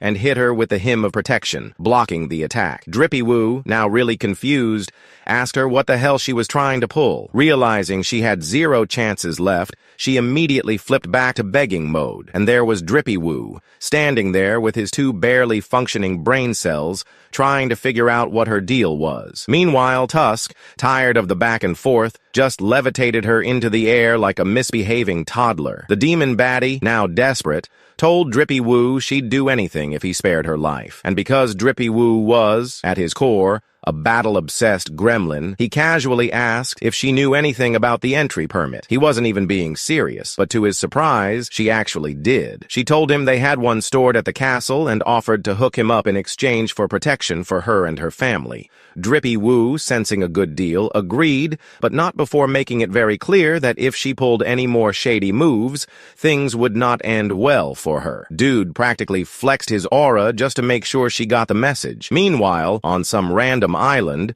some poor dude was witnessing something that would have made a great back-in-my-day story for his grandkids, if he was actually going to live to tell it. Back at the demon castle, Drippy Woo sat down with Ezel to get some answers. He wanted to know what demons actually were, and Ezel hit him with the full royal backstory. Turns out, she's a demon princess. She explained that she had originally lived in the demon world before mysteriously ending up here. This was huge. Drippy Woo realized this could be the key to understanding his own system, so he hit her with the big question. What was she doing in the demon world before all this? Ezel, dead serious, said she had been preparing for a war so massive that even demons had to form alliances. But just as she was about to spill the most important detail, who the enemy was, the system, being the biggest cockblock in history, forcefully cut her off. A warning popped up, saying she had exceeded the allowed information limit, and just like that, she collapsed in pain. Drippy Woo, now mildly panicking, caught her before she could hit the ground. Over at the Hunter Association, Gun-Hee was busy digesting some truly ridiculous news. That little ant bastard had turned 294 civilians into snack-time casualties, and it took a whole 108 hunters to take it down. And we're not talking just cannon fodder. There were C ranks, B ranks, and even an A rank in the mix. Gun-Hee was damn near speechless as he thought to himself, all these hunters just to put down one oversized bug? Jinchul added that it was the A rank hunter who landed the final blow, and after some dissecting, they figured out that this ant was about as strong as a standard A rank hunter. Gun-Hee, instead of brushing this off, immediately ordered Jinchul to request assistance from the Japanese government. Meanwhile, over in the demon castle, Drippy Woo and his loyal sidekick Tusk were making their way inside when Ezel finally woke up. Drippy Woo, in his usual way, asked if she was feeling okay. Ezel, seeing this rare moment of concern, tried to tease him, asking if he was actually worried about her. Before Drippy Woo could throw a deadpan response, they arrived at the castle, and Ezel confirmed that this was their destination. Cut to them inside, where the Demon King was basically reacting like an overprotective dad, catching his daughter sneaking in a 6-foot-tall menace in all black. The king, clearly scared shitless, nervously asked if Drippy Woo planned to harm him and his daughter. Just as he asked, his guards surrounded Drippy Woo like they were about to do something, but Drippy Woo didn't even blink. He calmly reminded Ezel's dad that he was just here for an entry permit and would leave once he got it. But the king wasn't dumb. He knew this was the guy who folded Vulcan and Metis like cheap chairs. Fighting him wasn't even an option, so he swallowed his pride and handed over the permit. But then, Drippy Woo, being the absolute menace that he is, casually threw an arm around a very flustered Isel and said, "Actually, I'll be borrowing her for a while." Bro really hit the king with the Riz equivalent of a home invasion. This fool wanted a tour guide to help him find the entry permits, and those were the words his two remaining brain cells thought would be best. The second he realized how badly he fumbled, he quickly clarified what he actually meant. But the damage was done. The king shot him the nastiest death stare, probably cursing him under his breath. Still, he had no real choice. He sighed, glared one last time, and asked if Drippy Woo could at least promise Isel's safety. Once Drippy Woo gave the nod, the deal was sealed. And just like that, Isel was now part of Drippy Woo's completely unplanned travel party. Drippy Woo had been steamrolling through the lower-ranking clans of the Demon Castle, and now he was standing tall on the 90th floor. Meanwhile, Esel was rummaging through the stuff her father had given her for negotiations, only to realize how pointless it all was. This absolute murder machine had just wiped out every potential business partner she could have talked to. Drippy Woo, ever the problem solver, told her not to sweat it. She could just take the loot back home. But Esel, still clinging to the idea that words could solve problems, warned him that the upcoming battles would only get tougher. So maybe, just maybe, he should consider talking instead of killing. That's when our two brain cell warlord hit her with some groundbreaking philosophy. Would they have talked to me if I was weaker? Yeah, negotiations were officially off the table. Seeing where this was going, Esel grew curious and asked why, out of all the demons he had massacred, he had spared her and her clan. And in true Drippy Woo fashion, he casually said it was because he liked her. Not in a romantic way, of course. His dumbass just meant he vibes with simple-minded people like Esel and Jinho. Meanwhile, Esel was probably picking out baby names and planning their future together. As the difficulty kept cranking up, Drippy Woo decided it was time for Esel to head back. That snapped her out of her daydream, and she rushed over, worried she had done something wrong. He reassured her that wasn't the case. He just didn't want to risk her life, and he had made a promise to her father to keep her safe. He asked her for the location of the permit so he could handle things from here. But Esel? She straight up refused. She wanted to witness firsthand what this walking genocide was capable of. And just as she said that, the floor's difficulty skyrocketed. More monsters, stronger enemies, but none of that mattered. Drippy Woo tore through them like they were nothing more than XP boosters on legs. Meanwhile, back in Seoul, the preparations for the 4th Jeju Island raid were kicking off. The hunters had been summoned, and Choi called in Cha to ask if she was going to join the battle. He briefed her on the details, explaining that every S-rank hunter in Korea would be participating this time. Even Japan had to tag along because these mutant ants weren't just a problem for Korea. They were turning into an international disaster. Back in the Demon Castle, Drippy Woo had finally made it to the 100th floor. He had been wandering around for a while, finding absolutely nothing. And just when Esel started whining about how empty the place was, boom, the main event arrived. Demon King Baran made his grand entrance, rolling up on his ugly-ass flying beast like he was in a heavy metal music video. Drippy Woo took one look at him, and suddenly, a dark red panel with Baran's name popped up. That alone made him hesitate for a second. And to make matters worse, Baran's mount, Kaisel, was classified as an orange-level threat. As Baran locked eyes with them and unleashed his aura, Esel was already halfway to unconsciousness from sheer pressure. Meanwhile, Drippy Woo just realized, yeah, this fight was about to be a problem. Baran wasted no time and took to the skies, opening portals for his army to flood the battlefield. Drippy Woo was caught off guard by how many tricks this bastard had up his sleeve. Seeing no other choice, he decided to go all out from the start. He activated his domain and summoned his entire shadow army. The moment his shadow soldiers hit the field, it turned into a full-blown massacre. His shadow generals led the charge, but this time, Tusk was stealing all the spotlight. Drippy Woo was busy throwing hands with the demons when Baran decided to flex his dragon privilege and blasted a lightning breath so massive it nearly erased most of Drippy Woo's shadows. In the same attack, Isil was caught in the range, and for some reason, our boy suddenly grew a heart and chose to protect her. Now, the real comedy here? The cloak that was supposed to give fire resistance somehow worked like an anti-lightning shield straight out of a sci-fi movie. That deadly lightning blast? Yeah, it didn't even leave a scratch. Drippy Woo was out here calculating his next move like he was trying to solve a math problem on a timed test, and the situation was looking grim. If he didn't act fast, his shadows would be toast, and his mana bar would be as dry as a juice box in the hands of a thirsty toddler. Desperate, he launched himself into the air, aiming for the wyvern's wings, hoping to ground Baran. But joke's on him. Baran was already waiting, ready to smack him down like a fly that wouldn't leave your food alone. And just to add insult to injury, the Demon King followed up with another lightning breath, this time locking onto Drippy Woo like a homing missile fueled by pure hatred. But Drippy Woo wasn't about to let himself become Demon BBQ. Using the chaos to his advantage, he finally managed to unalive the wyvern, slamming Baran to the ground where he couldn't keep cheesing his aerial advantage. And because Drippy Woo loves his dramatic anime moments, he pointed his dagger straight at Baran with all the confidence in the world and basically told him, "Yeah, you're done, buddy." Meanwhile, back in Seoul, things were a lot less electric but just as tense. The big meeting with the Japanese hunters was underway, and the translator introduced herself, along with the man sitting next to her as Goto Ryuji, the guild master of the Drawsword Guild, the biggest and baddest guild in Japan. Gun-Hee already knew this guy was the real deal, but everyone played nice with the usual polite nonsense before getting down to business. The translator started briefing them on the ants, their creepy mutations, and Japan's grand plan to deal with these oversized pests. Then Goto dropped a bombshell that Japan was planning to send 10 out of their 11 strongest hunters, including himself, for this raid. The entire room went silent. This was like hearing an all-star team was pulling up to your local game, and Gun-Hee and the others were left wondering just how serious these ants really were. Meanwhile, back inside the castle, the fight was still going strong. Drippy Woo was tearing through demons like a lawnmower on steroids. But his shadow soldiers weren't having such a great time. They were getting absolutely wrecked, and Drippy Woo was too busy dodging death to chug a mana potion. He knew if he didn't wrap this up soon, he'd run out of gas completely. Iron decided to go full berserker mode, charging in with his axe.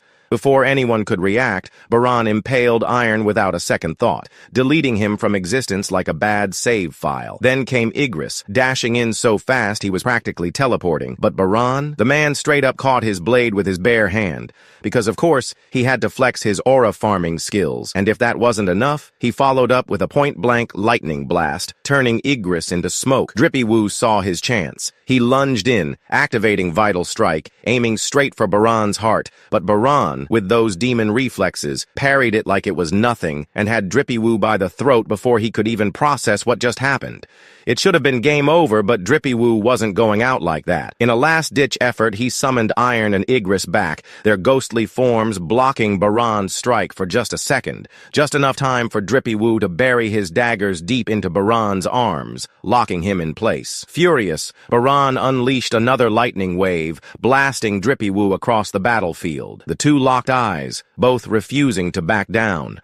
Weapons drawn, they charged at each other, their blades clashing in a deadly rhythm. But because Baran was a certified menace, he snuck in another point-blank lightning attack mid-strike. Drippy Woo managed to deflect it, but the sheer force sent his daggers flying out of his hands. Sensing victory, Baran lunged straight for Drippy Woo's heart, but Drippy Woo caught his arm in a death grip, stopping him cold. Baran, unbothered, opened his mouth for one final, fatal lightning breath, and at that moment it looked like Drippy Woo was about to get fried. But then, Essel, in pure desperation, threw her weapon straight at Baran like she was going for a trick shot, and somehow it actually worked. That 1 second of distraction was all Drippy Woo needed. Activating Dominator's touch, he grabbed Baran's arm and twisted it until it snapped like a dry twig. And then, using every last bit of strength he had left, he delivered an uppercut so powerful it sent Baran's head flying clean off his shoulders. The system notification rang like a victory bell. Baran was dead. His soul now belonged to Drippy Woo, but the battle had drained everything out of him. His body finally gave in, and he collapsed,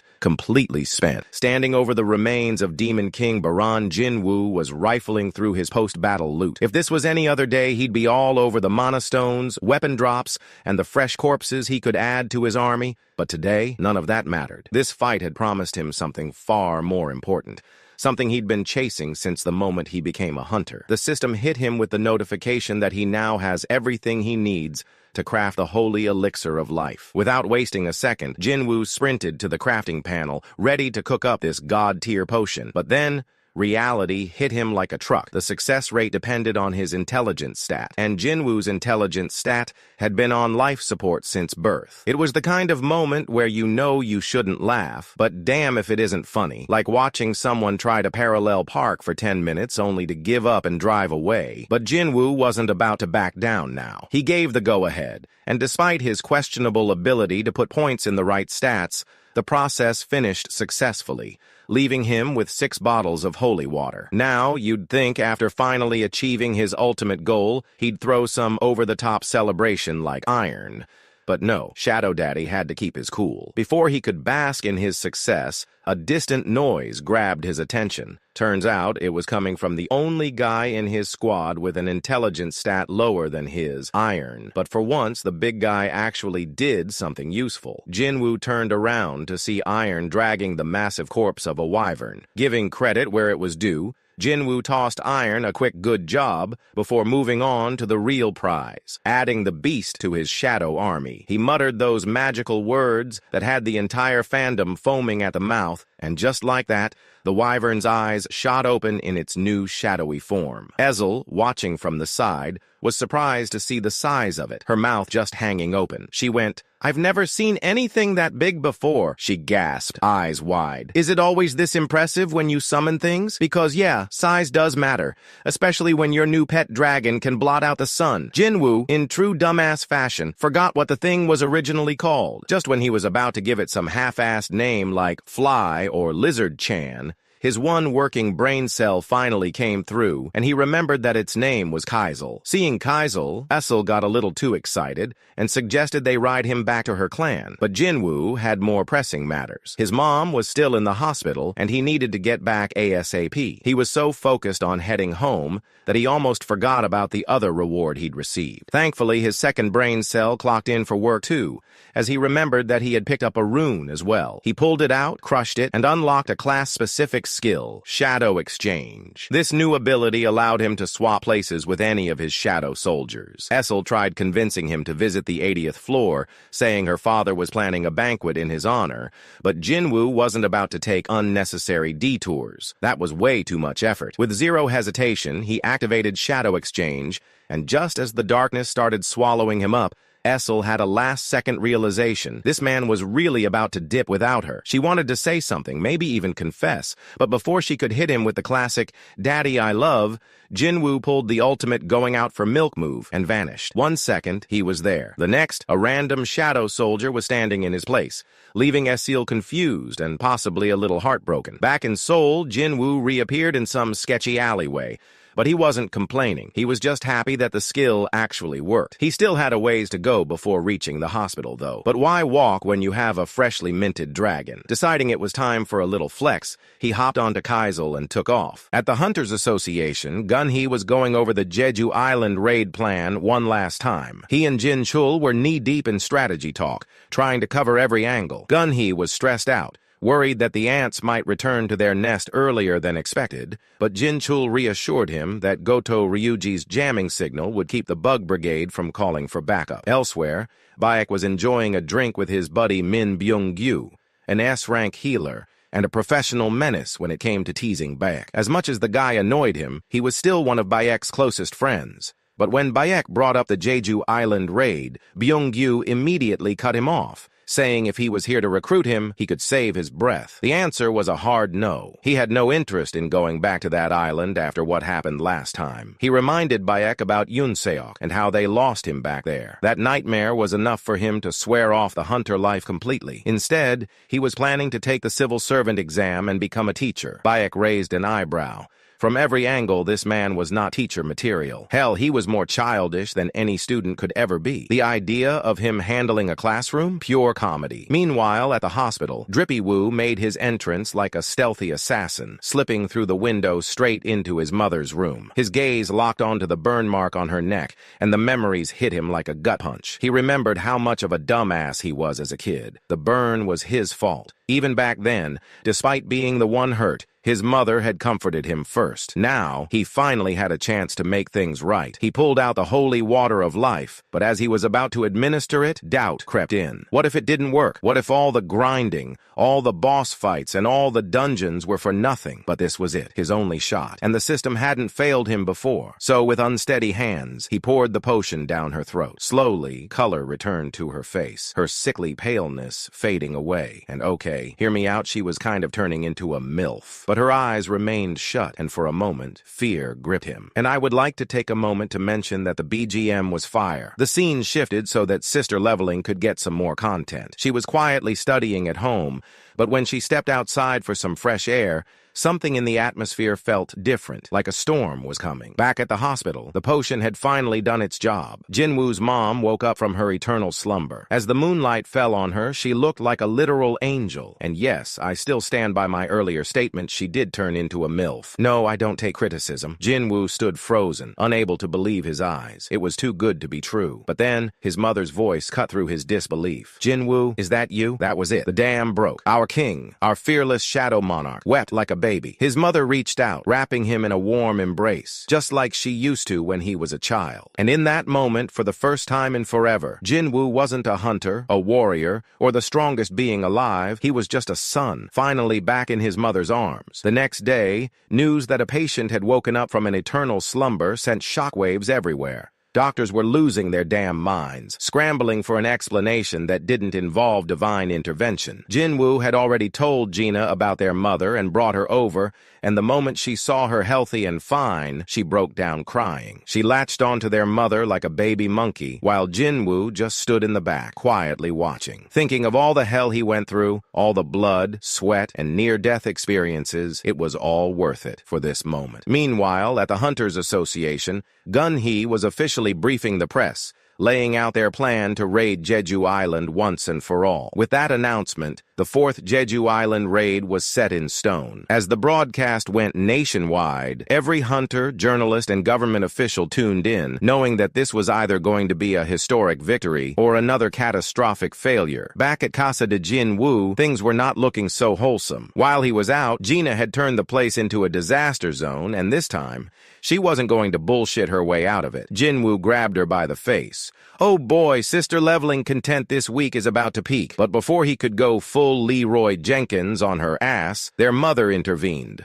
suggesting they clean up together like old times. So they got to work, and as Jinwoo took in the scene of his family together, happy and safe, he reminded himself once again this was why he fought so hard. But deep down, unease crept in. He couldn't help but feel uneasy, wondering if he had crossed a line as a hunter that he shouldn't have crossed. Meanwhile, at the Hunters Association, Gun-hee and Jin Chul were discussing the raid when the conversation naturally shifted to the absolute GOAT Thomas Andre. Both of them assumed he had come to Korea to help out, but man, I hate how they fumbled this scene. The dude didn't get the grand entrance he deserved. Hell, he should have been introduced in the previous episode, but whatever. Gun-hee then turned back to business and asked Jin Chul if Jinwoo was still out of reach. Jin Chul informed him that they had just gotten a hold of him and he'd be paying them a visit shortly. And sure enough, Drippy Woo arrived not long after. Gun-hee greeted him and got straight to the point. He told Jinwoo that the Jeju Island raid needed him. The island had become an ant-infested nightmare,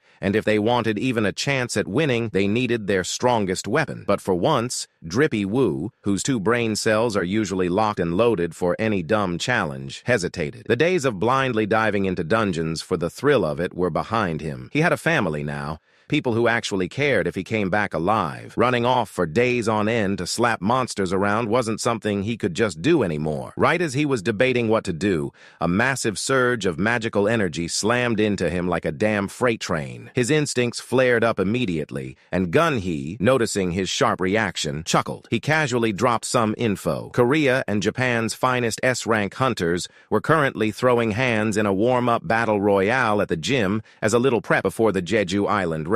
Gun-hee smirked and asked Jinwoo if he wanted to take a look. Inside the gym, things were getting out of hand real fast. Baek Yeon-ho was throwing hands with Ma Dong-wook, the guild master of the Fame Guild, and their punches were practically causing structural damage. The walls were shaking, the floor was trembling, and the janitor was probably somewhere crying. As Drippy Woo and Gun-hee walked in, They spotted Yan Ho struggling not because Ma Dong-wook was giving him trouble, but because he was clearly holding back. Choi pointed out the obvious. If Beak actually let loose, Ma Dong-wook would be eating gym floor in seconds. But if Beak does transform, he'll treat every fight like it was life or death, even if his opponent was just some poor soul trying to get a spar in. Meanwhile, 10 Japanese S-rank hunters made their grand entrance, and Drippy Woo's eyes locked onto Ryuji, Japan's so-called top dog. Among them, Akari nudged her teammate, whispering about the mysterious guy standing off to the side. Hanekawa, the team's translator, introduced him as Sung Drippy Woo, Korea's newest S-rank hunter. Ryuji immediately got that something isn't right feeling. Drippy Woo was keeping his power under wraps, but his aura screamed, "Final boss." Ryuji assumed he was some high-level assassin, but Hanekawa quickly shut that theory down officially. Drippy Woo was classified as a mage. That little revelation had Ryuji's brain buffering. Meanwhile, the Korean hunters were having their own moment. Lim Tae-gyu recognized Drippy Woo as the guy who basically humiliated Lee Min-sung and Hunter Cha. She could practically smell the shift in power dynamics the second he walked in. While the battle between Yan Ho and Ma Dong-wook continued, Hanekawa decided to run her mouth, claiming that Japan's hunters were way ahead of Korea's. This did not sit well with Park Jong-soo, the guild master of Korea's top A-rank guild, the Knights Guild. He wasn't about to let some translator talk down on his country's hunters, so he clapped back, basically telling her to stay in her lane. Ryuji, entertained by the whole ordeal, decided to stir the pot even more. He had Hanekawa relay his challenge for an S-rank hunter sparring match using the same rules. Gunhee agreed, but threw in a small disclaimer that non-combatants and mage hunters wouldn't be included since their abilities weren't as easy to measure. As if the gym wasn't chaotic enough, Baek Yeon-ho decided to make things even spicier by adding a new rule. Whoever lands a hit on their opponent's back or knocks them out wins. And just to maximize the chaos, he suggested turning it into a team match. Hanekawa relayed this too. With the rules locked in, Team Korea rolled up with Baek Yeon-ho, Ma Dong-wook, Hunter Cha, and Lim Tae-gyu, while Team Japan lined up Ken Tanaka, Minoru Hoshino, Atsushi Kumamoto, and Kanoe Tawada. Lucky for Drippy Woo, he was about to witness an all-out S-rank brawl, the kind of battle you don't get to see every day. As Goto fraud Ryuji had requested, the Korean and Japanese S-rank teams geared up for their sparring match. My glorious king took one look at Goto and immediately clocked the fact that the dude wasn't even fighting. But hey, if that meant he got front-row seats to some S-rank chaos, who was he to complain? As soon as the signal was given, Ma Dong-wook wasted no time, immediately activating his skill and going into full kaiju mode. The hunters started sizing up their opponents like kids picking dodgeball teams. Beak locked onto Kumamoto, and Tanaka practically sprinted toward Dong-wook like an excited golden retriever, and Lim Tae-gyu, who was regretting waking up this morning, found himself stuck with Hoshino. Realizing this menace was trying to drag him into close combat, Tae-gyu immediately went nope and created some distance, firing arrows to keep Hoshino at bay. But his attack ended up distracting Tanaka, which was the worst possible mistake, because the moment Tanaka took his eyes off, Dong-wook went for the kill, slamming down with so much force that the entire training ground felt like it was about to collapse. Choi, watching this potential disaster unfold, turned to Gunhee and asked if the place had been reinforced with the highest-tier mana stones. Gunhee just laughed, saying reinforcement standards might need an upgrade, because nothing was surviving this S-rank demolition squad. Meanwhile, Beak was charging at Kumamoto like a damn freight train. He knew these Japanese hunters weren't your average S-rank, so he wasn't about to go easy. Restraining an arm wasn't going to cut it. He had to secure this win by any means necessary. He threw a heavy punch, but Kumamoto dodged at the last second and immediately took off running. Beak, watching this dude retreat like a horror movie extra, immediately concluded that Kumamoto was not a combat type. Not that it mattered if he had the misfortune of being Beak's opponent today, he was screwed no matter what. Beak activated his first-level transformation, his hands turning into deadly claws, ready to rip and tear. Meanwhile, Kumamoto was in full panic mode, questioning every life choice that had led him to this moment. Beak lunged at him again, closing the distance in an instant, but somehow, Kumamoto dodged at the last second and ran away like he was being chased for his student loans. Watching from the sidelines, Jong-soo muttered that an A rank like him wouldn't last even 5 seconds in that ring. Yun Tai, refusing to take this slander, immediately yelled back that he was plenty strong. It was just that these S-rank psychos psychos were built differently. Then, just as the madness continued, a thunderous crash echoed across the battlefield. Ma Dong-wook got floored. Tanaka stood over him, flexing like he'd just won the heavyweight championship, grinning like a lunatic. And as if that wasn't enough, at the exact same time, Taegyu was launched into a wall, leaving a solid dent as Hashino claimed his victory. Beak was still chasing Kumamoto like a dog after a bone, but then Tanaka and Hashino jumped in to stop Beak after they were done stomping their own opponents. And Beak was pissed. He thought to himself, did these clowns really think I'm weaker than Mommy Cha? Meanwhile, Mommy Cha was out here bodying Mommy Muscles like it's a dance-off gone wrong. Mommy Muscles couldn't even breathe, just dodging like a scared kid in a dodgeball game. She admitted the rumors were true. Cha moved like a dancer, striking with precision, grace, and the absolute intent to ruin someone's day. It took Mommy Cha about 5 seconds to delete her ass, then she yeeted over to save Beak. But Kumamoto, that sneaky gremlin, tried to pull a fast one. Big mistake. Mommy Cha unleashed a fist barrage so nasty his face went from ugly to plastic surgeons would charge double just to laugh first. His sideline buddies winced when this unhinged freak got mad. It's truck hun hours, and no one's safe. Kumamoto flipped the switch, going full feral, swinging at Mommy Cha like she owed him money. She was catching heat, looking shaky,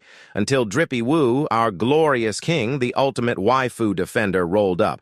Kumamoto, thinking he's hot shit, tried to square up with Jinwoo. Bad call. Jinwoo locked him down like a bouncer yeeting a drunk dude at 2 a.m., slamming his ugly mug into the dirt. The Japanese squad's jaws hit the floor. Kumamoto got folded easier than a lawn chair. Hanakawa asked Ryuji Fraud if they should stop this massacre, but he told her only if he's bleeding. Then Goto side-eyeing Jinwoo hard. He turned to Hanakawa, all skeptical like, that dude's a mage-type hunter? Hanakawa nodded, but Goto wasn't buying it as Jinwoo's aura was screaming, I'm built different, so he sent Hanakawa over to Drippy Woo with a fight invite. Jinwoo smirked, already clocking Goto's vibe from a mile away, thinking, perfect, time to flex post-Demon Castle gains. Goto, meanwhile, was sweating bullets. Drippy Woo's smug grin was giving him an existential crisis. Hanakawa came back with the word, Jinwoo's down, but only if Goto goes all out. Meanwhile, news of the 4th Jeju Island raid was still buzzing, and Mommy Juhi was glued to her TV, stepping outside to call some mystery contact for the tea on the raid crew. Back at the Hunters Association, Ma Dong-wook was simping for Jinwoo's guts as he was taking on Japan's top dog while ranked 10th in Korea. Mommy Cha was impressed too. Beak knew he should stop this madness, but curiosity won.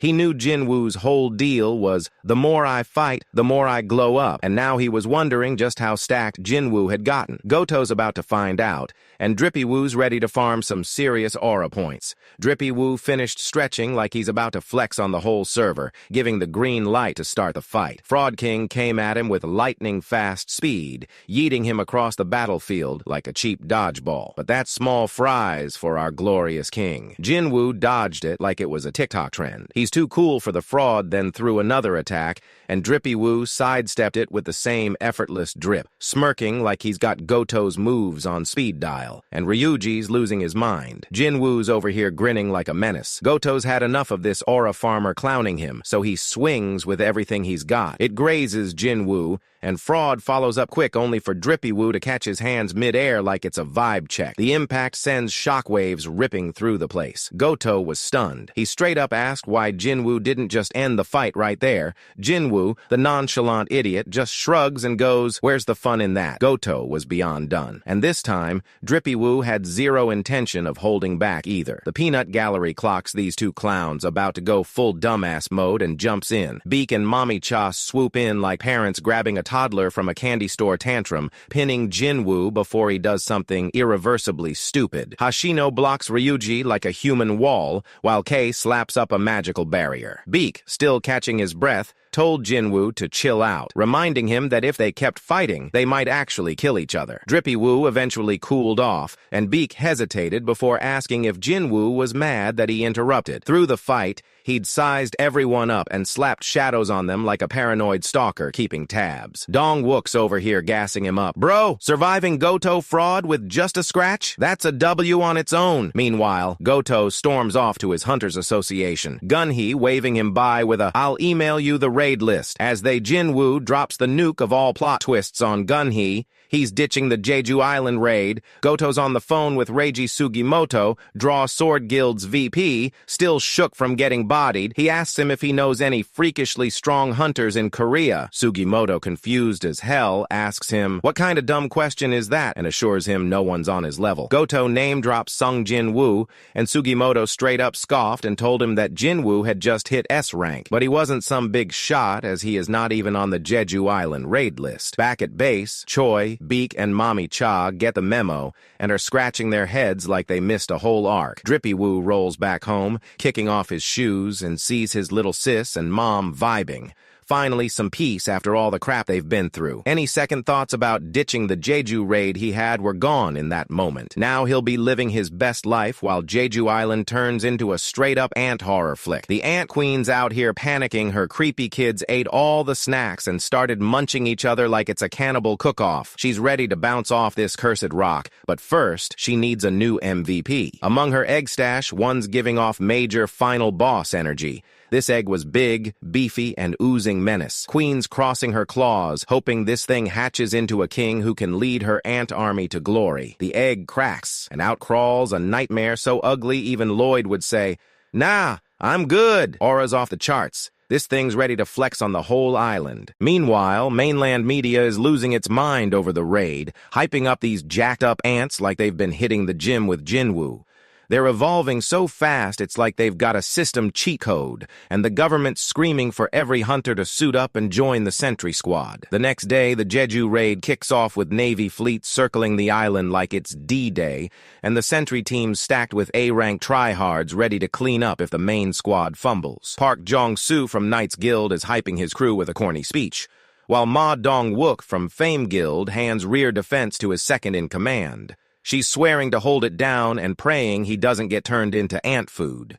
Jinchul's reporting to Gun-hee that the Navy's locked in, S-ranks are en route, and the decoy unit's set. Gun-hee's just praying this doesn't turn into fail number 4. Back on the chopper, a random cameraman from the Hunters Reporting Center pops up, saying this ant-slaying party's going live on TV. Beak shakes his hand but internally clowns him. "What, you going to slap ants with that lens, bro?" Ma Dong-wook says it's history after 3 L's. Korea's finally flexing an S-rank raid for the world to see. They're here to body these bugs and flex revenge vibes. The Japanese hunters are already posted up on Jeju, while the Korean S-ranks are sardined in a helicopter, flying straight into this death pit. Beak's quietly thinking, if they flop, they might as well rename this place Ant Korea and call it a day. The decoy unit stirs the pot, pissing off the ants, and surprise, they swarm the chopper like it's free Wi-Fi. Choi decided it was his motherfucking chance to shine as he cast Flame Spear, just like that in the sky, frying dozens of ants into BBQ crisps. Young Yu's jaw drops, but Jong-in's just warming up. He sucks in a breath, channels enough fire magic to roast a city, and yells, "Hold on! Shit's about to get wild!" A massive firebomb explodes from his hands, turning the ant swarm into a pile of ash. Choi's grinning like a psycho, loving every second of this cursed island comeback. He signals the squad to brace for landing. This isn't over. It's just the pre-game. These ants are about to learn why you don't mess with a guy who treats raids like a glow-up montage. Before they could go full dumbass mode,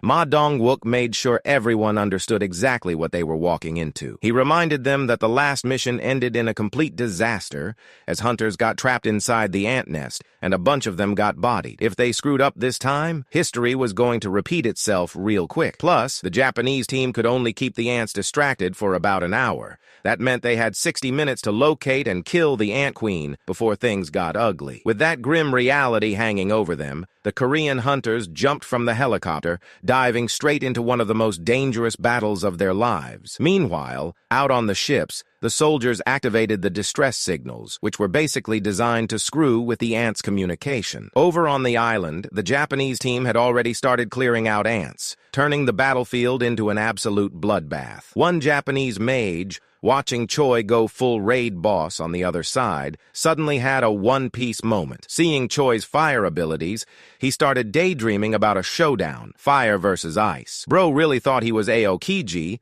and that this island was about to become Punk Hazard. Meanwhile, the Korean S ranks had finally made it inside the ants' lair, and Choi sealed off the entrance behind them to keep the ants from escaping. Beak, taking one look at the maze of tunnels, immediately started stressing about how the hell they were supposed to find the queen. But Choi, being an absolute mad lad, pulled the ultimate hold my beer moment. He just launched some fireballs down the tunnels and figured out which one led to the queen's chamber. Back in Korea, my glorious king, Drippy Woo, was casually grinding his daily quests like a true MMO addict. After wrapping things up, he noticed how eerily empty the park was. He briefly wondered how the raid was going, but figured, there are plenty of S ranks, they'll handle it. Meanwhile, back on the island, the raid party pressed forward along the path Choi had pointed out. So far, all they'd run into were annoying foot soldiers, with zero signs of the queen. Some members of the team were starting to doubt she was even here, but Beak reminded them, "Bro, it's an island. Where the hell is she going to go?" That's when Choi called them over.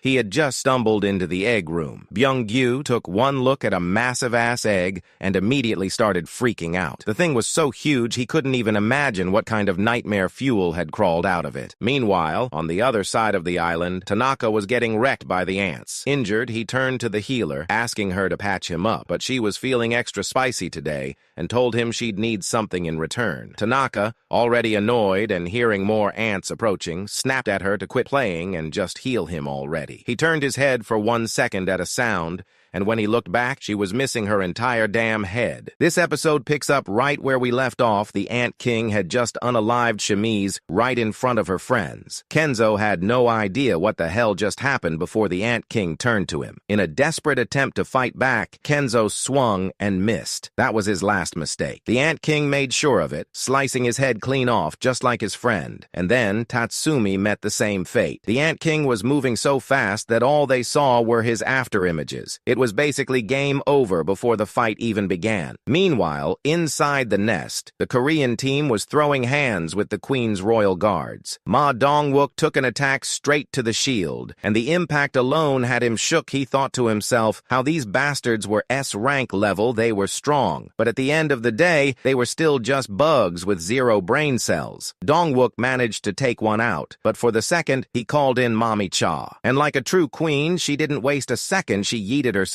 into the air, came down like a missile, and bisected the ant's skull in one clean slice. She then turned to Dongwook, casually commenting on how these bugs were tougher than expected. Dongwook nodded, relieved that there weren't more of them or things would have gotten messy. Just then, Byung-gyu reassured him that he'd handle support from the back, so they don't have to worry about anything. Beck, surprised that someone who feared combat was being this useful, called it out, but Byung-gyu was too busy reminding them to bash these bastards' skulls in properly, as some could still move even after being down. As they pushed forward, Dongwook pointed out that these ants weren't walking on 2 feet, meaning they were from an earlier generation, so he figured that the deeper they went, the stronger the enemies would be. Since the place was a whole damn maze, Lim Taegyu asked if they were even going in the right direction. That's when Discount Aizen reassured them that they were, and Mommy Cha confirmed it, pointing out that the smell had gotten worse. Then Discount Aizen turned to Beck and asked if he could see the Ant Queen with his abilities now that they were close. Beck activated his beast vision, scanning through obstacles until he locked onto the Queen and her horde of nasty-ass minions. He told the squad that they were right on track as the Queen was just ahead, waiting in the deepest part of the cave. Meanwhile, outside the nest, Team Delta had been sent to check on Team Charlie. Kay and I-Pei arrived at their last known location and immediately realized that this place looked like a damn horror movie set. I-Pei pieced together that Team Charlie had clearly fought some ants. Then they found Tatsumi's glasses. Then they found the rest of Tatsumi, or what was left of him. Before they could even scream for backup, Kay caught a god-awful stench in the air, the kind of smell that triggers survival instincts. And that's when all hell broke loose. A terrifying burst of mana exploded in front of them. Kay threw up, conjuring an ice wall to put some distance between him and the Ant King. But it didn't matter. fire. The Ant King, on the other side, ripped through it like it was made of wet tissue paper. And before they could even process what was happening, Team Delta got packed. Meanwhile, inside the nest, the Korean team had been speed-running the Royal Guards like they had somewhere better to be. Now they were standing in front of the Bug Queen herself, but there was still a ridiculous number of ants left. Just as things were looking messy, Byung-gyu cracked open his grimoire and slapped some buffs on the squad like a pay-to-win support main. Dong-wook, now feeling like he just downed 10 energy drinks, activated his gigantification skill, and then he used Taunt to draw the attention of the ants towards him. This gave Choi the perfect opening. Smirking like the smug bastard he is, he muttered about how he always holds back, but this time he doesn't have to. And then he dropped an Omega-level fireball, turning half the ants into crispy bug snacks. Seeing this, Beck thought, "Why am I holding back?" and immediately went Super Saiyan. His body expanded, his armor snapped, and in seconds he transformed into a massive white tiger. Without wasting a breath, he shredded 2 royal guards like wet tissue, leaving everyone, including Mommy Cha, watching in awe. Meanwhile, the news channels were losing their collective minds. Viewer numbers skyrocketed, and for that extra crispness, the newsroom demanded a close-up shot, just as the reporter was about to do something monumentally stupid. Min Byung-gyu yanked the cameraman back, warning that this fight was about to get even worse. While Dong-wook held the front lines, Lim Tae-gyu rained down hell with his arrows, and Beck cleaned up any ants lucky enough to dodge. With their combined efforts, they clapped every last guard, leaving only the Bug Queen herself. Then, to finally put this thing to rest, Dong-wook initiated the attack. Tae-gyu spammed his magic arrows, and Yeonho went for her legs like he was trying to speedrun the whole fight. The Queen, now completely pissed, spat out some ungodly toxic sludge, nailing Yeonho and Dong-wook right in the face. But Byung-gyu, the team's walking ambulance, casually purified them like it was a minor inconvenience. As they regained their footing, the bug bitch finally realized she was outmatched and made a break for it. But before she could flee, she let out an ungodly scream. It was a desperate cry for help that echoed across the island. Dong-wook locked her down while Choi and Beck unleashed hell. And to finish things off, they called Mommy Cha. And oh boy did she deliver. No hesitation, no mercy, she went full. Leroy Jenkins on the Queen, first hacking off her limbs to make sure she wasn't going anywhere, then flashing forward and slicing her head clean off. For a moment, nobody moved. They were looking at each other, thinking, did they really do it? But then, as the rest of Korea celebrated watching the Queen's decapitation on live TV, reality hit the hunters as well. The raid was over. The hunters started cheering, but Beck wasn't celebrating just yet. That scream the Queen let out before dying, it gnawed at him. But Byung-gyu told him to let it go. They had finally avenged their fallen friend. Meanwhile, far away on a warship, Sugimoto was losing his shit. The noise jammers had suddenly stopped working, and now the ants were stampeding back to the nest. At the same time, Choi Jong-in's flame prison shattered something that should not have happened. No normal ant could break that. Beck was the first to sense something was very, very wrong. And boy, was he right. Because not even 2 seconds later, the Ant King appeared. His aura alone was enough to make Mommy Cha hit the ground, and the other hunters felt their souls packing their bags, ready to leave their bodies. Dong-wook, still trying to play the hero, thought about confronting him only to realize that the mere idea of moving was enough to make him feel like he was about to get deleted from existence. But the Ant King? He didn't even care. He barely spared them a glance and just strolled right past. His focus was on one thing, the Queen's corpse, and in a moment so grotesque it burned itself into their brains, he started eating her. The hunters could only watch in pure horror. Then, before anyone could react, he disappeared only to reappear right behind Mommy Cha, and with a single punch, he sent her flying. Dong-wook tried to react, activating gigantification once again, fully ready for round 2. But the Ant King, he wasn't here for a fair fight. With a single punch, he shattered Dong-wook's shield and took his hand with it. Dong-wook barely had time to process the pain before he tried to counterattack, but the Ant King was already there, taking his other hand like he was collecting trophies. Then came Beck's turn, and the white tiger turned into a house cat real quick. One by one, the Ant King started handing out L's to the South Korean hunters like he was running a clearance sale. Tae-gyu tried sniping him from afar, but the Ant King just caught his arrows mid-air and crushed them like stale chips. As the Ant King played Whack-a-Hunter with Dong-wook, Byung-gyu was low-key pulling off some behind-the-scenes Queen's miracles. Using camouflage, he concealed his presence and healed Dongwook's arms from afar, trying to keep the team in the fight. But the second he made a move, the Ant King noticed. His head snapped towards Byung-gyu, and Bayek barely had time to scream a warning before those claws tore through him,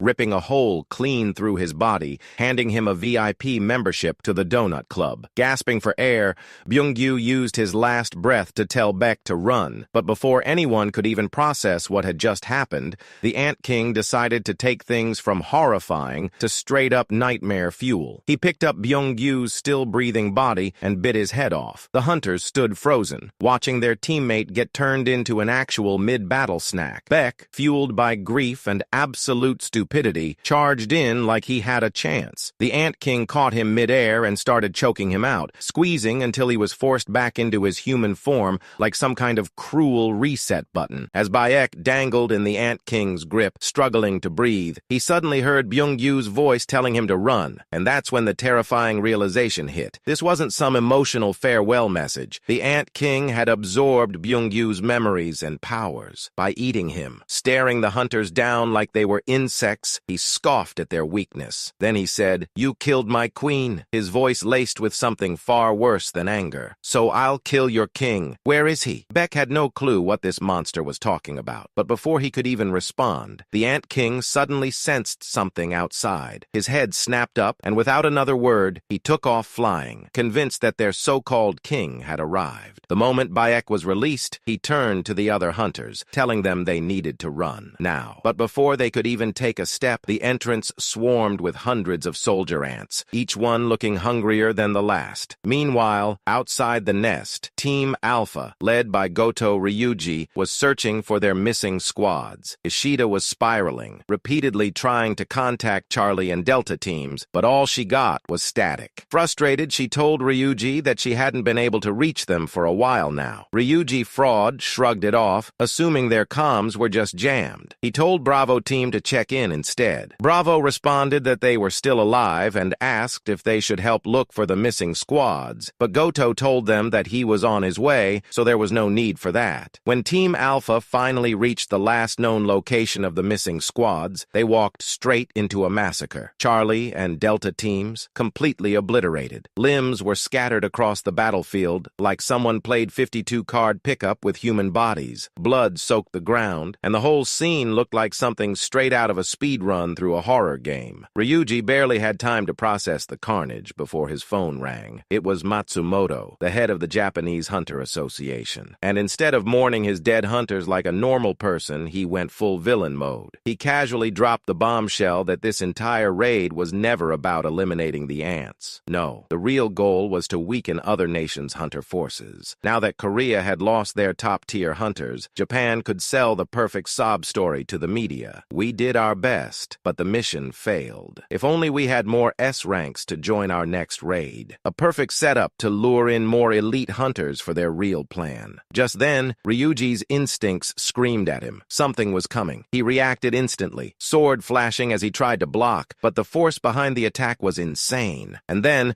before anyone could even blink, Ishida's head was gone, sliced clean off in a single, effortless strike. Panic hit like a tidal wave. Ryuji, now fully realizing they were outmatched, ordered Hashino to run, to regroup with Bravo team before they all got wiped out. But then, the thing that just killed Ishida spoke, and that's when the horror really set in. The Ant King, standing right in front of them, tilted his head and asked Ryuji, "Are you the king?" Ryuji, because he's a certified fraud with an ego problem, raised his sword and declared himself a king. Hearing that, the Ant King unleashed his aura. It hit Ryuji like a truck, suffocating, monstrous, and so overwhelming that Ryuji felt actual fear, a feeling he hadn't known since the day he faced Jinwoo. But before he could even think about counterattacking, the Ant King moved. 1 second, Ryuji had a sword. The next, it was shattered into dust. Meanwhile, inside the nest, the Korean squad was barely holding on, drowning in an endless wave of ants while Choi tried to turn the nest into an oven. Yeonho, running purely on adrenaline and desperation, yelled at Choi to crank up the flames. But Choi hit him with the hard truth. Unless they wanted to roast themselves alive alongside the ants, this was all he could do. Just as things were looking really bad, a shadowy figure stepped out from the darkness, and in the blink of an eye, ants started dropping. dripping, sliced clean through like they were made of butter. Yonho froze. That eerie, all-black night. He knew that thing from somewhere, and then it clicked. This wasn't just some random savior. This was one of Jinwoo's shadow warriors. And just like that, my glorious king had finally arrived, stepping onto Jeju Island using his shadow exchange, ready to clean up the mess. As soon as Jinwoo's death squad hit the field,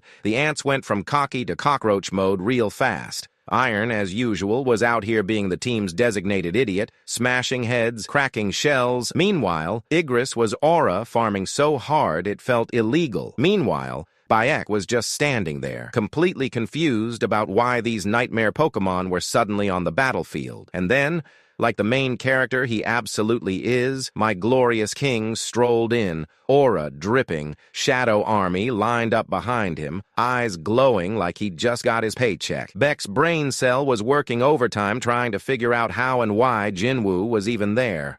While across the shore, Mommy Juhi side-eyed Mr. Kim and asked if his live feed was down too. Now they were both standing by the sea, confused as hell, wondering what kind of chaos was cooking in that ant nest. Gunhee and Jinchul were in the same boat as well. Both were sitting there waiting for updates that refused to come. Over at the broadcasting station, it was absolute panic mode. The public was losing their minds, demanding the broadcast back like junkies waiting on their fix. The poor chief was blowing up the cameraman's phone, asking him what the hell was happening. Back in the nest, Jinwoo called on Iron, and the walking metal clown activated Taunting Cry. As the skill activated, every single ant turned toward him like he owed them money. That's when my glorious king gave Igris the green light, and the man went full hack-and-slash mode, slicing bugs like he was running a Black Friday sale. The rest of the shadows joined in, while Tusk chilled in the back throwing up magic shields like a responsible babysitter. And Beck was still in his existential crisis, trying to figure out if he was dreaming or hallucinating the world's most terrifying gotcha summon. As ants got folded left and right, Jinwoo strolled over to the injured hunters like a delivery guy dropping off packages. He handed out healing potions, fixing everyone up, except Mommy Cha. He gave her the potion, but the system hit him with that cold-hearted pop-up. Her HP was in the danger zone, and potions weren't going to cut it. Jinwoo had no choice but to tell the hunters to grab Mommy Cha and dip while he cleared a path. But fate was out here throwing hands. Wave after wave of ants kept pouring in, like the game turned into horde mode on nightmare difficulty. Back at Hunters Association HQ, Gunhee had enough. He called for an emergency meeting. With still no feed, no report, just blank stares and bad news. Gunhee, stuck in his broken old man body, could only clench his fists, pissed that he couldn't join the fight. All he could do was wait, curse his body, and pray his hunters came back alive. Meanwhile, back at Jinwoo's place, Gina was beating the TV. When that didn't work, she stormed off to her room, hoping she might get some info from her phone. Meanwhile, the Japanese team was falling apart faster than a dollar store folding table. Hashino looked like he was about to cry, straight up admitting that even their strongest player, Goto, got turned into bug food. Kanai had enough of this sad excuse of a team meeting. She told Hashino to stop sniveling like a kid. Back in the cave, all hell was breaking loose. Jinwoo's shadow army was going full send on the ants, clearing a path. The Korean S-ranks just stood there, jaws on the floor, watching this demon army casually do what they couldn't. And my glorious king still hadn't even joined the fun yet. He was just standing in the back, arms crossed,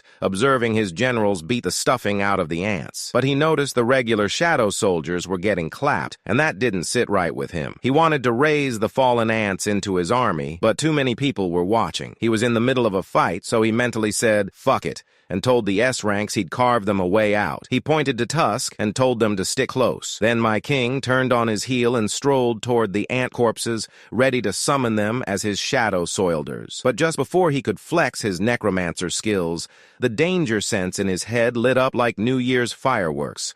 Something new slithered into the nest, muttering weird nonsense about searching for a king. Beck's face dropped faster than Goto's corpse when he saw it, because that ugly bastard wasn't supposed to be there. And if he was here, then it only meant one thing, that Ruji just got smoked off screen. The Ant King, dripping with murder energy, stepped up and asked if the king was here. Jinwoo took one look and instantly realized this was the clown who clapped Goto. Without skipping a beat, he walked up, Aura farming like it was just another Tuesday, and the two monsters just stared each other down like final bosses sizing up for round one. The Ant King, all proud and ugly, asked Jinwoo if he was the king of humans. Jinwoo, being the menace he is, thought, even bugs are talking now? The Ant King screeched like a broken car engine, and Jinwoo just grinned, tossing back, now you sound like a proper bug. While these two were having their dramatic anime stare-off, the Korean S-ranks were mid-existential crisis. They were worried because even for Jinwoo, going against that monster looked like a dice roll with death. Meanwhile,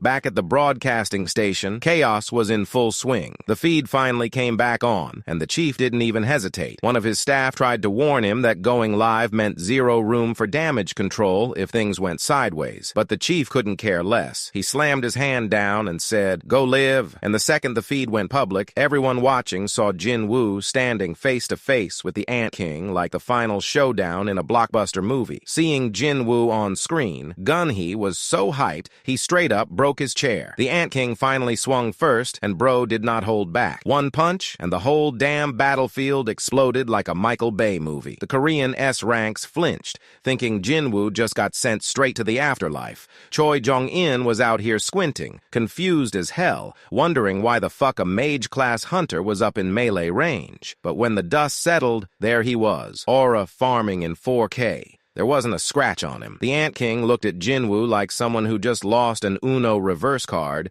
and muttered that he was weak and couldn't possibly be the king. Jinwoo didn't waste time with words. He just used Dominator's touch and yanked this overgrown roach toward him like he was taking out the trash.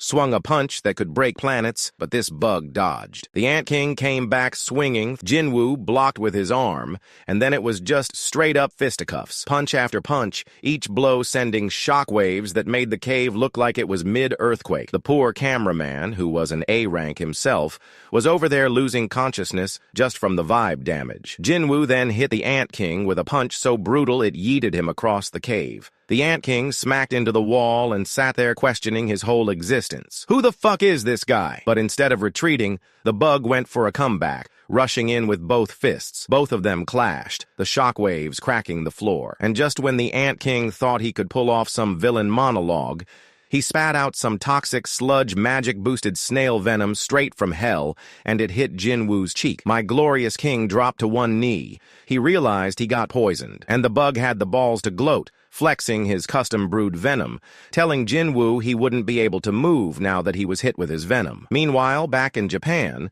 Matsumoto was losing his mind. The report came in that 7 out of 10 S-ranks are dead, including their poster boy, Goto. He cursed them out loud for being useless NPCs. Then came the kicker that the Ant King was heading back to the nest. Matsumoto couldn't figure it out at first. Then his greedy little brain clicked. He thought that the ant must be injured after his fight with the fraud, and the Koreans are probably half dead too. So this was a perfect chance to steal the kill and the glory. He ordered his team to move out and execute plan number 9. But the one Japanese hunter who'd actually seen the Ant King looked like he'd just seen Satan himself. He tried to warn the squad that they weren't ready, that going back was suicide. But Mommy Muscle told him to quit being a wimp and just gave the order that they all marched straight toward the blender. Back in the cave, the brawl was still cooking. The Ant King, feeling himself a little too hard after injecting poison into Jinwoo, tried to land the finishing blow. Jinwoo caught this bug's hand mid-swing like it was nothing, and then punched him so hard, the poor roach's exoskeleton cracked like cheap plastic. That punch had enough force to send the bug flying into the cave wall like a rag doll. Right then, Jinwoo's system chimed in with the most clutch notification ever that his poison has been cured. The system straight up deleted that poison, like clearing browser history. The Ant King's confidence crumbled harder than his busted exoskeleton. Jinwoo could feel the bug sweating bullets. Maybe it was his level-up aura boost, or maybe the bug's panic was just that loud. Either way, he shifted his gaze to Mommy Cha and knew he couldn't drag this out. Every second mattered. So, my glorious king went full throttle, blasting forward with a flying kick that cracked the ground like a Mortal Kombat finisher. The Ant King dodged by, leaping into the air, but he was sweating hard now, as all of the weapons in his arsenal had been rendered useless. The bug had one card left, his speed. His body slimmed down, claws glowing with murder vibes, ready to gamble everything. But Jinwoo just pulled out his Demon King dagger, ready for anything this big was about to throw at him. The bug struck first, moving at speed limits that should get him arrested, but Rizzy-Woo dodged it like he was playing on easy mode. Their claws and dagger clashed, throwing sparks everywhere. The two went at it like street racers on crack,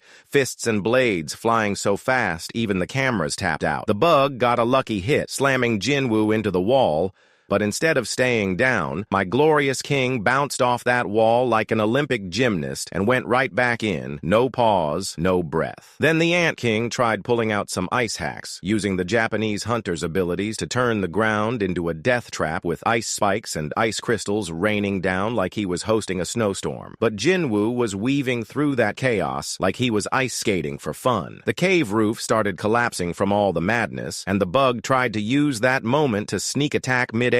But Jinwoo blocked that hit like it was child's play, not even a flicker of stress on his face. The Ant King's entire brain short-circuited, as this was supposed to be his game, speed, claws, murder vibes. But Mr. Aura Farmer wasn't just keeping up. He was leveling up mid-fight like he was farming XP bonuses on Double Rewards weekend. The bug tried to outspeed him, but Jinwoo kept matching him step for step, aura for aura. They both started flexing their aura so hard that when they clashed, it sent a shockwave blasting across the entire battlefield. And then, in mid-fight, the system hit him with that ding, informing him that Vital Strike just got upgraded to Mutilate. My guy actually paused for half a second, but he didn't question the free cheat code. He zipped forward, unleashing Mutilate, turning into a goddamn blender. The bug's screams didn't even register over the sound of his limbs getting turned into confetti. With nowhere to run, the Ant King slapped up an ice wall and tried to dip. But Jinwoo bulldozed straight through that wall like it was paper. But this slippery cockroach had healing powers and regrew his lost limb, trying to crawl to the exit. Jinwoo caught up in seconds, unleashed another Mutilate, and deleted every weak spot in the bug's body. The Ant King hit the ground like trash on pickup day, with limbs gone and his pride shattered. But he was still clinging to life like an unpaid bill. In pure desperation, he tried pulling the dumbest move in the book. He called for backup, and thousands of ants poured in like backup dancers. Jinwoo just smirked and went, "Go forth," and that's when the real show started. Igris showed up, slicing ants like a Soulsborne final boss doing a no-hit run. The High Orc generals turned the place into a gore festival speedrun, and even Kaisel finally got his moment in the spotlight, flexing in the air. The Ant King just sat there, witnessing his entire army getting farmed like XP mobs, questioning his life choices and regretting every decision that led to this day. The Ant King somehow dragged his half-deleted body up again, legs freshly regrown like he was trying to speed-run regeneration. But for the first time in his oversized cockroach life, he felt something unfamiliar, something he never thought he'd feel. It was pure and unfiltered terror. This bug had spent every second of his existence thinking he was the apex predator, the final boss, the big bad. But as Jinwoo strolled through the flames like he was walking a red carpet, untouchable and unstoppable, reality hit the bug harder than any punch ever could. As Jinwoo stepped out of the fire and stood right in front of him, the Ant King's survival instincts screamed, "Run!" So the bug did what roaches do best. He tried to scurry. He regenerated his arms and wings on the spot and bolted, hoping to get as far away as possible. But Drippy Woo said he had other plans. With just a flick of his hand, he activated Dominator's Touch and slammed the bug into the ground. Standing over this sorry excuse of a boss monster, Jinwoo knew it was time to finish the job. The Ant King, still pathetically crawling away like that would save him, didn't even get a dramatic speech or a final plea. My boy launched into the air, activated Mutilate, and turned that oversized ant into diced meat. No slow death, no villain monologue, just instant game over. The system popped up as usual, with that satisfying little message that he had defeated the enemy. The rest of the ants panicked and ran for their lives. Meanwhile, the hunter, who saw the whole thing happen with their own eyes, still couldn't believe it. Jinwoo had soloed a nightmare, but before he could even take a victory breath, Dongwook called him over. Cha was getting paler by the second. Jinwoo's heart dropped. With nothing else left to try, he pulled out the holy elixir, hoping it would work miracles like it did for his mom. But nothing. No reaction. No change. Panic hit him because he had ran out of options as Shadow Exchange was still on cooldown. Kaisel could fly them back, but would Mommy Cha even survive the trip? Jinwoo's mind went into full scramble mode, hunting for solutions. But the episode, of course, ended right there, classic cliffhanger shit, leaving everyone screaming at their screens. Drippy Woo stood there, holding Mommy Cha like the world's most overpowered Prince Charming, when Tusk casually strolled up with Byung-yu's body. Baek, still trying to wrap his head around everything, asked Jin-woo what the hell he planned to do with the corpse. But Drippy Woo, in true protagonist fashion, hit him with the no time to explain and went straight for the arise. Shadows swallowed the body, and just like that, Byung-yu was back, now rocking that shadow soldier aesthetic. Meanwhile, outside the cave, the remaining hunters were still cleaning up the last of the ants, probably wondering why they even showed up when Jin-woo was doing all the heavy lifting. Back on the warship, the Japanese S-ranks were scrambling. The helicopter had finally arrived to scoop up their last surviving hunter, and the agent was trying to get everyone into position for plan number 9, just like Matsumoto had instructed. But Hoshino was not moving. After seeing the Ant King delete Goto Fraud in record time, he wasn't about to step foot on that island again. The agent reassured him, saying there was nothing to worry about since the Ant King had already been handled by a Korean hunter. But Hoshino wasn't buying it. The sheer idea that someone was strong enough to not just fight, but defeat the Ant King sounded like straight-up fan fiction to him. Meanwhile, inside the cave, everyone was in stunned silence, witnessing the full extent of Jin-woo's god-tier powers.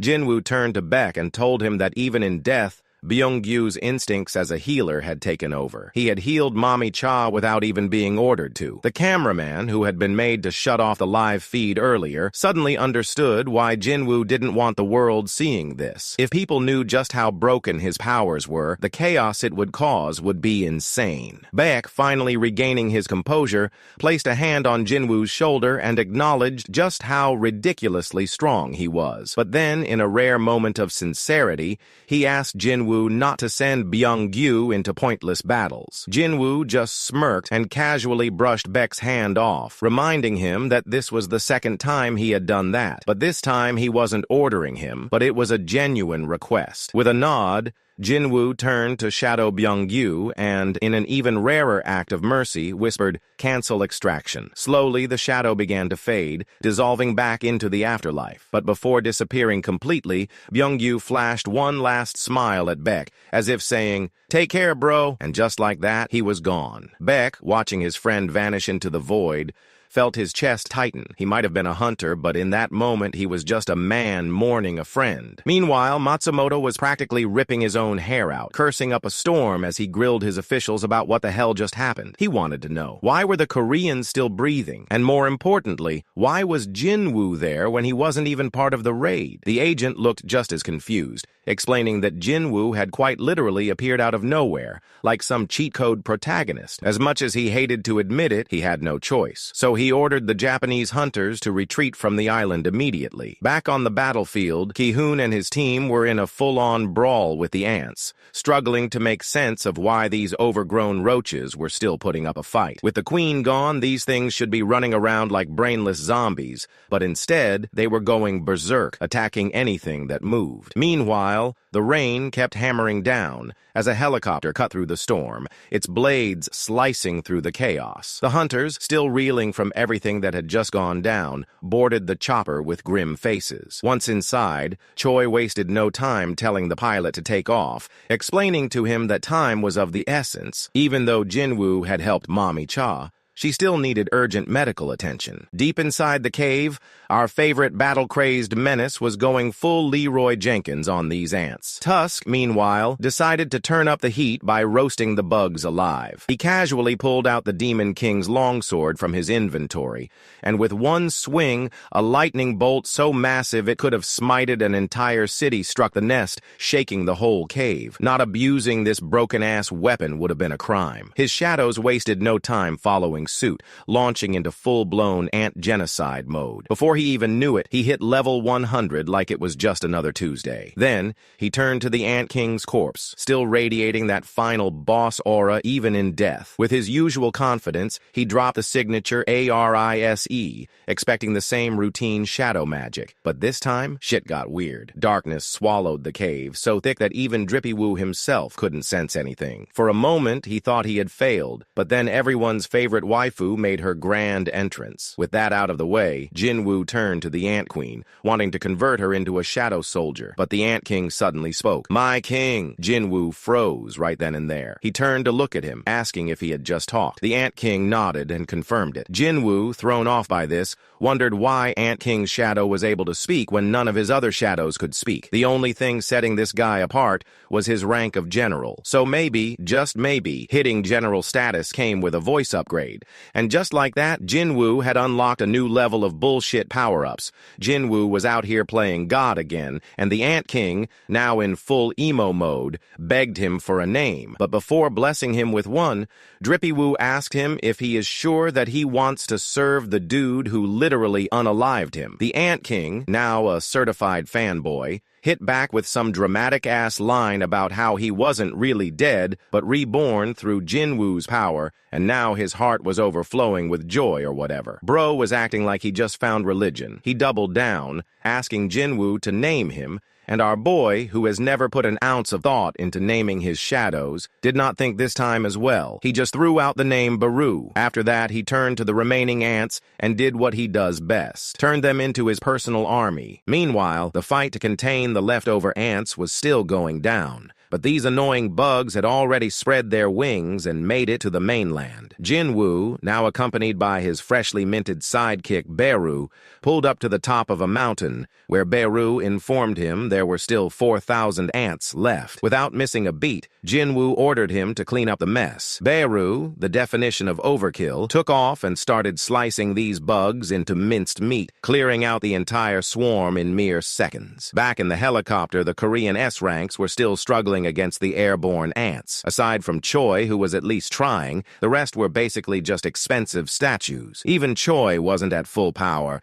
and just when it seemed like the shield was about to break and they were about to get folded, their knight in shadow armor swooped in. Beck, watching all this, had his "he really saved our asses" moment. And just like that, the 4th Jeju Island raid wrapped up. The remaining ants were taken care of by the mainland hunters and the defense line at the ship. Gunhee, despite all the chaos and sacrifices, was relieved the mission was a success. Over in China, things were about to get crunchy. The ants had the audacity to head toward their coast too, and one of the soldiers was ready to light them up. But his captain told him to sit his ass down because their national treasure, Liu Zhigang, wanted to handle this personally. As soon as the ants got close, Liu pulled up with his dual swords and turned them into instant confetti with a single swing. Days after the Jeju Island raid, a monument was erected to honor those who lost their lives, and a funeral was held. Every hunter came to pay their respects, including Mr. Aura Farmer himself, who was now the hottest debate topic on the internet. Half the people were worshiping him like he was the second coming of a national-level hunter,